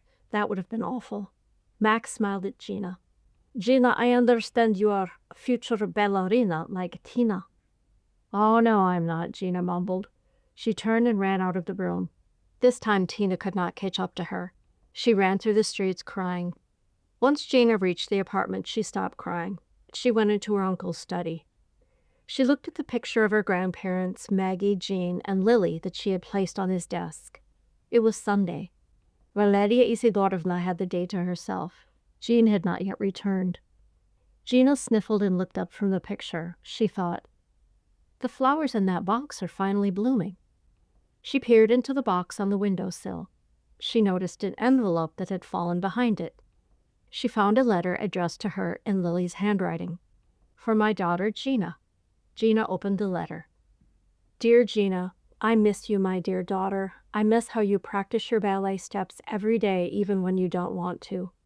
I miss how you never skip a lesson. I miss how you work hard at memorizing your choreography and perfecting your technique. Those are the things that make a great artist, Gina. The daily practice, devotion, and love of your art take courage, Gina. You have that. And you have far more that I never told you. I watched you grow and learn to love ballet. You are talented. I gave you your first ballet shoes because you heard a piece of music played on the radio. You rushed to me so excited. Mama, what is that beautiful song? I want to dance to that. I taught you your first steps. I thought how you are my star. You are special and unusual. I watched you in lessons with Madame Borenitskaya. You understood and did everything that she told you to do. You have the temperament of a great artist. You listen to your teachers, you learn from them, then you go off and make the dance your own. The world is yours, my Gina. All my love, Lily. Oh, Mom, I'm so sorry. I'm not any of those things, and I never will be. Gina sobbed long and hard. Exhausted, she went to her room and fell asleep. Jean came in later and told her that dinner was ready. He looked at her splotchy face. In a moment he returned with Gina's dinner on a tray. After she finished eating, Jean put his arm around her and told her, Gina, you performed beautifully at the recital. I saw you rush off with Tina and I could not catch up to tell you. I didn't do anything beautifully. I was awful. Why didn't you give me this letter before? I found it in your study, Gina asked. She showed him Lily's letter. Jean put the dinner tray on the floor and sugar-plumbed finished Gina's milk. I do not know about this letter. Where did it come from? It was in the windowsill behind the plants in your den. Gina brushed her hair out of her eyes. Jean turned the letter over and over. I do not know how that is possible. Sugarplum jumped into Gina's arms. You didn't bring it with you from home? I thought maybe Mom wrote it when she was sick and gave it to you to give to me. No, Lily did not give this to me. I do not know how this letter came to be. It is her handwriting. May I read it? Jean read the letter. His voice trembled as he said, Gina, everything your mother said is true. Every word. I love you too. You are an exquisite ballerina. It's not true, Uncle Jean. I'll never be good enough. Gina began to cry again. Jean stayed with her until she fell asleep. Lily wrung her hands in frustration. This evening she was perched on Gina's dresser. I was only trying to help, not make things worse.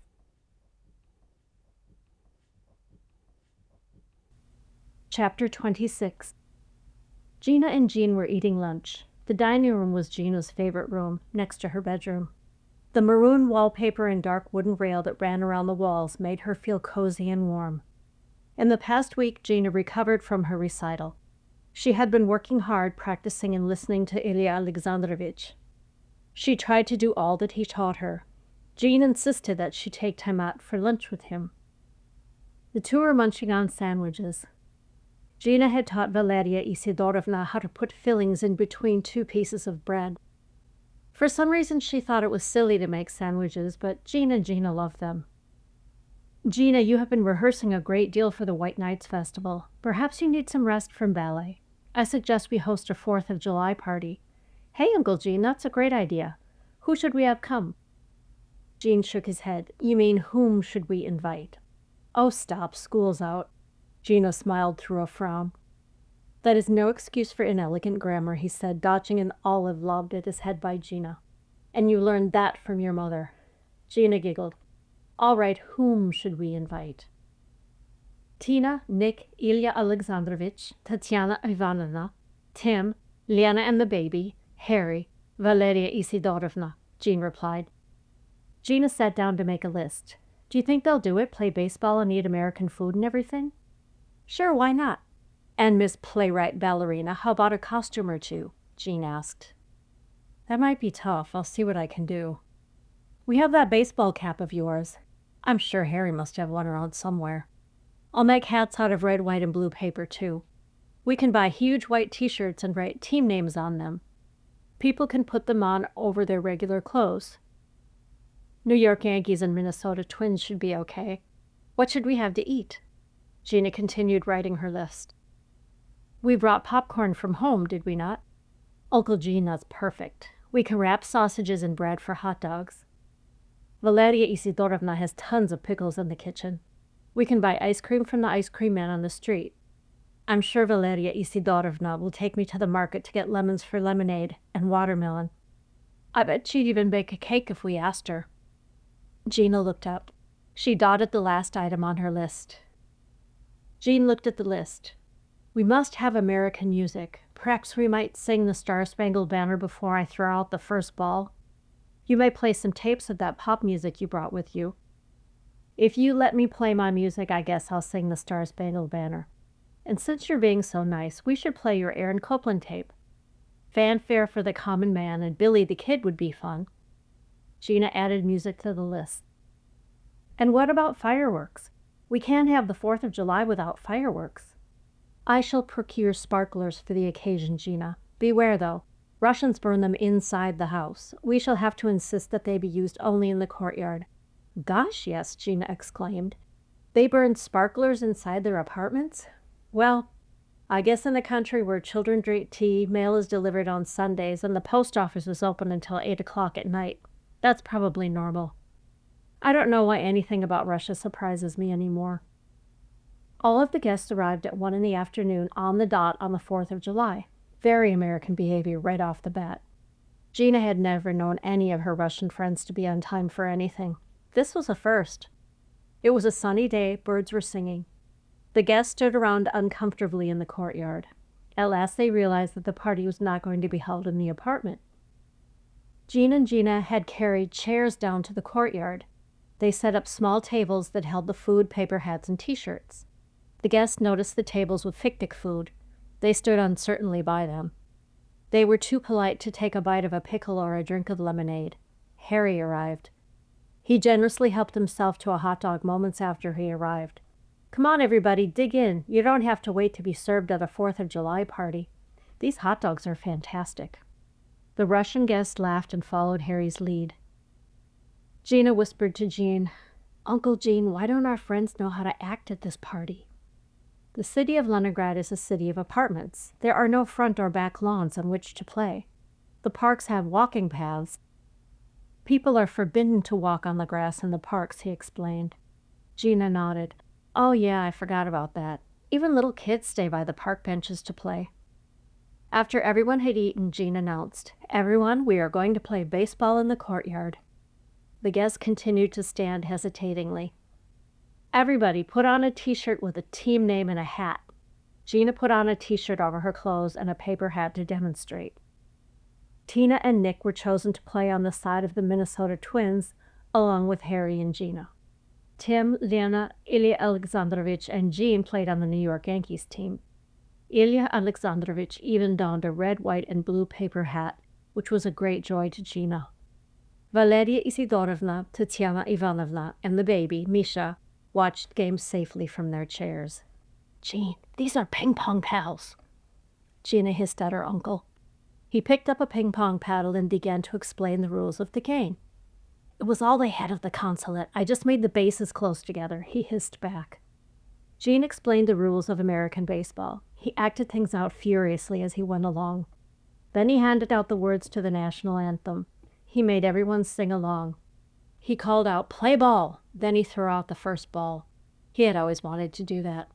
Gina whispered to Jean, "Isn't making them sing the English words of the Star-Spangled Banner sort of cheating? I mean, some of them didn't even know what they were singing." "Oh, chill, Gina. For heaven's sake, it's a party." Gina smiled. It was as if Lily had taken over her uncle's personality. That was just what Lily would have said. The highlight of the game was when Nick hit a sacrifice pop fly to get his cousin home. He had calculated her height, the length of her ballerina legs, and her known speed correctly. Jean fumbled the ball in the infield. Tina made a smashing grand jete over the home base as she ran in from third. Nick waved his arms wildly and shouted at her. She ran back and touched the home base that she had missed in her elegant flight over it. Gina and Nick jumped up and down shouting, "We won! We won!" Nick looked at Gina. "Gina, you are a wonderful friend to have such magnificent party." She felt Nick's arms tighten around her in a hug as he jumped up and down with her. Lily almost fell off her tree branch when she saw Nick hugging her daughter. Then she smiled. Lily liked Nick. He was good for Gina. Chapter 27. Jean and Gina were at the consulate. Jean was getting a few last-minute things together in his office. They were going together to Moscow, the capital city of Russia. Jean knew that Gina needed a break from her rehearsals. He decided to give Valeria Isidorovna a couple of days off and take Gina with him to Moscow. "Uncle Jean, why are we going to Moscow?" Jean spun around in his leather desk chair. Jean placed a file into his briefcase. "The American movie star Jane Fonda is in Moscow. She's going to jog around the Kremlin." Gina continued spinning. "Why? And what's the Kremlin?"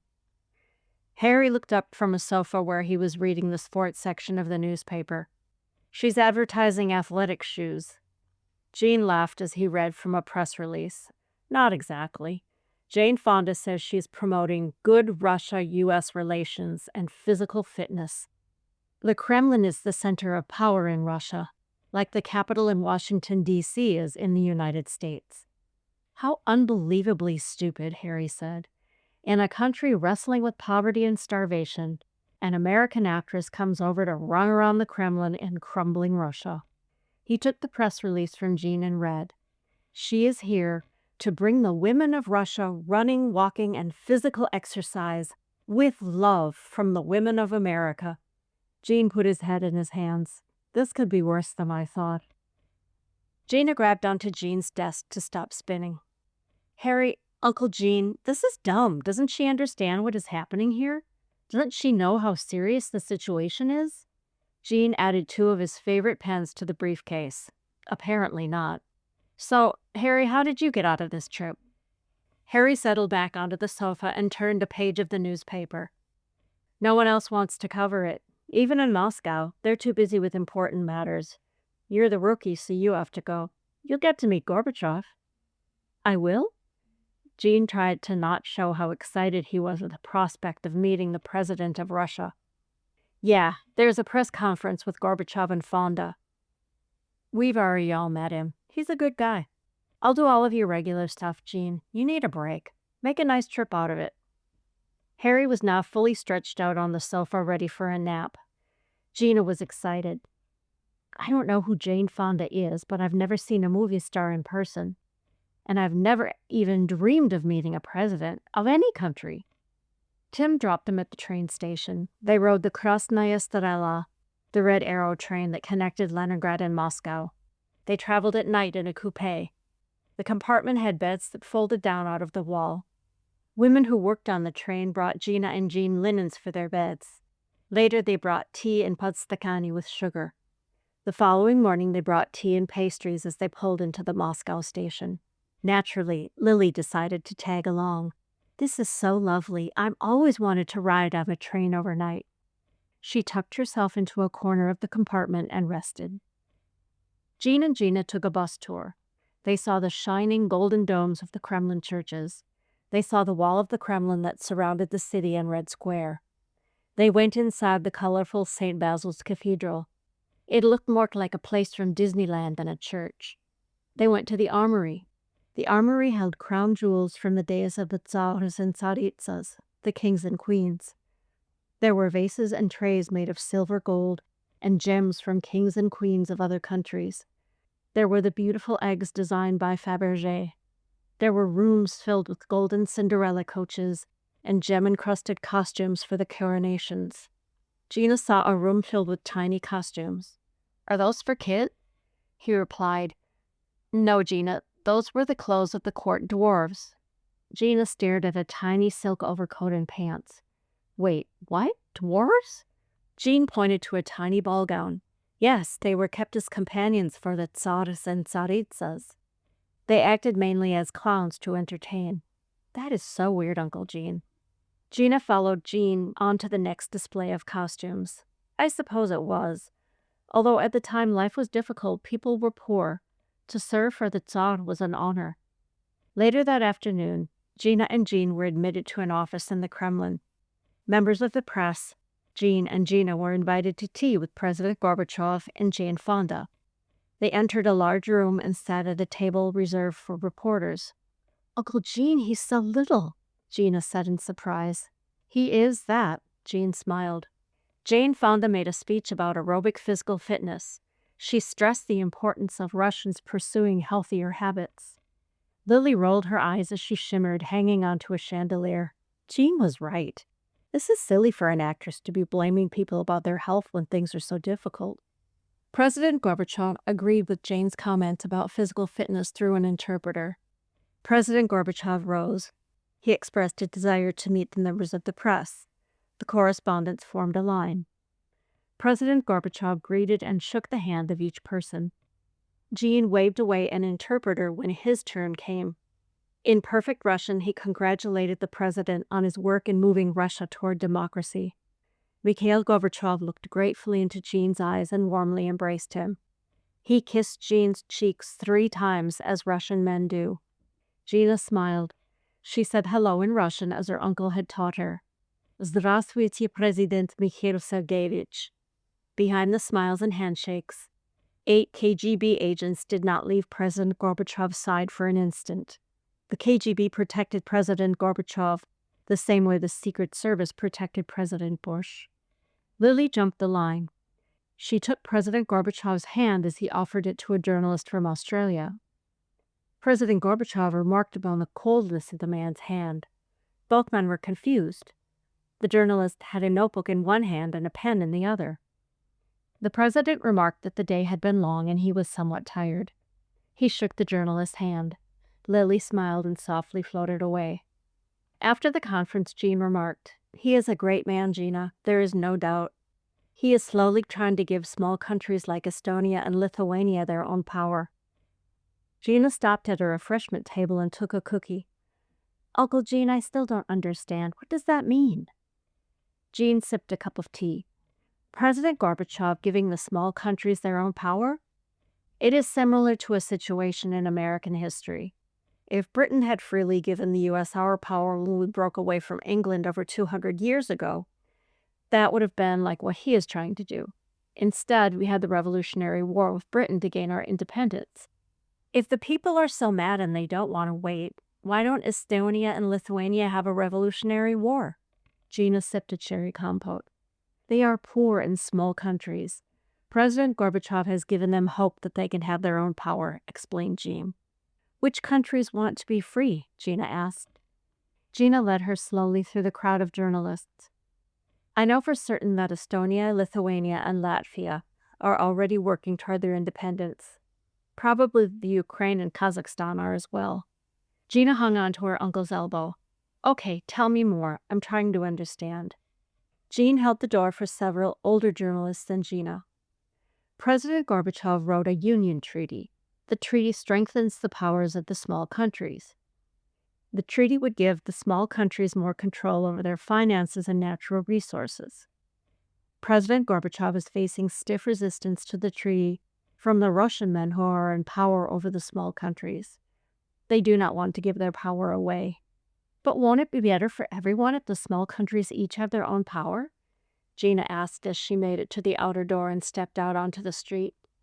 "Yes, President Gorbachev continues to struggle to drag Russia into the modern age," Jean commented. "In history, he will be remembered as a great leader." The two had dinner at a Turkish restaurant near their hotel. Jean loved the restaurant. He had dined there many years ago. It had not changed. On the first floor of the restaurant, there were open bins of spices, coffees, and teas for sale. The warm, spicy smells were wonderful. The restaurant was in a loft on the second floor. Jean and Gina climbed the wooden stairs to the low tables and couches where they had dinner. They had lamb, rice, and salads with olives. Jean had coffee at the end. Gina watched the waiter put coffee and water into a metal cup with a wooden handle. This he placed in a box of very hot sand. There the metal cup sat until it bubbled over. The coffee was poured into a tiny cup to be drunk with sugar. Then they went to the station. They rode the Krasnaya Strela night train back to Leningrad. After tea and breakfast, they arrived at the station, ready to begin the day. Chapter 28. The girls were on their way to the United States Consulate to visit Gina's uncle. They walked slowly along the quiet, shady street, eating cranberries dipped in powdered sugar. "I never dreamed I could visit U.S. Consulate, Gina. No Russian citizens are allowed to enter without very special permission." Tina threw a cranberry into the air and caught it in her mouth. "Well, I could never have gotten into the Kirov Academy without you and your father, Tina." "Consulate is pink." Tina stood and stared as they neared the building. Gina stood next to her. "Yeah, I know. I thought it would be red, white, and blue." They entered through the heavy wooden outer door. Gina showed her United States passport to the guard on duty. He sat on an elevated chair that was behind glass and iron bars. Tina showed her Russian passport, and both girls were allowed to enter. Tina was only permitted to go into the consulate because she was the guest of a U.S. citizen. The second guard in the lobby was new. He did not know Gina. He checked the girls' passports again. "Go home to the U.S. Things are very bad in Leningrad. Where are your parents?" Gina accepted the passport he handed back to her. "I'm here with my uncle, Dr. Shostak." "Jean? Well, he should have enough sense to send you home. The government is ready to crash at any minute." He waved them into the newsroom. The girls went into the large, round newsroom. They glanced at the news coming over the wire. Usually consulate employees were smiling and welcoming. Today they angrily stomped back and forth across the room to offices that surrounded the newsroom. A door opened. Gina caught a glimpse of her uncle in a meeting with Harry. Jean looked angry and about to explode. The girls overheard Harry telling Jean to stop writing the daily report. "Jean, quit sending the stuff every day to D.C. They're not reading the local news anymore. They're looking for the big stuff. President Gorbachev or Prime Minister Ligachev, give yourself a break. Jean growled back to Harry, "It is my job. I do not know what else to do." The girls thought it best to leave. Out on the street, Gina asked, "Tina, what do you know about what's going on?" "It is complex. People have no food and no money. They want President Gorbachev out. They want democracy, but they want it fast. They do not want to wait for his plans. They say he is too slow. Estonia, Latvia, Kazakhstan, and all others want to be own countries. President Gorbachev is letting them go step by step, but they want it quick." The girls bought more cranberries. The little stand on the street was the only place you could buy them in Leningrad. "Tina, why isn't there any food or money?" "Because much food is grown in southern republics. They do not want to transport and sell products to Russia unless they are let go from Russia's control." Tina continued, "There is no money because no one wants to buy or sell anything until they know what banks will protect money. Will it be new Russian bank or other new bank? Who knows? Gina, I cannot explain all to you. I do not understand all. I only know what Papa tells me." Gina saw how her friend worried. "Me too, I guess. I saw bigger crowds by the Kazan Cathedral when I walked with my uncle. He said they talk about politics out there in the open." Tina walked along beside Gina. "Yes, people no longer fear jail for talking against the government. For many years, people only talked in homes with curtains shut so government could not know what was said." "There is food at home and at the consulate. Why is that?" Gina asked innocently. "Because you are a foreigner. Food is flown here for you on airplane from Finland. Finland is free country like United States," Tina explained. Gina wondered, "Tina, how can I help?" Tina smiled at her friend. "You cannot. Maybe someday you write story about us. Beautiful, sad story about old Russia. How Russia is like forest in your mother's story. It is chaos and no one can put it to rights." The girls parted under the arches on Rubenstein Street. They went to their apartments. Gina went to her spacious apartment that had been provided by the United States Consulate. Tina went to her small apartment that had been willed to Ilya Alexandrovich by Tina's grandfather. Hardly anyone in the city of Leningrad lived in private homes, as Gina would when she returned to the U.S. Gina was relieved Jean was still at work. She would have some time alone in the apartment. Gina could hardly stand being in the apartment with Jean anymore. He was always tense and distracted. Gina thought he was irritable. He kept losing things, his keys, his notebooks, his maps. Once she saw him snap at Tim and then apologize. Gina was still preparing for the White Nights Festival performance with Ilya Alexandrovich. She was feeling pretty tense herself. She practiced in her room, in the study, and in the dining room. She even practiced in the kitchen until Valeria Isidorovna shooed her away. She knew all of the steps by heart. She did everything Ilya Alexandrovich told her to do. Dancing didn't feel any more emotional, passionate, or special than it ever had. She was less afraid, but that was all. "I'm never going to find courage or have passion or anything," she thought after practicing. "I blew it at my recital from the academy. That was with students at my own level. Now I have to dance a solo. I can't do this. What was Ilya Alexandrovich thinking?" Days went by.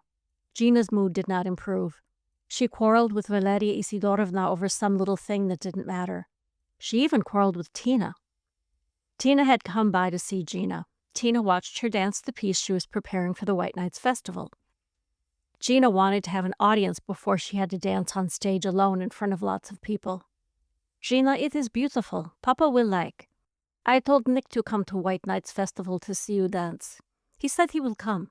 You know he likes you. I told him you like him too," Tina said after Gina finished dancing. Gina was shocked. "You told Nick that I like him? How could you?" "I only want to help. You were sad about Max."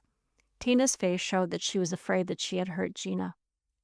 "I don't even know myself if I like Nick. I can't believe you told him. That is so unfair," Gina said angrily. "Gina, please be calm. I am sorry. I will go now," Tina said. She left the room and then the apartment.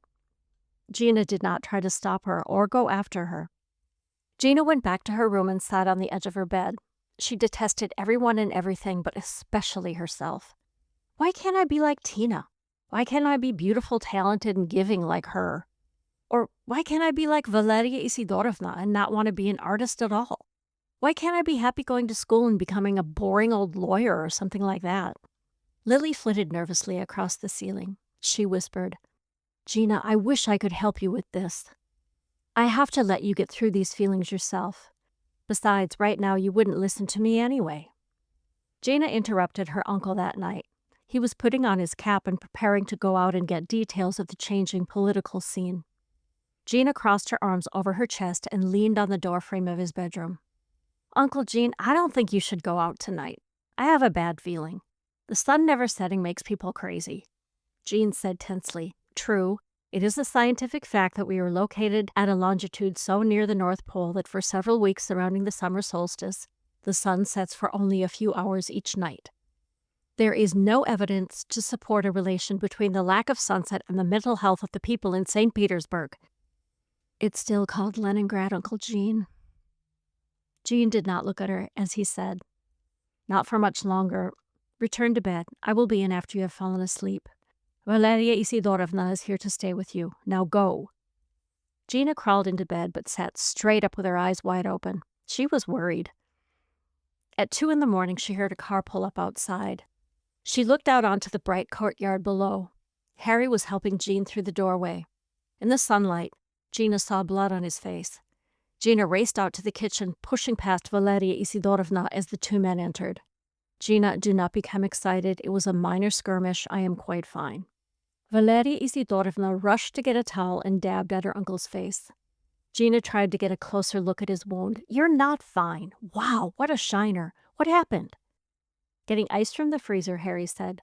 For some reason, your uncle thought it would be a swell idea to listen to the political discussions at the Kazan, even though every last one of us at the consulate was warned to stay away. 2 men were murdered there last week. People are crazy. No one knows what's going to happen. All they know is that something is going to happen. Gina helped Harry put ice on her uncle's forehead, trying hard not to look at the bloody cut. But why were they mad at you? You're trying to help. Jean sat down. Harry adjusted the ice pack on Jean's aching head. 2 men figured out from my accent that I am an American. Russians are hungry, angry, and have no hope for the future. They believe that all Americans are rich and happy as they see in the movies. Their jealousy incited them to anger and then to violence.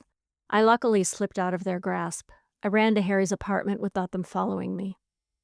Valeria Isidorovna put the bloody towel into the trash. Gina ran cold water over a new towel. Uncle Gene, maybe you should stop doing that report to Washington, D.C. every day.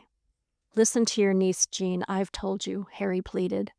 The ice pack slipped again and Gina applied a fresh towel. Jean had some trouble speaking through them. His shouted voice was muffled. Absolutely not. I will not be intimidated by a couple of hotheads. I must continue to try to find out exactly what is happening with this country. I will complete my assignment to the best of my ability. Might be tough to do that assignment if you wind up in the hospital or dead in some alley, Harry said, looking Jean in the eye as he opened the door to leave with Valeria Isidorovna. Valeria Isidorovna said nothing, but gave Jean a stern look as she followed Harry. No one slept much that night, in Jean and Gina's apartment or in all of Russia. Chapter 29. President Gorbachev is missing. No one is running the country. Harry huffed and puffed as he ended his run to the consulate, rushing past Gina and bursting into Jean's office. Jean, for heaven's sake, Palace Square is filling up. Don't you hear the radio? Jean looked up from his daily report. Gina was waiting in the newsroom for her uncle.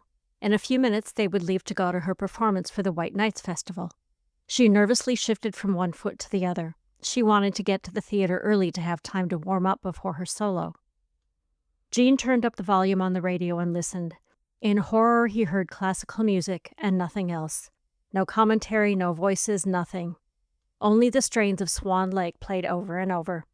In Russia, when there is a major political problem, all broadcasts are stopped until the government decides what they want the people to know. Everyone in Russia knew that a radio transmitting only classical music meant that the country was at war or that something terrible had happened. Jean ran to the teletype in the newsroom. He read the report that had been lying on the machine since he came in that morning. President Mikhail Gorbachev can no longer perform his duties due to ill health, the official news agency TASS reported Sunday night, August 18, 1991. The location of President Gorbachev is not known. A fatal danger is hanging over Russia. All Russian radio stations are playing classical music, as they have in the past when there has been a change in president. Gene clenched his teeth. He mentally kicked himself for not checking the wire when he arrived at the office. The teletype came to life and started printing loudly. President Gorbachev was to have flown to Moscow on Tuesday, August 20th, to sign the new Union Treaty giving more powers to small countries under Russian rule. Reports continued to pour in. General Moiseyev, a military chief, claims to be the new president of Russia. Moiseyev has taken power from President Gorbachev, saying the president is in ill health. Hundreds of tanks and other military vehicles have moved into Moscow to assist Moiseyev in his climb to power. Gene looked up from the report in his hands in disbelief. "Harry, this is craziness. Russia has fallen apart. Where is Gorbachev?" More printed. Palace Square in St. Petersburg, formerly known as Leningrad, is filling with thousands of citizens waiting for news of Gorbachev. "Uncle Gene, I have to go. I'll be late," Gina cried from the lobby. She bounded out the door. Gene slammed his fist on his desk when he realized Gina was gone. Gina's performance was going to begin in an hour at the Kirov Theater. Gina would have to go through Palace Square and the thousands of people gathering there to get to the Kirov. Gene shouted to Harry, who was stuffing film into a 35mm camera. "I'm leaving for Palace Square." Harry looked up and hurried after him. "Not without me, or not." Gina made it to Palace Square. She did not understand why Palace Square was filling with people. She understood some of the words she heard. She could not understand enough to know the reason for thousands of people to gather in the small square near the Winter Palace. Tina could have helped her figure out what was happening. Since they had quarreled, Gina had not called Tina to go to the performance together. Gina knew she must go to perform at the White Nights Festival, but she dreaded dancing. Her final rehearsal had not gone well. She could not make herself call Tina for advice. Ilya Alexandrovich was the director and had to think of all the dancers. He had no time for Gina's frustrations. She imagined Tina was still mad at her. Gina didn't blame her. She held her dance bag close to protect herself from the crowd. She made her way out of the square and onto a side street that led to the theater. She remembered her mother telling her that emotional times are the best times to dance. Gina thought, "I wish I could dance well when I am emotional. I can't." It occurred to her, "I could pretend to be lost in the crowd. I could make excuses later that I couldn't make it to the performance because of the crowds." Still, she kept going on to the theater. Gina thought with pride, "I am going to the theater because I am Gina. I am going because I'm an artist, almost a professional ballerina." She started to run and entered the backstage area puffing. Hardly anyone was there. 5 or 6 musicians out of the whole orchestra, a handful of audience members, and Ilya Alexandrovich. A few other dancers.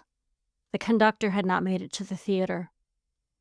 Ilya Alexandrovich would conduct the orchestra. He quickly told the musicians changes in the arrangements to cover for missing musicians.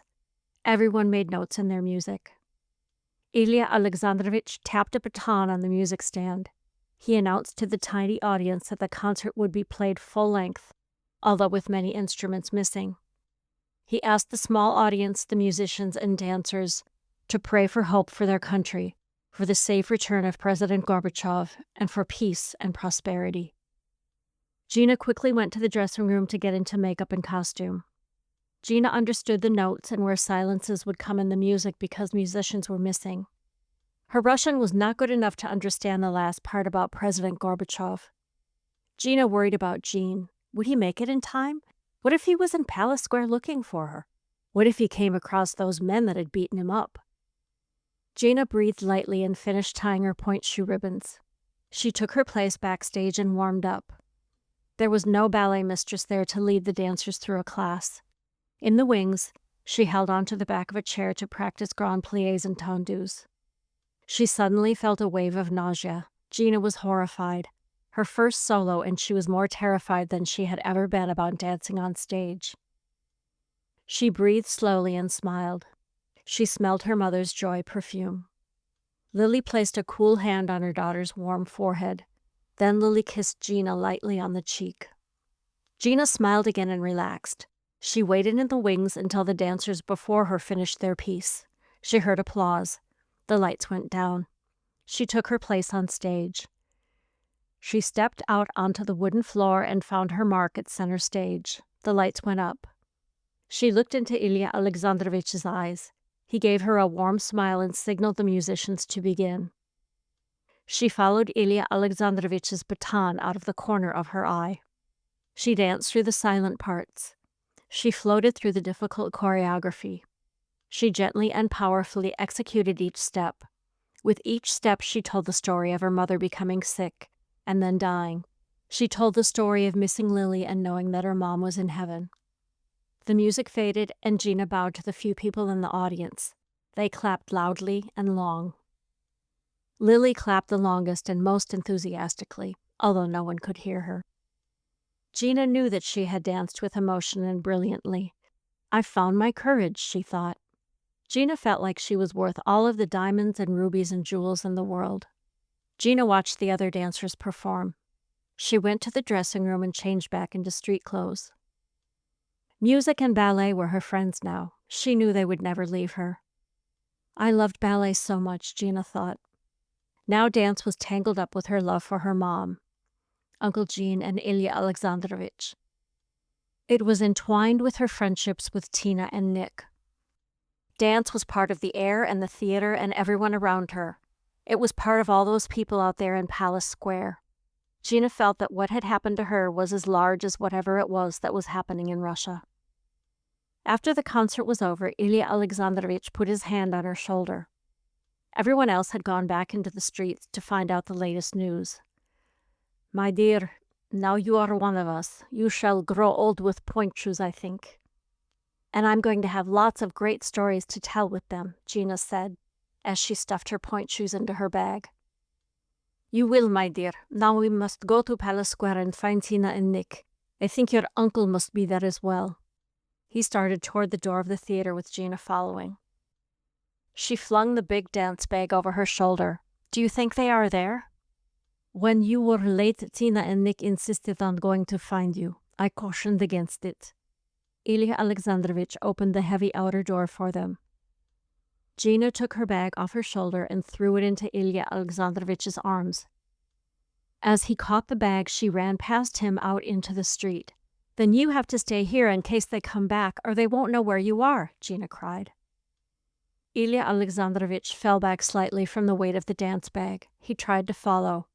He soon lost sight of Gina in the crowded streets. Chapter 30. Gina saw from a distance that Palace Square was terrifyingly full of pressing crowds. The crowds were waiting for officials to come out of the Senate building across from the Hermitage Museum and the Winter Palace to give news of President Gorbachev. Gina saw the tall Alexandrine monument in the middle of the square.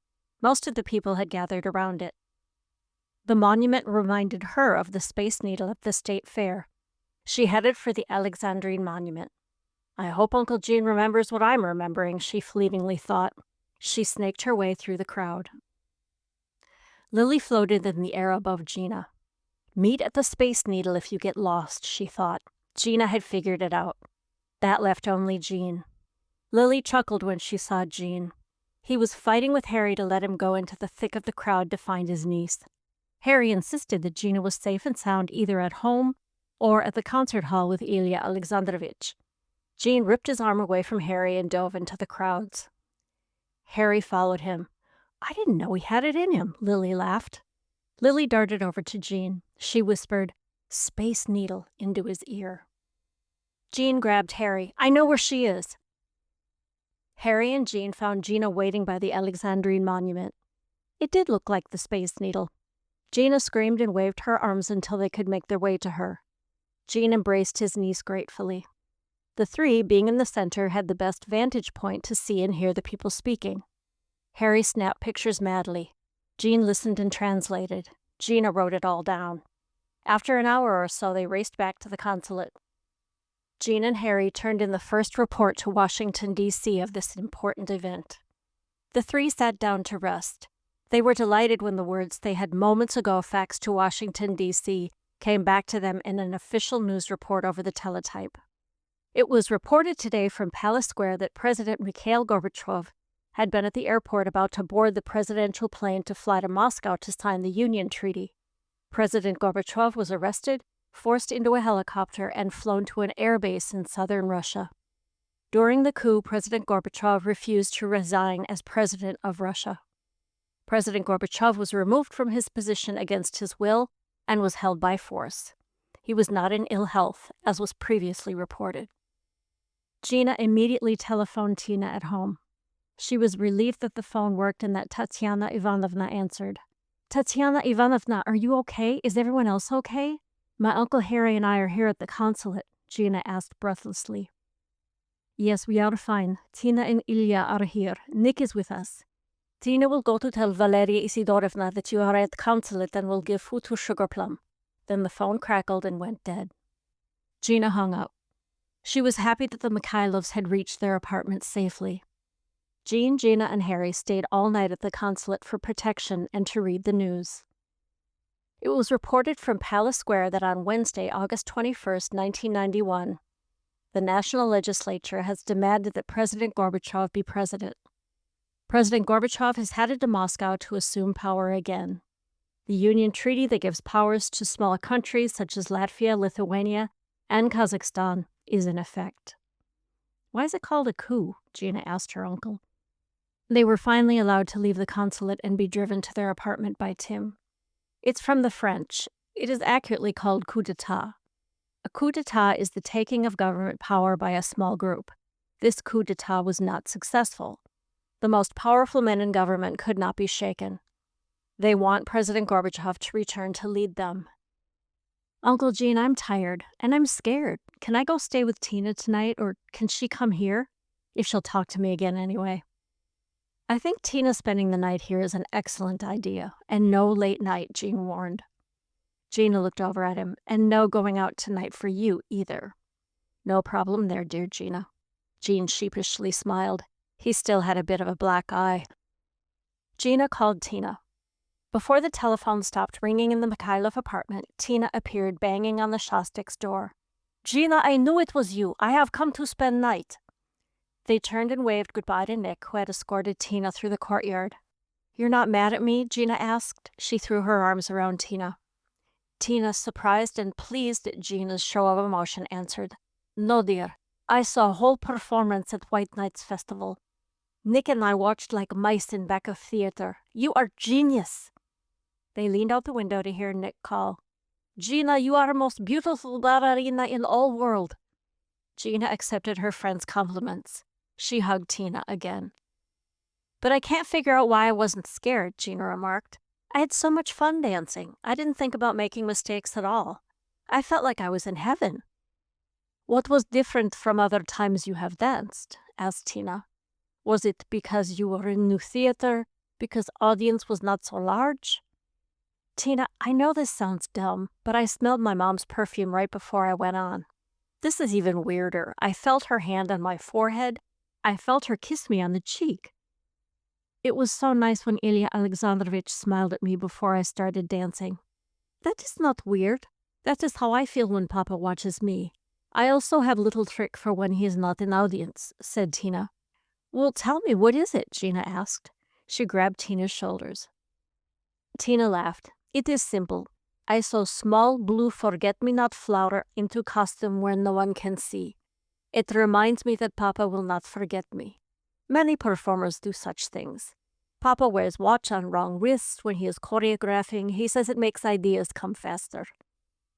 Max puts Kopek in shoe whenever he has solo. He says it makes him play best. What should I do? No, wait, I've got it. I have a lace handkerchief of my mom's with Lily embroidered on it. I can put some of her perfume on it. I can tuck it into the bodice of my costume whenever I perform. I can't wait to try it out," Gina exclaimed. "Listen to you, not wanting to wait until next performance. I knew this would happen for you, said Tina.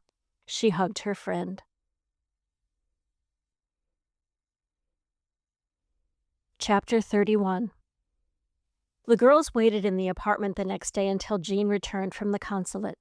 Jean informed the two that although President Gorbachev was again in power, the country was in chaos. Word had arrived from Washington, D.C. All non-essentials at the consulate must return to the United States. I don't know if I want to be something called a non-essential, Gina joked. It is a term. It means that the consulate can operate without us. In any event, it is time to pack our belongings and return home. We are to leave tomorrow, Jean said. Tina and Valeria Isidorovna sat with them around the dining room table. Tomorrow? But that doesn't even give us time to say goodbye, Gina declared. We shall simply have to make do. Mama, Papa, and Nick shall come and help to pack, Tina offered. She picked up the telephone to call her family. Valeria Isidorovna went into the kitchen to prepare a farewell dinner. Dinner was somber and joyful at the same time. Tim, Lena, and the baby came for dinner too. Jean called Harry to come also. Many photos were taken. Nick brought flowers for Gina. She shyly accepted them. She gave the bouquet a place of honor in the center of the dining room table. Everyone tried not to notice too much that Gina invited Nick to sit next to her at dinner. Tina sat on her other side. The Russians, fond of toasting, raised many glasses to Jean and Gina. Harry told them that he would remain in St. Petersburg. He was essential to the operations of the consulate. Tim would become Harry's chauffeur. All of the dinner guests, Jean and Gina, set to work to pack up all they could that evening. Harry assured them that he would send the rest. After dinner, Gina returned Sugarplum to Tina. Tina, thank you for letting me take care of Sugarplum. I love her. Good luck with examinations every year at the academy. I know you won't need it. Ballerinas always need luck. Thank you, Gina. When government settles down, come to visit. After graduation, we will dance together all over the world, they shouted. Saying goodbye to Tina's uncle was easier. She might see Ilya Alexandrovich if he toured with the Kirov Ballet Company in the United States. Ilya Alexandrovich, thank you for everything you have done for me. I am so grateful to you and Tina for helping me learn to dance. Ilya Alexandrovich smiled. Gina, it is my work. Keep pointing toes. Everyone thoughtfully left so Gina could say goodbye to Nick alone. Gina, we shall write letters, yes? I will tell all about new inventions. When we see each other again, you will know all about me. He put his arms around her and hugged her. Gina returned his hug. She said, yes, and maybe I'll even learn enough to write to you in Russian. Lily protectively watched from the ceiling corner of the foyer. She bashed her head on the light fixture when she saw Gina give Nick a kiss. I thought she'd at least wait for him to kiss her. She's only 12, and on the lips. Gina thought to herself, I'm almost 13, plenty old enough to kiss a boy. Just then, Jean came down the hall to see her to bed. He shook Nick's hand. I will miss you very much, Nick. You have a great future ahead of you. You are a brilliant young man. Thank you, sir. I will see you both at the airport tomorrow. Goodbye. The door shut behind him. Gina went to get ready for bed. In the morning, Jean was reflective. I know that Russia has been changed forever. It will never be the place that I knew during the days of my studies at the university, Jean said to Gina. He was packing their last few things in the living room. I hope that conditions improve for the residents of St. Petersburg and everywhere else in the country. It's official. The city is no longer called Leningrad. It is St. Petersburg. Gina carefully placed several pairs of new point shoes into her suitcase. They were a gift from Tina. Uncle Jean, do you think Tina could visit sometime? Jean clicked one of his suitcases shut. I arranged for an official invitation for Tina and Nick at the consulate. They can come and visit as our guests whenever they like. I issued invitations to both so Tina would not travel alone. I have one more surprise that I think you will like. They can visit, Uncle Jean? That's fantastic. What's the surprise? Jean sat on the sofa. Gina, I have arranged to take a position at Columbia University. We are moving to New York City. Nijinsky will join us. I have also arranged for you to audition for the School of American Ballet in New York. Ilya Alexandrovich thinks it is the best place for you now. Wow, New York. Mom loved dancing there. Thank you, Uncle Gene. I'm so excited. I'm really going to become a ballerina. Gina danced around the sofa and her uncle. Jean grabbed a few more books to pack from the coffee table. I am surprised you are not requesting that Tina be our permanent guest. Gina took the books from him and packed them in another waiting suitcase. Tina has to finish school here. She goes to the best ballet school in the world. We will go everywhere together when we're both done with school. They left the apartment and went down to meet Tim. They piled into the car with their luggage. Valeria Isidorovna waved goodbye as they drove out of the courtyard. Gina watched as she turned away and went back into the apartment building. Gina was happy to be going home, but she would miss everyone so much. Thank heaven Nijinsky was waiting for her. Lily swooped and flew along above the car. Gina, I love you so. I wish I could be with you. Sometimes I think I'm helping you more now than ever. New York City will be lovely. Many people who loved Gina and Jean came to say goodbye. There was barely room in the airport for all of them. Nick stayed long after everyone left. He watched the plane taxi down the runway, gather speed, and lift off up into the clouds. The end.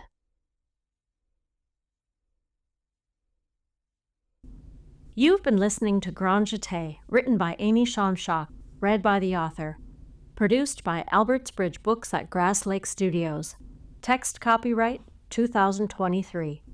Production copyright 2025. All rights reserved. Are you interested in spending some more time with Gina and her friends? The rest of Gina's ballet series can be found at www.albertsbridgebooks.com. That's albertsbridgebooks.com. And thanks for listening.